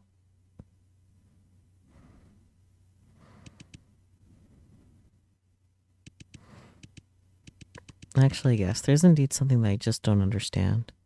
Oh. Have you ever wondered why Myers chose to build half-human, half-robotic cyborgs specifically? It seemed like something trivial at first, but I just can't think of an explanation for it. Myers Corporation is a mechanical engineering corporation. Producing fully mechanical bionic robots should be much easier for them. If that's the case, why build half-human, half-robotic ones instead? These cyborgs have to constantly feed on human flesh to even maintain their human appearance. No matter how much you look at it, that's only going to place a lot more burden on Meyer Corporation's shoulders. And that's also what led to the continuous disappearance of citizens in the G4 district. They were being used as cattle feed, which eventually covered the whole experiment.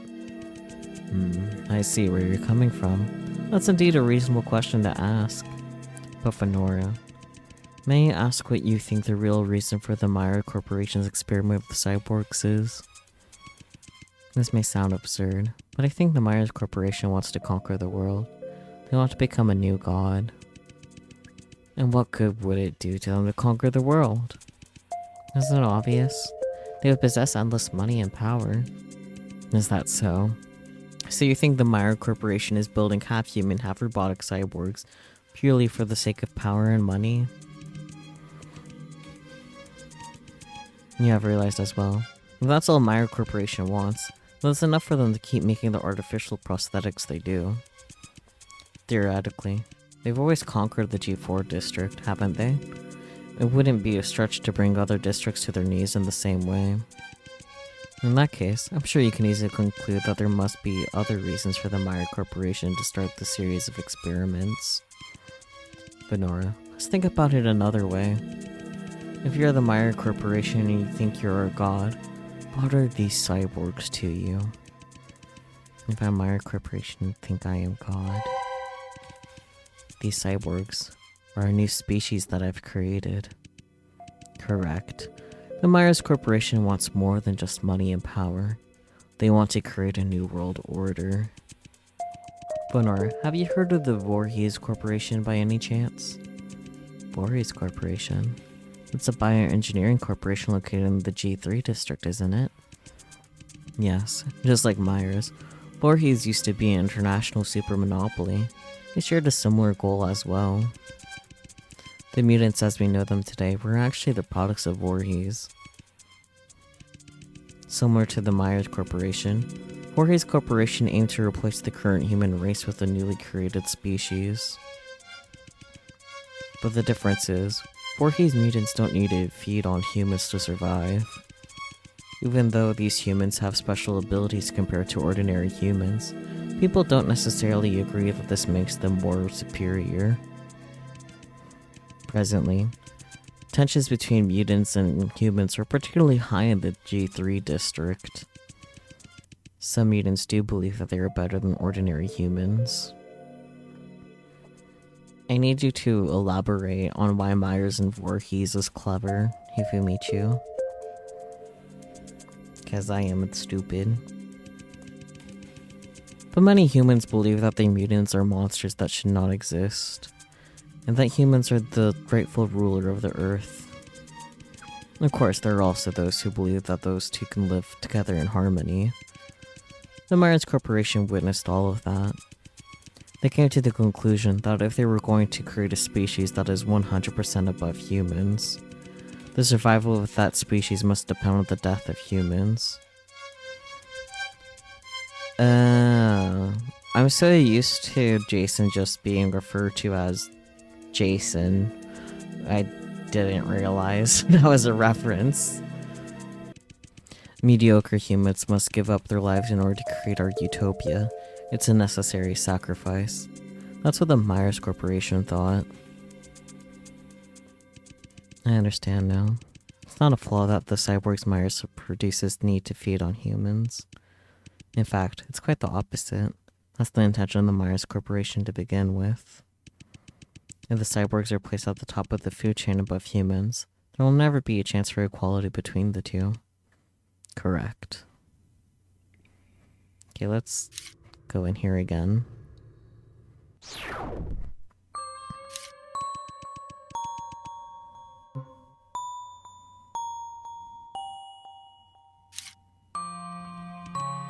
Colors. What happens to the cyborg utopia when they run out of humans? Who knows? The colors have changed. So that's it. The colors only show up when I turn on the lamp. Someone memorize this. I believe in one of you. Screenshot it now. You screenshot it? Nice. Okay, let's get out of here. New. I think it's probably related to this, right? Warning, the device will unlock automatically after entering the correct answer. If the wrong answer is entered, the device will return to 0 when it reaches 6 digits.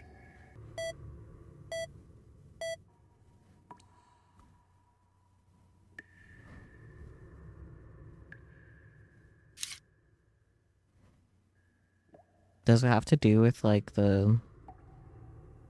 Because it was, like, the, 4 lines and then the 2 afterward, right? So it's probably related to that order. My mouse. It's here. Ventilation duct opening. Nothing special about it. Okay, what about these drawers? The drawer. I slid opened it and took a look. Inside were just some discarded papers. A cupboard under a drawer. I opened it and took a look. There's nothing in it. Oh. Huh? What is this? There seems to be some kind of pink box embedded in the surface on the table. That's it? Okay. I guess let's keep walking around. More info. It's a door. Oh, it opened. Well, having cold feet, aren't we? Didn't you want to know the truth, Venora? Why are you in such a hurry to leave? I didn't know where the door went. And of course, if you have simply changed your mind, I won't force you to stay either. In the end, your past memories have nothing to do with me. Wouldn't you agree? I can't leave yet. I need to find the secret chamber.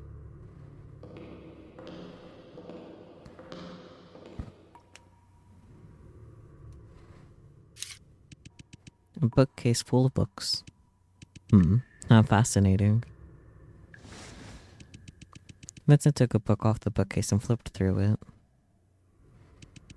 Do you enjoy reading, Venora? Not really. Not really. Is it because you can't understand them? Vincent mocked me as he put the book back on the shelf.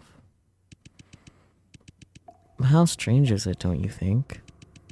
We're in the basement of the Myers Corporation, yet the bookcase is filled with books on history and philosophy. Of course, I won't complain as though those happen to be my favorite as well. A computer. It looks like you need to follow the on-screen instructions to enter some form of password. I don't understand what the password is yet. I need to gather more clues. Interesting.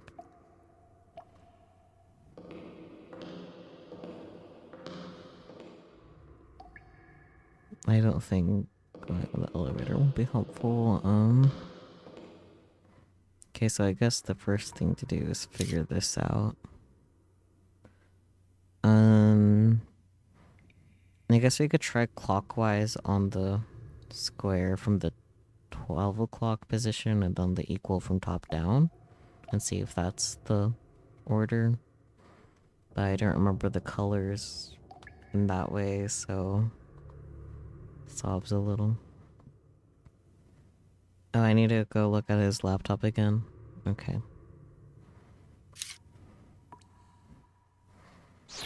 New. I imagine close these. Oh. 1, 2, 3, 4, 5, 6. Okay. Looks like this picture is related to that piece of paper in the envelope. Close the fix. Yeah. Okay. I guess you write down the colors based on your screenshot for me then. I'll leave this up as long as you need me to. And then I'll go back and put the thingies. Okay.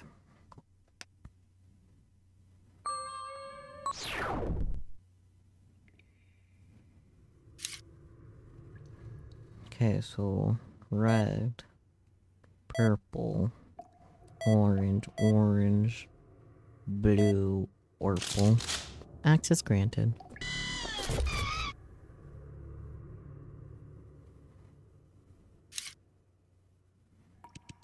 Mysterious box. There's a keyhole in it. Okay, I guess I need to find a key somewhere.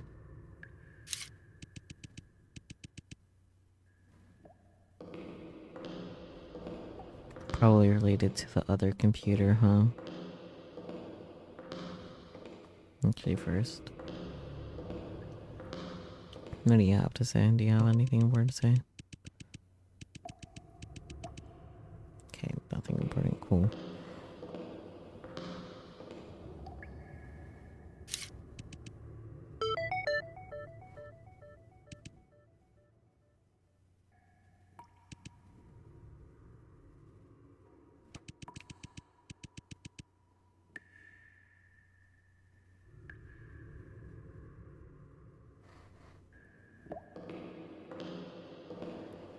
I still have the scalpel. Can I use the scalpel to try to pick a lock? Oh wait, what about on this? I took out a scalpel and cut off a portion of the solidified glue along the edge of the poster, then tore the entire thing off. There's another poster underneath the Myers-Jones poster. And the seemingly lovely, innocent Venora has a secret hidden scalpel. This world sure is full of surprises.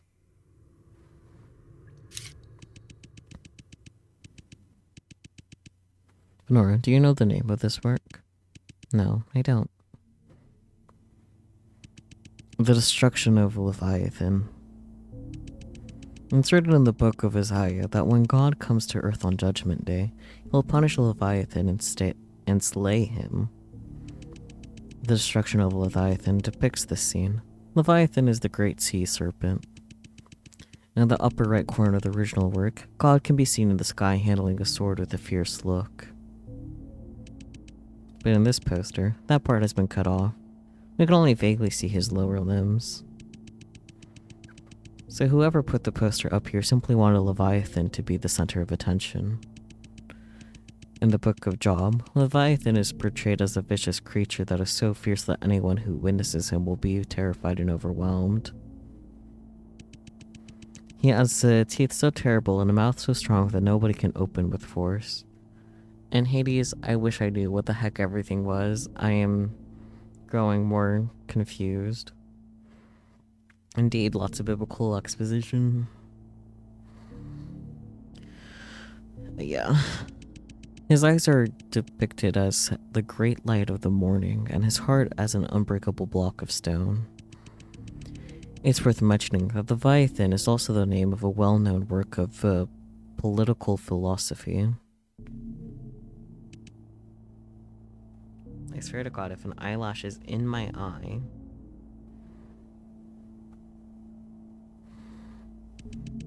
Did you just say Leviathan is also the name of philosophical work? Yes. In the book, Leviathan is a symbol of power, and a metaphor for the author's ideal commonwealth and perfect government.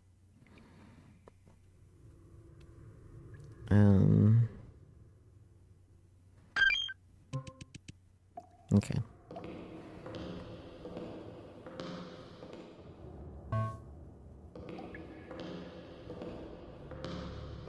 Maybe the books again? Bookcase full of books. We're in the basement yet full of history and philosophy. History and philosophy. Philosophy. Vincent, you mentioned that Leviathan is also the name of a philosophical work, right? That's correct. I swept my eyes quickly over each of the book's titles. Being and Nothingness, Republic, The Birth of Tragedy. Here it is, Leviathan. I took Leviathan off the bookcase and opened the book. As I had expected, the inside of the book is actually completely hollow. Hidden inside it is a key. Wee, key.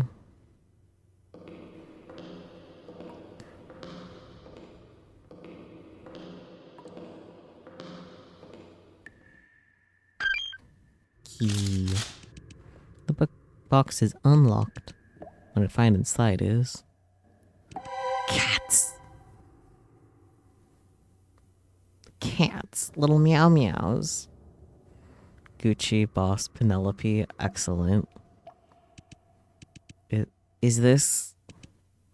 Gucci, Penelope, and Boss. Those are the names of my 3 cats. Victor's eyes and arms. Isn't this a picture of you guys at university?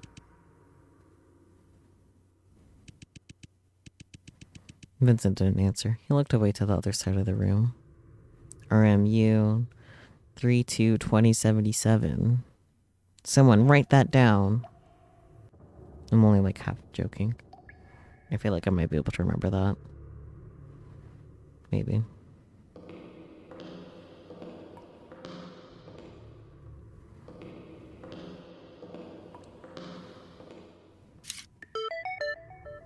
Enter password. RMU 32/20 77. Access denied. Perhaps all you need to enter are the missing characters? I guess so. R U 3 7.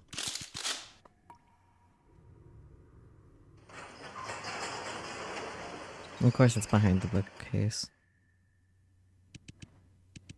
Well done, Venora.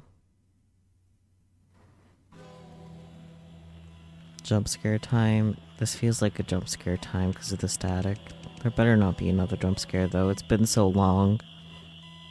My vision blurred as soon as the secret chamber opened. Okay, that's creepy but not a jump scare. I could no longer see my surroundings, but I could vaguely sense a black shadow appearing in front of me. Do you remember now? Your mission? She was staring straight at me with a creepy smile on her face. My mission? You know what I mean, don't you? I'm sure you do. That man has to die. She just turned around and began to walk slowly, bit by bit, toward the chamber. That man has to die. I watched her step into the chamber until her whole body was swallowed by the darkness. What was that thing? What is it, Venora? Why are you still hesitating? Vincent didn't seem to catch that strange sight. Ladies first. His smile still makes me feel uneasy. I didn't say anything more. After a few seconds of hesitation, I gathered my courage and walked into the secret chamber. I could feel Vincent following me closely.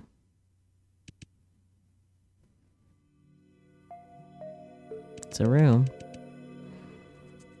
Those dark green walls and that dim light. The sight in front of me didn't surprise me. The chamber looked exactly like the one I saw earlier in the cyborg side wall. And all around me were bloodthirsty cyborgs chained to the wall.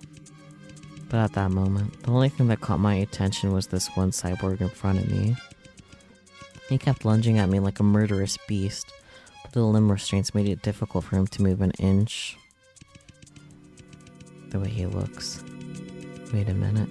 There's no doubt that he's the same cyborg I saw from that memory of that eyeball. No, it's more than that.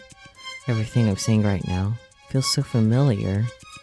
I very clearly remember that scene when I saw when I picked up that cyborg's eyeball.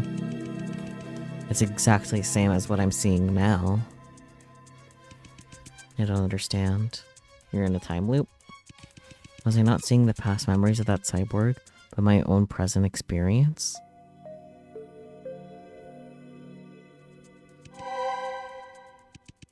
I thought back to everything I'd experienced since coming to the Myers Corporation. I suddenly realized something that I'd overlooked this whole time. What is it, Venora? Have you discovered anything new?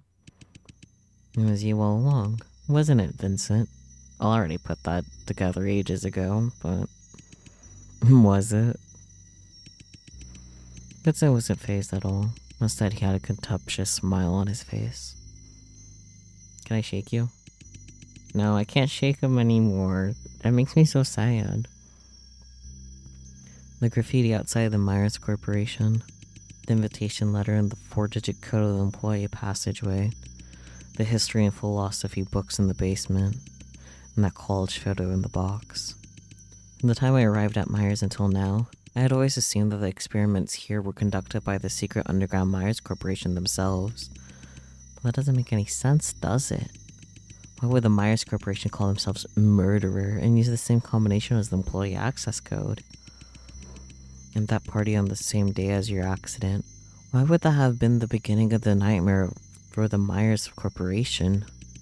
Why would the bookcase in the basement here be filled with your favorite books on philosophy and history? And why is that college photo of you and Victor a clue to unlocking the secret chamber? If you think about it, there can only be one explanation. Because this whole time, It wasn't the secret underground Myers Corporation that was still conducting experiments here at the site, but you, Vincent Edgeworth.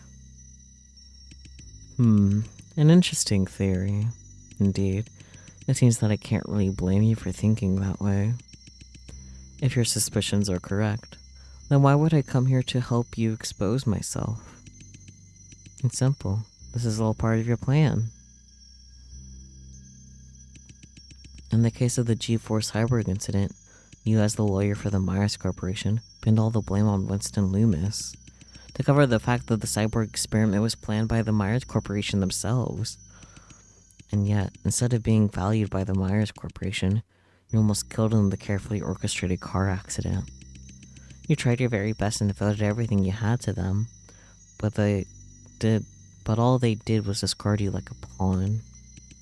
So with a grudge against them, you decided to take your revenge on the Myers Corporation. To defeat the Myers Corporation and become the one in control, you need to master technology even more advanced than theirs, and become even more frightening than Myers Corporation.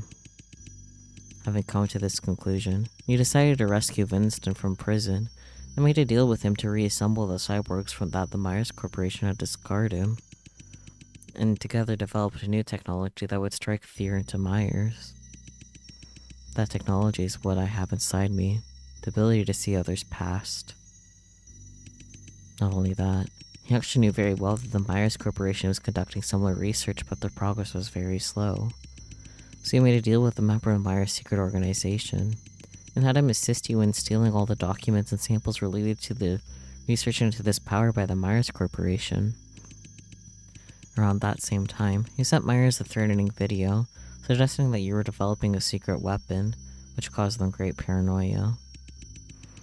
After you obtained everything you needed, you brutally murdered that member and used his corpse as cattle feed for your reconstituted cyborgs. His name was Dr. Richard Emmond. He was tragically found dead in his apartment with his body ripped apart. And after that, I was sent to your mansion as a detective to investigate the recent disappearances and the truth behind the G4 Cyborg incident. Strangely enough, I can't remember what happened after that. I woke up in your mansion and I lost all my memories. But unexpectedly, I gained the power to see other people's past, which I didn't possess before. The clues I discovered at the Myers Corporation told me. On the night that I came to your mansion, in fact, you and I visited this building, the Myers Corporation, together as a pair. I hadn't yet figured out what really happened that night, but what I do know is you're the culprit behind the disappearances that have happened in the G4 district over the past few years. You've been secretly reassembling cyborgs here with Winston. You need cattle feed to keep them alive. And me? I was used by you as a guinea pig to test this new power you created, the power to see other people's memories. Somehow you erased my memory to see if I could utilize my new power to find clues about my past.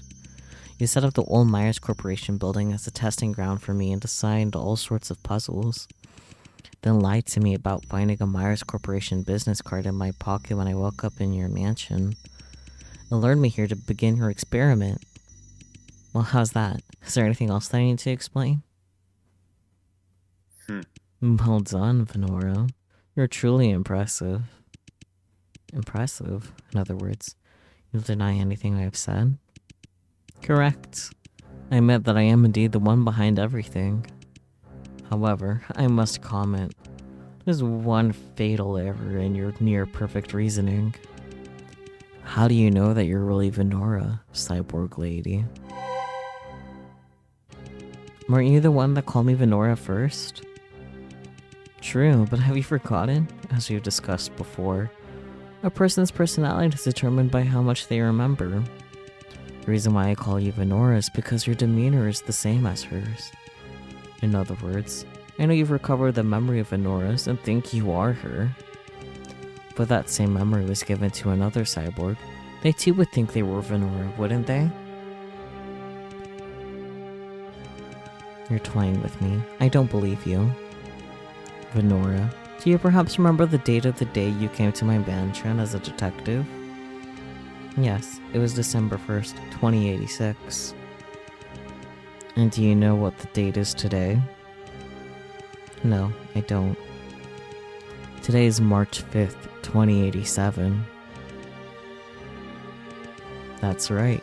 You have absolutely no clue what happened in the last 3 months. The real Venora is long gone.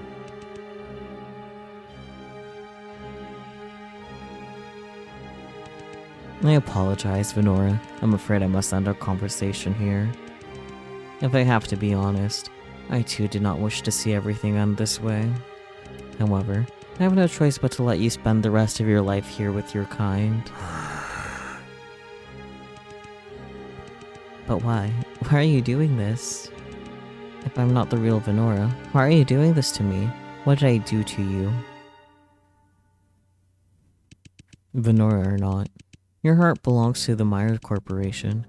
Your body reeks of decay, and your soul embodies putrid corruption. She's yours now, my friends. Wait.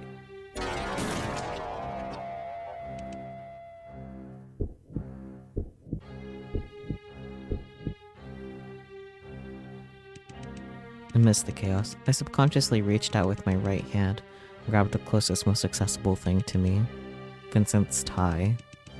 I don't remember why I did that.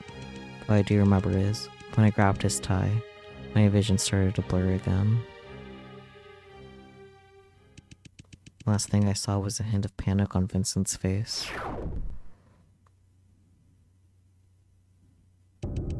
Investigation completed. Successfully located the secret chamber. Indeed.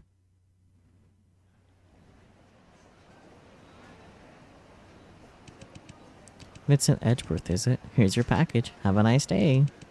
Thank you very much.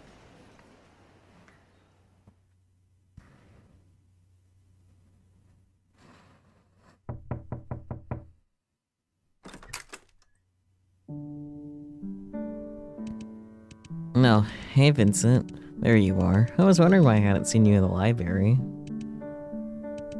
What's wrong, Vincent? You look a little down. Let me guess. Did the international kid from G2 piss you off again? No. Then what's the matter? Did something happen?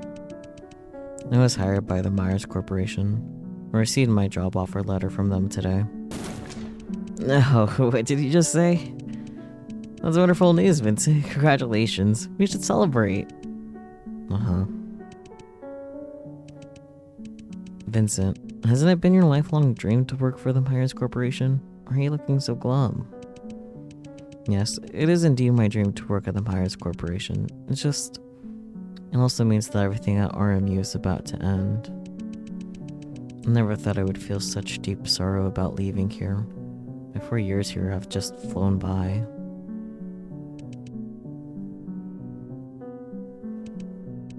Yeah, it's all coming to an end, isn't it? I still vividly remember the first day we met. I can't believe that was 4 years ago. Speaking of which, I guess I'll be having a graduation party tonight. Would you like to come with me, Vincent? Not interested. I'm not surprised at all. You know, Vincent, they're all your friends. There's nothing wrong with seeing them one last time, wouldn't you agree? They're not my friends. Maybe you don't feel that way, but they do. They see you as their friend. I don't want to be friends with them. Just having you is enough. That's gay.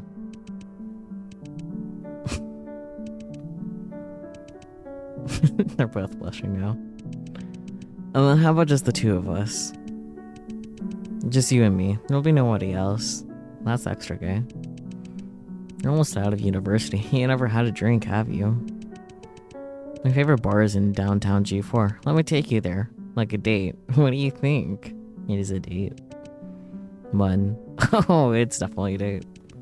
How about 5 o'clock tonight? I'll drive us there. Of course, that also means I won't be able to drink tonight. What's the deal then?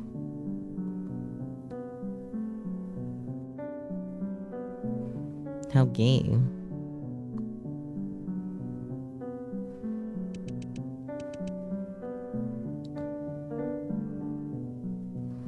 To be honest, I would be concerned if the Amazon gift cards did expire because at least in California, which is one of the many states that they service, they legally cannot expire unless the business itself goes out of business.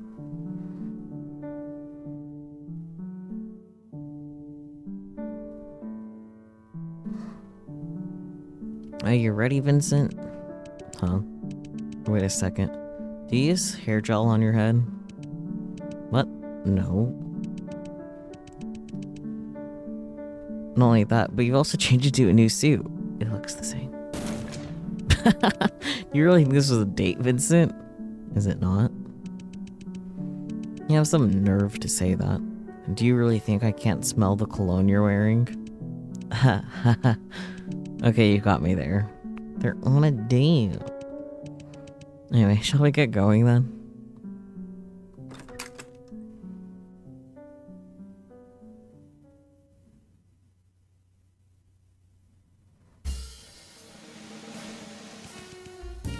Did you know, an estimated 50 to 80% of life on Earth is located under the surface of the oceans? The oceans contain 99% of living space on the planet, and humans have only explored less than 10% of that space. Not only that, but the oceans account for 96% of all the water on the surface of the Earth, and the remainder, it's all fresh water in the form of rivers, lakes, and ice. At the same time, the ocean absorbs about 25% of the CO2 emitted into the atmosphere from human activities each year. This greatly reduces the impact of greenhouse gas on the climate. The ocean sure is incredible and full of wonder. Wouldn't you say so, Vincent? Oh my god, you sound just like him. I heard that guy is getting a PhD after he graduates. After that, he's going to GT to take over his father's company. Oh really? I have absolutely zero interest in knowing his future career plans. Bartender, please make me another martini. See, I knew you'd enjoy martinis. Then what about you, Victor? What are your plans after graduation? Like you, I've been hired by a company. I'll be working at their investment department. That's wonderful news to hear, Victor. I'm happy for you. Really? You don't look so happy to me. No, believe me, I really am. I just thought I was thinking. These may be the final days we got to sit side by side like this.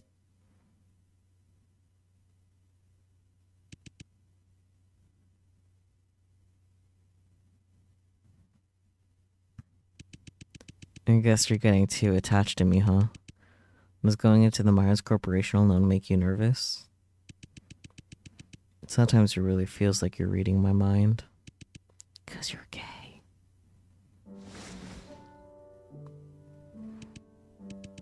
Huh? What's this? A graduation present from me. Since you're going to be working on the Myers Corporation, I thought you'd maybe consider changing your outfit. Black tie gives a more professional feel, don't you think? Thank you, Victor. I will treasure it. Listen, my friend, what I'm going to say next may sound a little cheesy, but these are all words that come from the bottom of my heart. Do you remember the day we first met each other in our dorm? How could I ever forget? To tell the truth, I never thought we'd become best friends when I met you that day. I know I did say that I was sure you'd become great friends. Wait, I know I did say to you that I was sure we'd become great friends. However, I didn't really mean it at that time. But you changed me so much in the last 4 years. Perhaps you don't even realize it yourself. Every second I'm with you, I feel like my life is full of meaning. You've helped me regain my purpose. Gay you. I want to be an outstanding person like you, Vincent. But more importantly, I want to stay with you and keep being there for you. Uh-huh. I'm sure that you'll achieve so many great things when you enter the Myers Corporation. Oops. Because I know you. I know that there's nothing good Vincent Edgeworth can't possibly do. But I also can't deny that your journey at Myers Corporation will always be smooth. You're gonna face all kinds of challenges and inevitably setbacks, some big, some small. But I want you to know that whenever you feel overwhelmed and need a hand, whenever you need someone to reflect on the ups and downs of life with, you'll have a dear friend, always waiting for you at the investment department at the Myers Corporation. could this be? My job offer left from the Myers Corporation. I'm sorry, Vincent Edgeworth. I'm afraid you're not getting rid of me yet.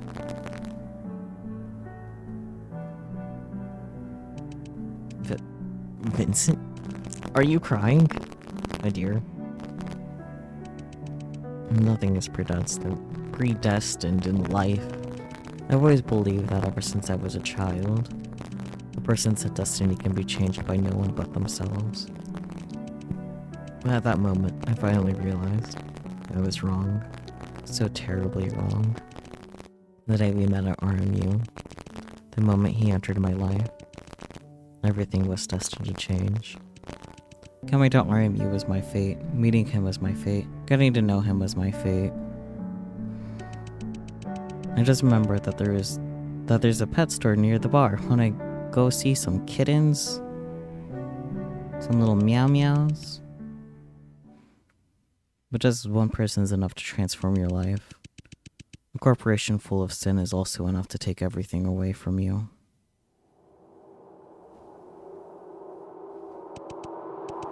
Vincent, the company's in big trouble.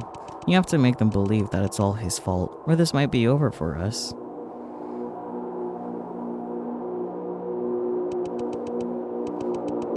My name is Vincent Edgeworth. I'm a former attorney at the Myers Corporation.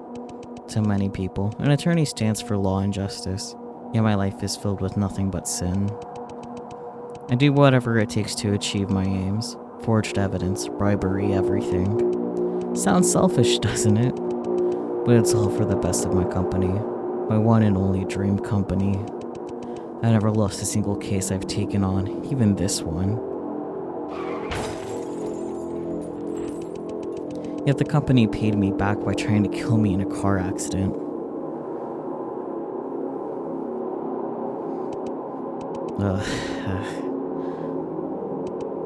Pain. Every single bone in my body was crushed. Crimson blood filled my vision, but somehow I survived. The next thing I remember, I was laying on a piece of cold metal. My body couldn't move, but I could faintly hear voices around me. Remove the organs. Begin implanting the endoskeleton.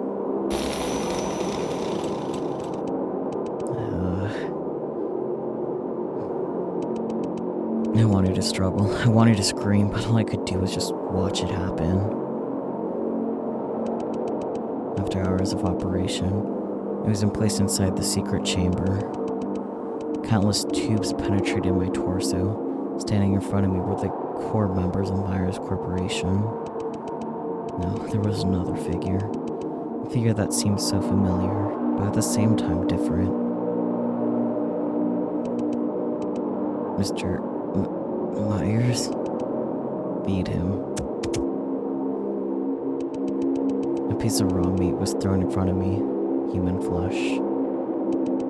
I felt disgusted, but I couldn't help but engulf it. Leave him in the chamber and observe his behavior. Yes, Monsieur M. Wait, don't go. Tell me, why? Why are you doing this? I did everything you asked. I devoted everything I had to this company. I know, Vincent. I know. I've seen all your efforts. And that's why I know. You'd be willing to take this little pain for the company too, wouldn't you? No. Goodbye, Vincent Edgeworth. I hope you survive.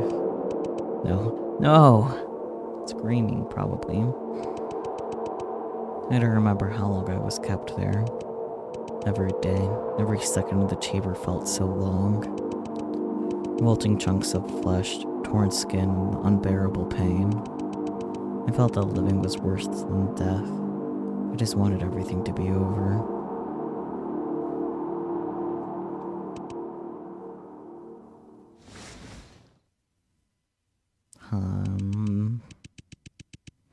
A black tie, and a long pin stained crimson with blood. Victor. I wonder how that guy is doing now.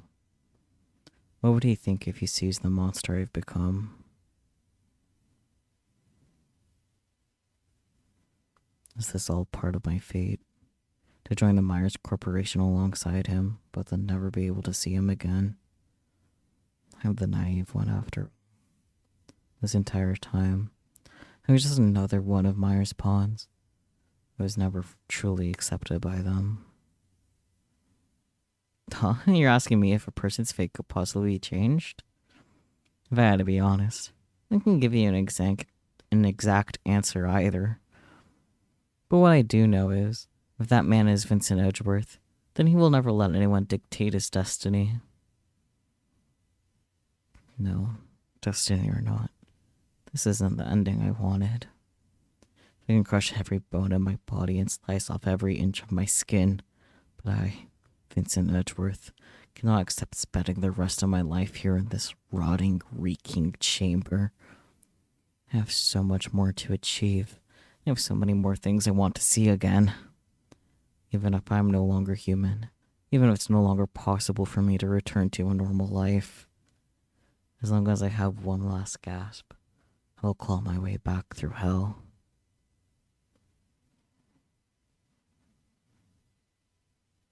No, that's not enough. I will make every core member get what they deserve.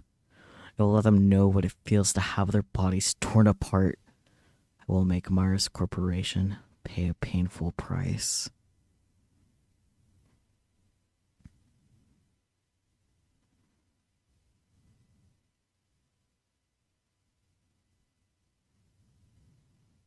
You saw all of that. It was you. You were the one who murdered all the core members. What exactly are you? Me? What am I? Can't you tell? I'm a product of the Myers Corporation just like you. Take a good look. This is how Myers Corporation treats a lawyer has done everything he could for them. I know Myers isn't gone yet, but soon I will clean them all up. I let go of Vincent's tie and ran out of the chamber at lightning speed. Outside the chamber, I once again saw that mysterious figure. She was standing next to that box, seemingly hinting at something to me. I took the photo out of the box and placed it in my pocket, then quickly ran to the next room.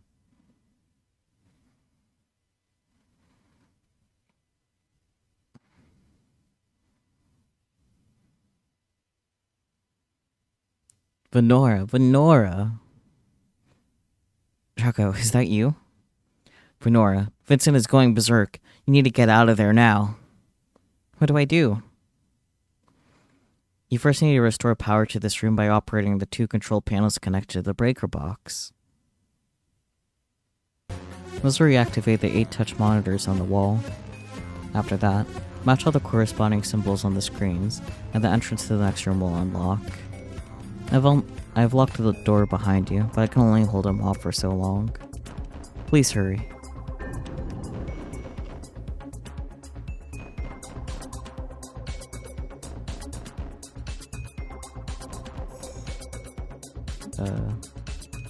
Sort of power item, right?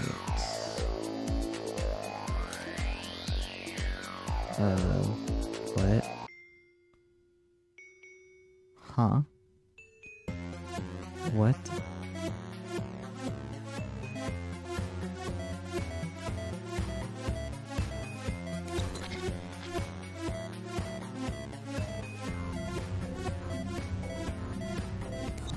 Okay.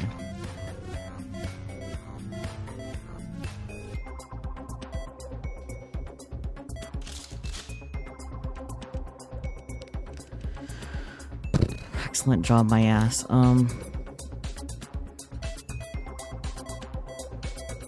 Fuck. Fuck that up.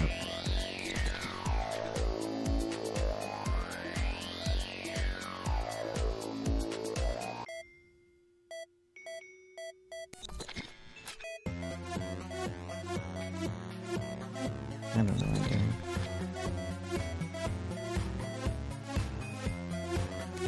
doing.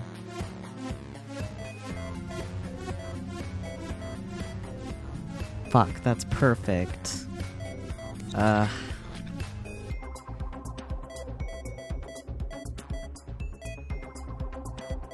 There we go.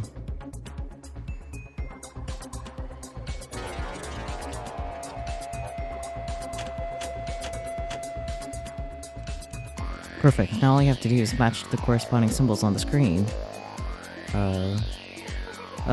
Did not like that. What do you mean match the corresponding symbols?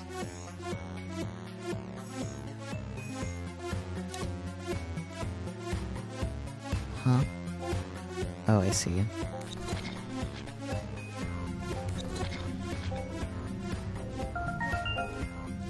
That was that one.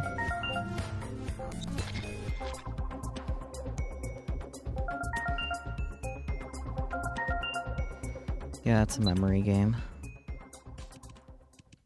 Good work, Venora. Now what's left to do is leave, right?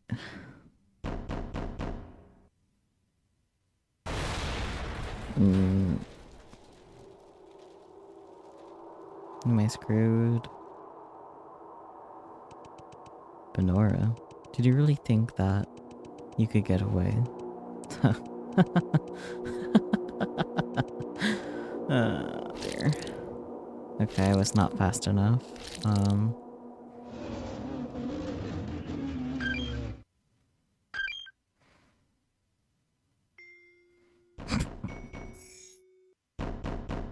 No, okay. We'll get to know that that didn't matter. I ran away for nothing. Yeah, I really thought I was clever. I thought I could avoid this. Well...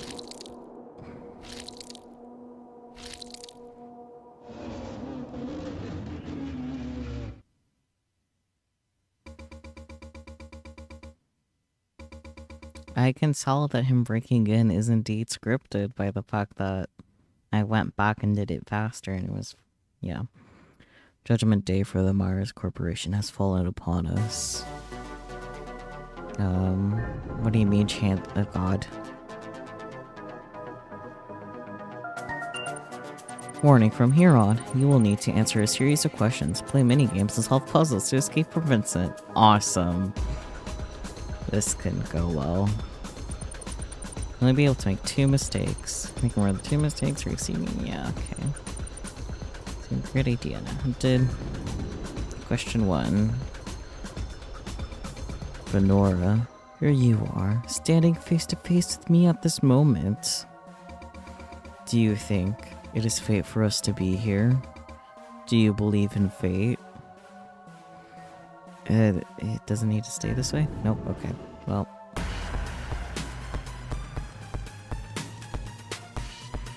There's no such thing as fate. Everything we're facing is the result of our free wills. Yeah, haha. Then killing you here will be my choice. Our fate and actions are intertwined. You gotta be faster than Hifumi too.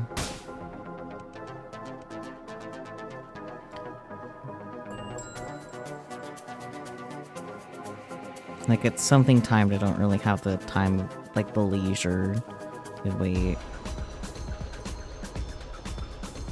Nothing in this world is purely coincidence or outcome of what we do. This moment as I stand here confronting you, it's a result of our intertwining fates and actions.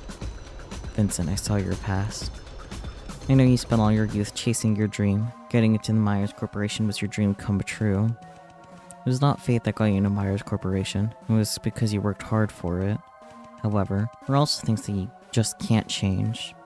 After all, it was your fate to become an outcast and be forced to leave the Myers Corporation because you didn't belong there.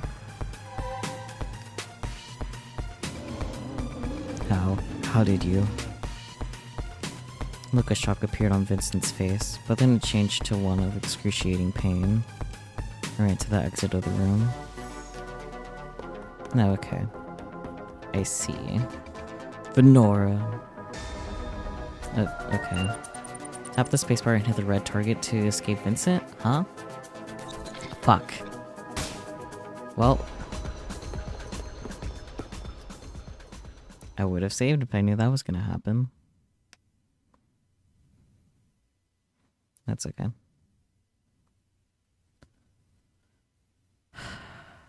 I need to stop doing that. That's okay. Speedrun this again, I guess.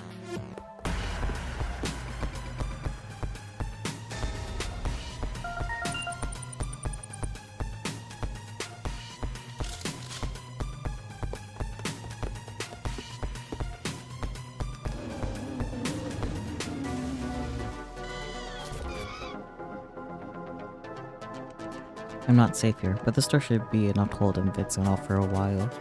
Need to solve the puzzles here first and get out of the room as soon as possible. Okay. Oh, that's a lot of puzzles. What the fuck?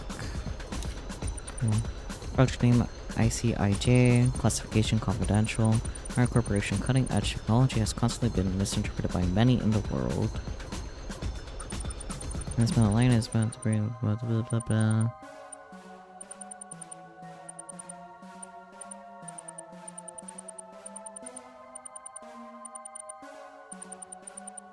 Nine,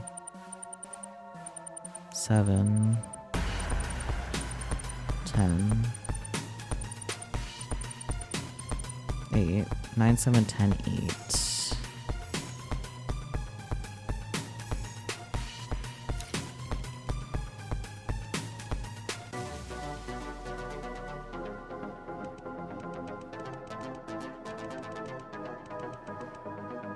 Okay, so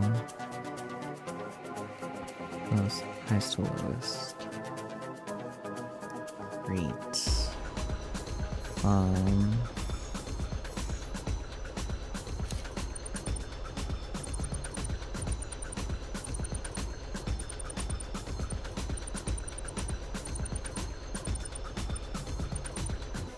Chaser. Chaser is 9. Infiltrator. 10, 9, 8, 7. Maybe?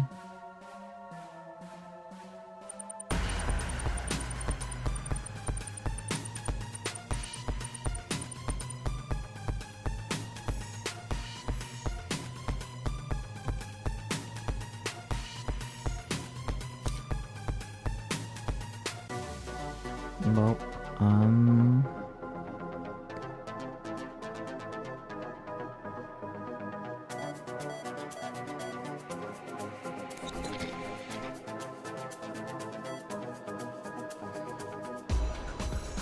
didn't you say you had a guide in front of you? What does that say? Fucking hell.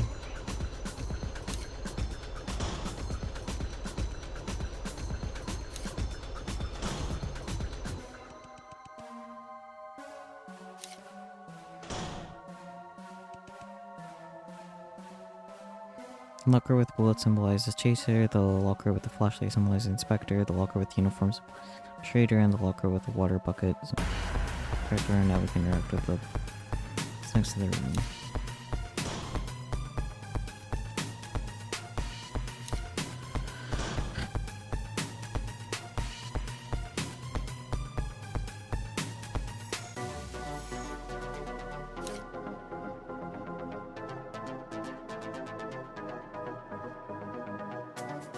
So I'm supposed to memorize who all of these symbols are supposed to represent, and through fucking readings.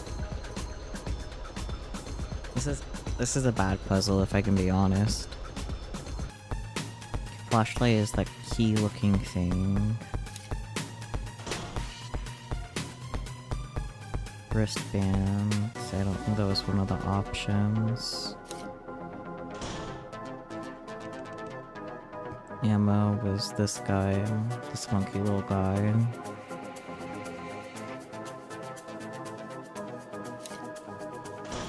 Teddy bear, not relevant, right? Uniforms, table. Is that all the ones that matter? No. The one with the bucket matters too, right? Chicken foot. Key, dots, table, bird foot. Okay.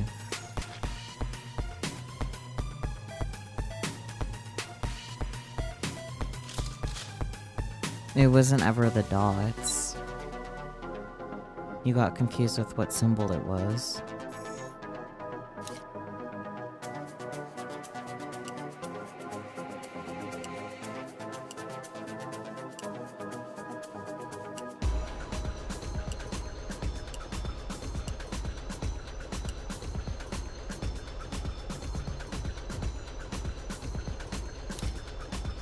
Okay, flip switch 1, 3, 4. Okay.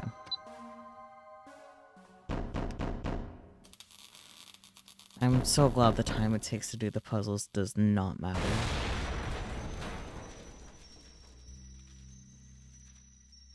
Hi, creepy. The unbearable torture of my body being crushed, the agonizing pain of my blood being drained. I remember everything, Venora. I remember it all. And I will never forgive the Myers Corporation. You'll still be a monster. Cool. Oh, that's nice. I will slaughter them all, each and every one of them.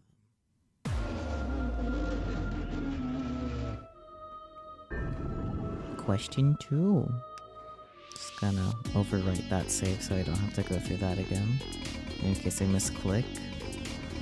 As long as I'm still alive, as long as I still have my last breath, we'll search every corner of the G4 district, track down every remaining Myers scum, tear off every inch of their skin, and grind their bodies into fine dust. Deceit, betrayal, 6 long years of waiting will finally have my revenge. Venora, are you prepared for your judgments?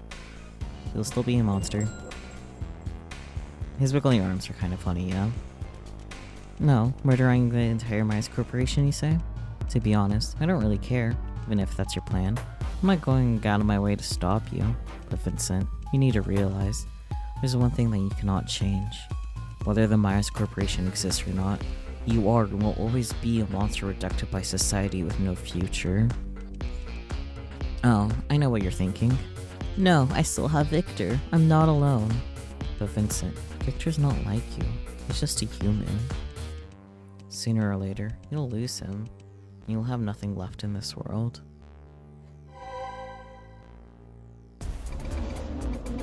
What did he say?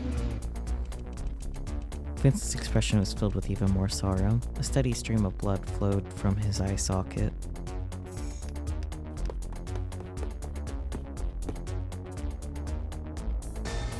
Hi. Fuck, okay. Well.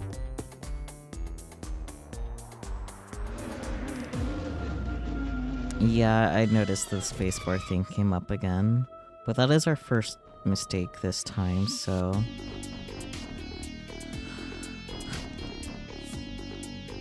Keep pushing, Venor, you're almost there, so you'll be able to escape. Okay, there's a bunch of numbers all over the place, so that's nice. July 23rd, 2081, sunny. Never thought that Victor would actually agree to my request. But he was always the first person to help me with my troubles no matter what I've asked of him. My request this time is just unprecedented. In order to accomplish it, Victor will have to make a huge sacrifice. I must admit that I feel very guilty and simultaneously worried, because I'm not sure how seriously this will affect him, but I have no choice. Victor's the only person I trust. This role has to be fulfilled by no one but him. 7th, 2084, rain. The carrier have been cultured in the contamination unit, and the memories have been successfully implanted into the memory core. Victor did have one request. He wanted all the memories to take place before that thing happened. Although the carrier won't actually remember those, I could understand why Victor would want that, and I complied. May 15th, 2084, cloudy. No, this isn't even possible. Everything was going so well, but his eyes... Couldn't believe it. They look exactly the same. Unlike the text before, the last line of the diary looks like it was hastily written with a trembling hand. Okay, so 8/17, 3/11. Is this Sudoku? No, not quite. 213542952 plus. I don't wanna math. Okay, leading. 3 is the first square on the first row, 8 is the second square on the second row, 5 is the 17, and 11 is this. Okay, so basically, the numbers on the pad is all of these added together, right? Yeah, so I gotta highlight the squares based on of the numbers that these add up to. So 17 is gonna be the bottom left, because the 9 and 8.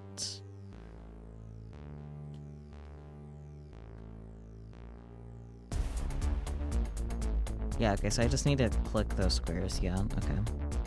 I don't know why I was thinking thingies were less descriptive. Yeah, so first square on the first row, second square on the second row, third square on the second row, first square on the third row, and second square.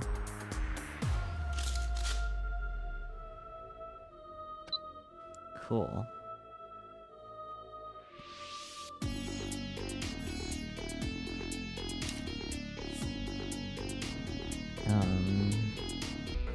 Choose the cigarette holder for the memory core, which represents Victor. So...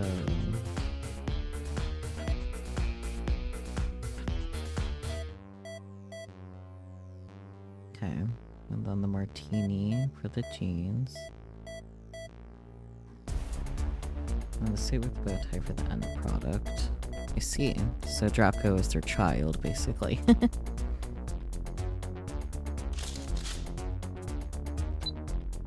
Cool.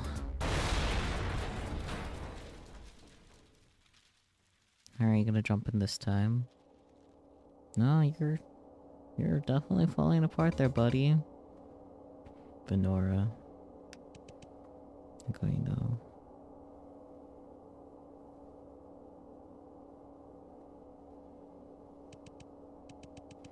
Vincent, you really are quite persistent. I'm gonna wait for you to tell me what the... Is there a next question? Draco is a cyborg made by combining their contributions, but yes, essentially their baby, yeah.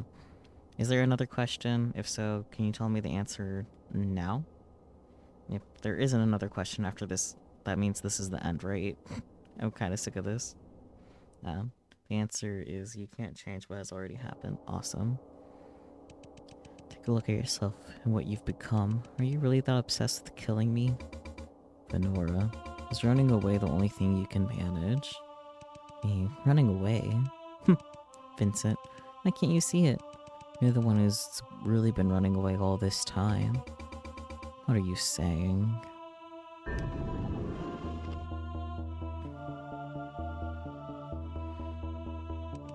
Ask yourself this, Vincent.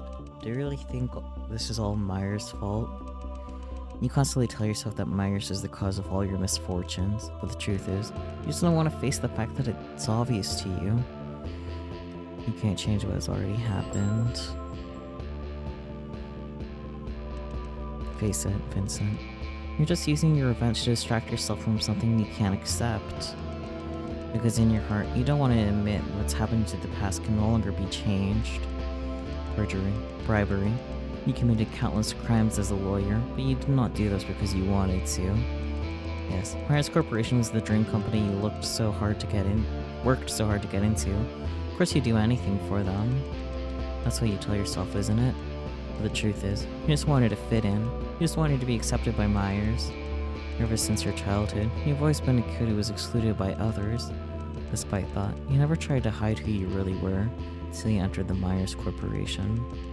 You started to put on a fake smile. You started to imitate others just because you wanted to be accepted by them. But just when you thought everything was going so smoothly, all of that happened. Only then did you realize how foolish you had been. You just want to go back in time. You want to go back to RMU and start over again. I pulled the picture of Vincent and Victor together at university out of my pocket.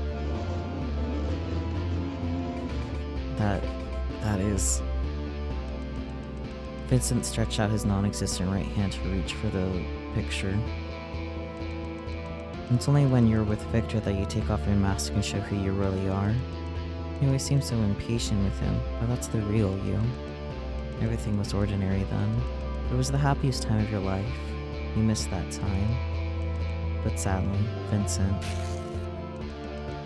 I tore the photo into pieces. You can never go back in time. You can't change what has already happened. No. No. Safe, oh thank God.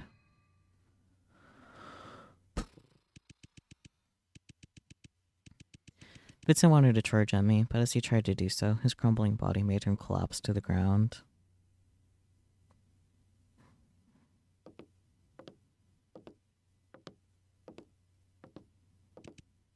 Well, Vincent. I walked up to Vincent, who was lying on the ground and unable to move. Since your wish is simply unattainable, could you do me a favor then? I lifted my right foot and stomped it into Vincent's face. Please give up your futile efforts and disappear from this world. I lifted my bloodstained foot and stomped his face again. You've already caused so much trouble for the Myers Corporation. If you could do us this one small favor, we'd greatly appreciate it. Again and again and again. I felt the same emotions welling up inside me as when I sliced open the cyborg's chest. It felt exhilarating. Before I realized it, the part above Vincent's neck was completely flattened. Finally, all there's left to do is finish my mission. I started to walk towards the exit.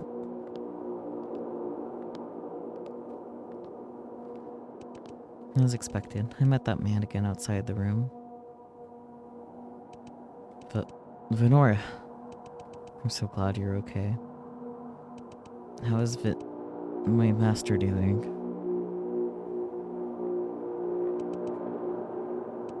He's dead. But, what? How? Draco couldn't believe what he was hearing. His whole body began to tremble. I killed him, and nonchalantly added, But, Venora, but why? Why did you do that? Or something like that. Yeah. What's the matter? Was Vincent that important to you? Yes. My voice was toneless as I questioned him. Do you even need to ask that? He's my master. No, more importantly, he's my brother.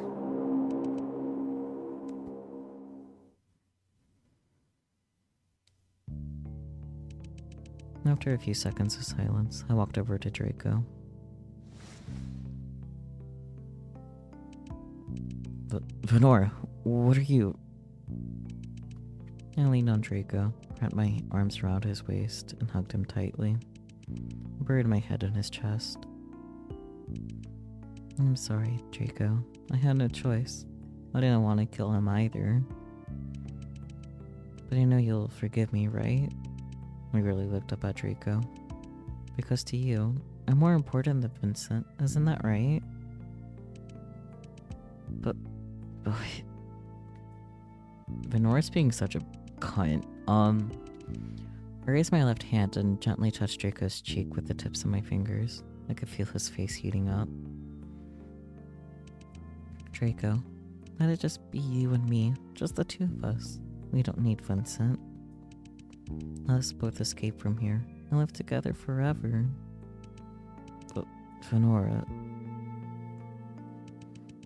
After a moment of hesitation, Draco slowly raised his arms and wrapped them around me.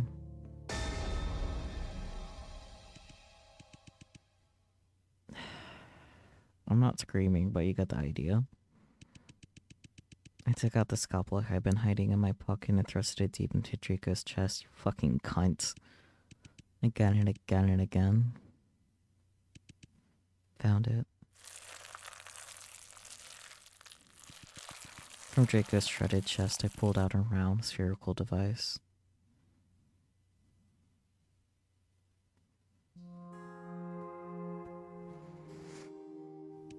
Unbelievable. So Vincent's so-called secret weapon is a cyborg made from his own genes and young Victor's memories. Honestly, now that I think about it, you and Victor are indeed alike. Whenever you become too obsessed with someone, you lose all your rationality. Forgive me, Draco. I do appreciate all the help you've provided. However, my mission is to destroy you. I tossed Draco's memory core aside and began to slowly approach him with my scalpel. I deserve this. This is all my fault. I'm sorry, Venora. I'm sorry I couldn't save you. Goodbye, Draco.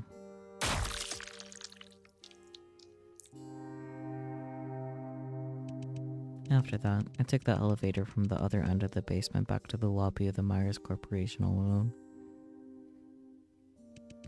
When I walked out of the Myers Corporation, I realized it was already the next morning. A man in blue greeted me at the gate as if he had been expecting me. No, Inspector, it's been a while. Welcome back to the underground Myers Corporation. What is it, Inspector? What's upsetting you?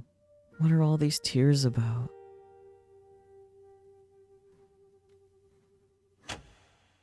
Well, everyone sucks here. That's the conclusion I'd come to. That was fun though, other than that one puzzle that sucked ass for no good reason. Other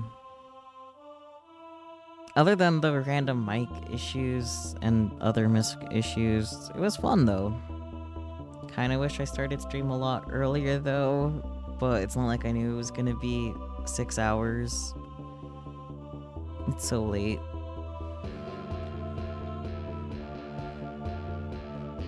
I'm sleepy.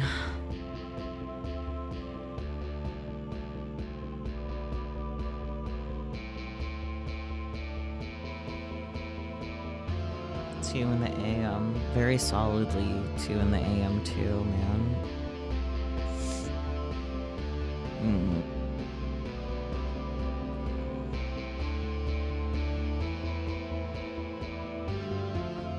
No homophobic real.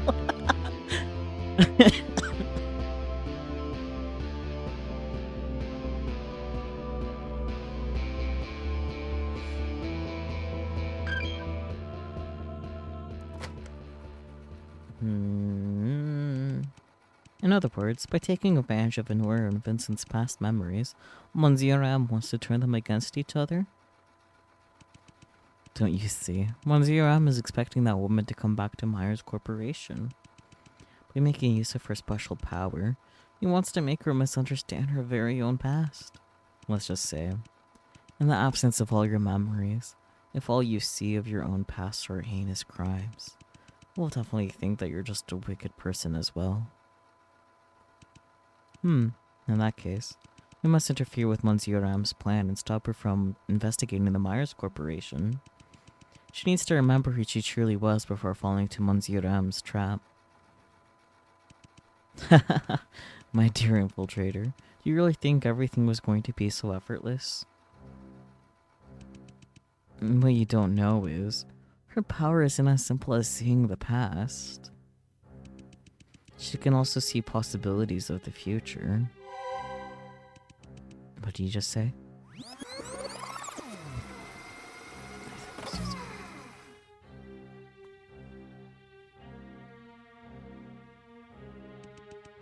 Lady Violet? Lady Violet, with all due respect, napping here is not the most sensible choice.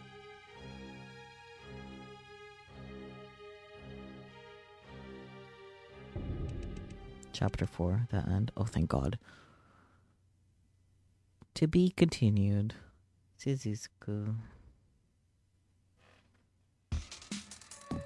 That was kind of cheap. Still overall enjoyed the whole thing, but that was cheap.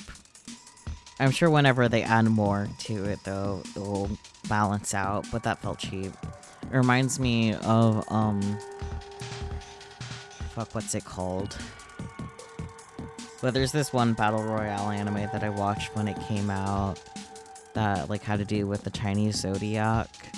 The ending sucked because like it was already being kind of predictable because they were going in order of like who died based off of like the order of the Chinese zodiac.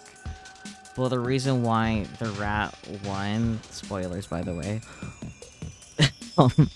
was because his special ability was that he could see literally like all the possibilities in advance for him to then eventually have the route where he won. Yeah, it is the one with the bunny boy that is like beefed up. But yeah, that was the time. TM. Jeannie Tyson, there it is. Bark, bark, bark, bark, bark, bark, bark. I don't know why I'm trying to make conversation. I should just end. Thank you guys so much for joining this wonderful misadventure. Anyways, really hope we connect tomorrow. No promises though. Yeah, okay, good night, bye.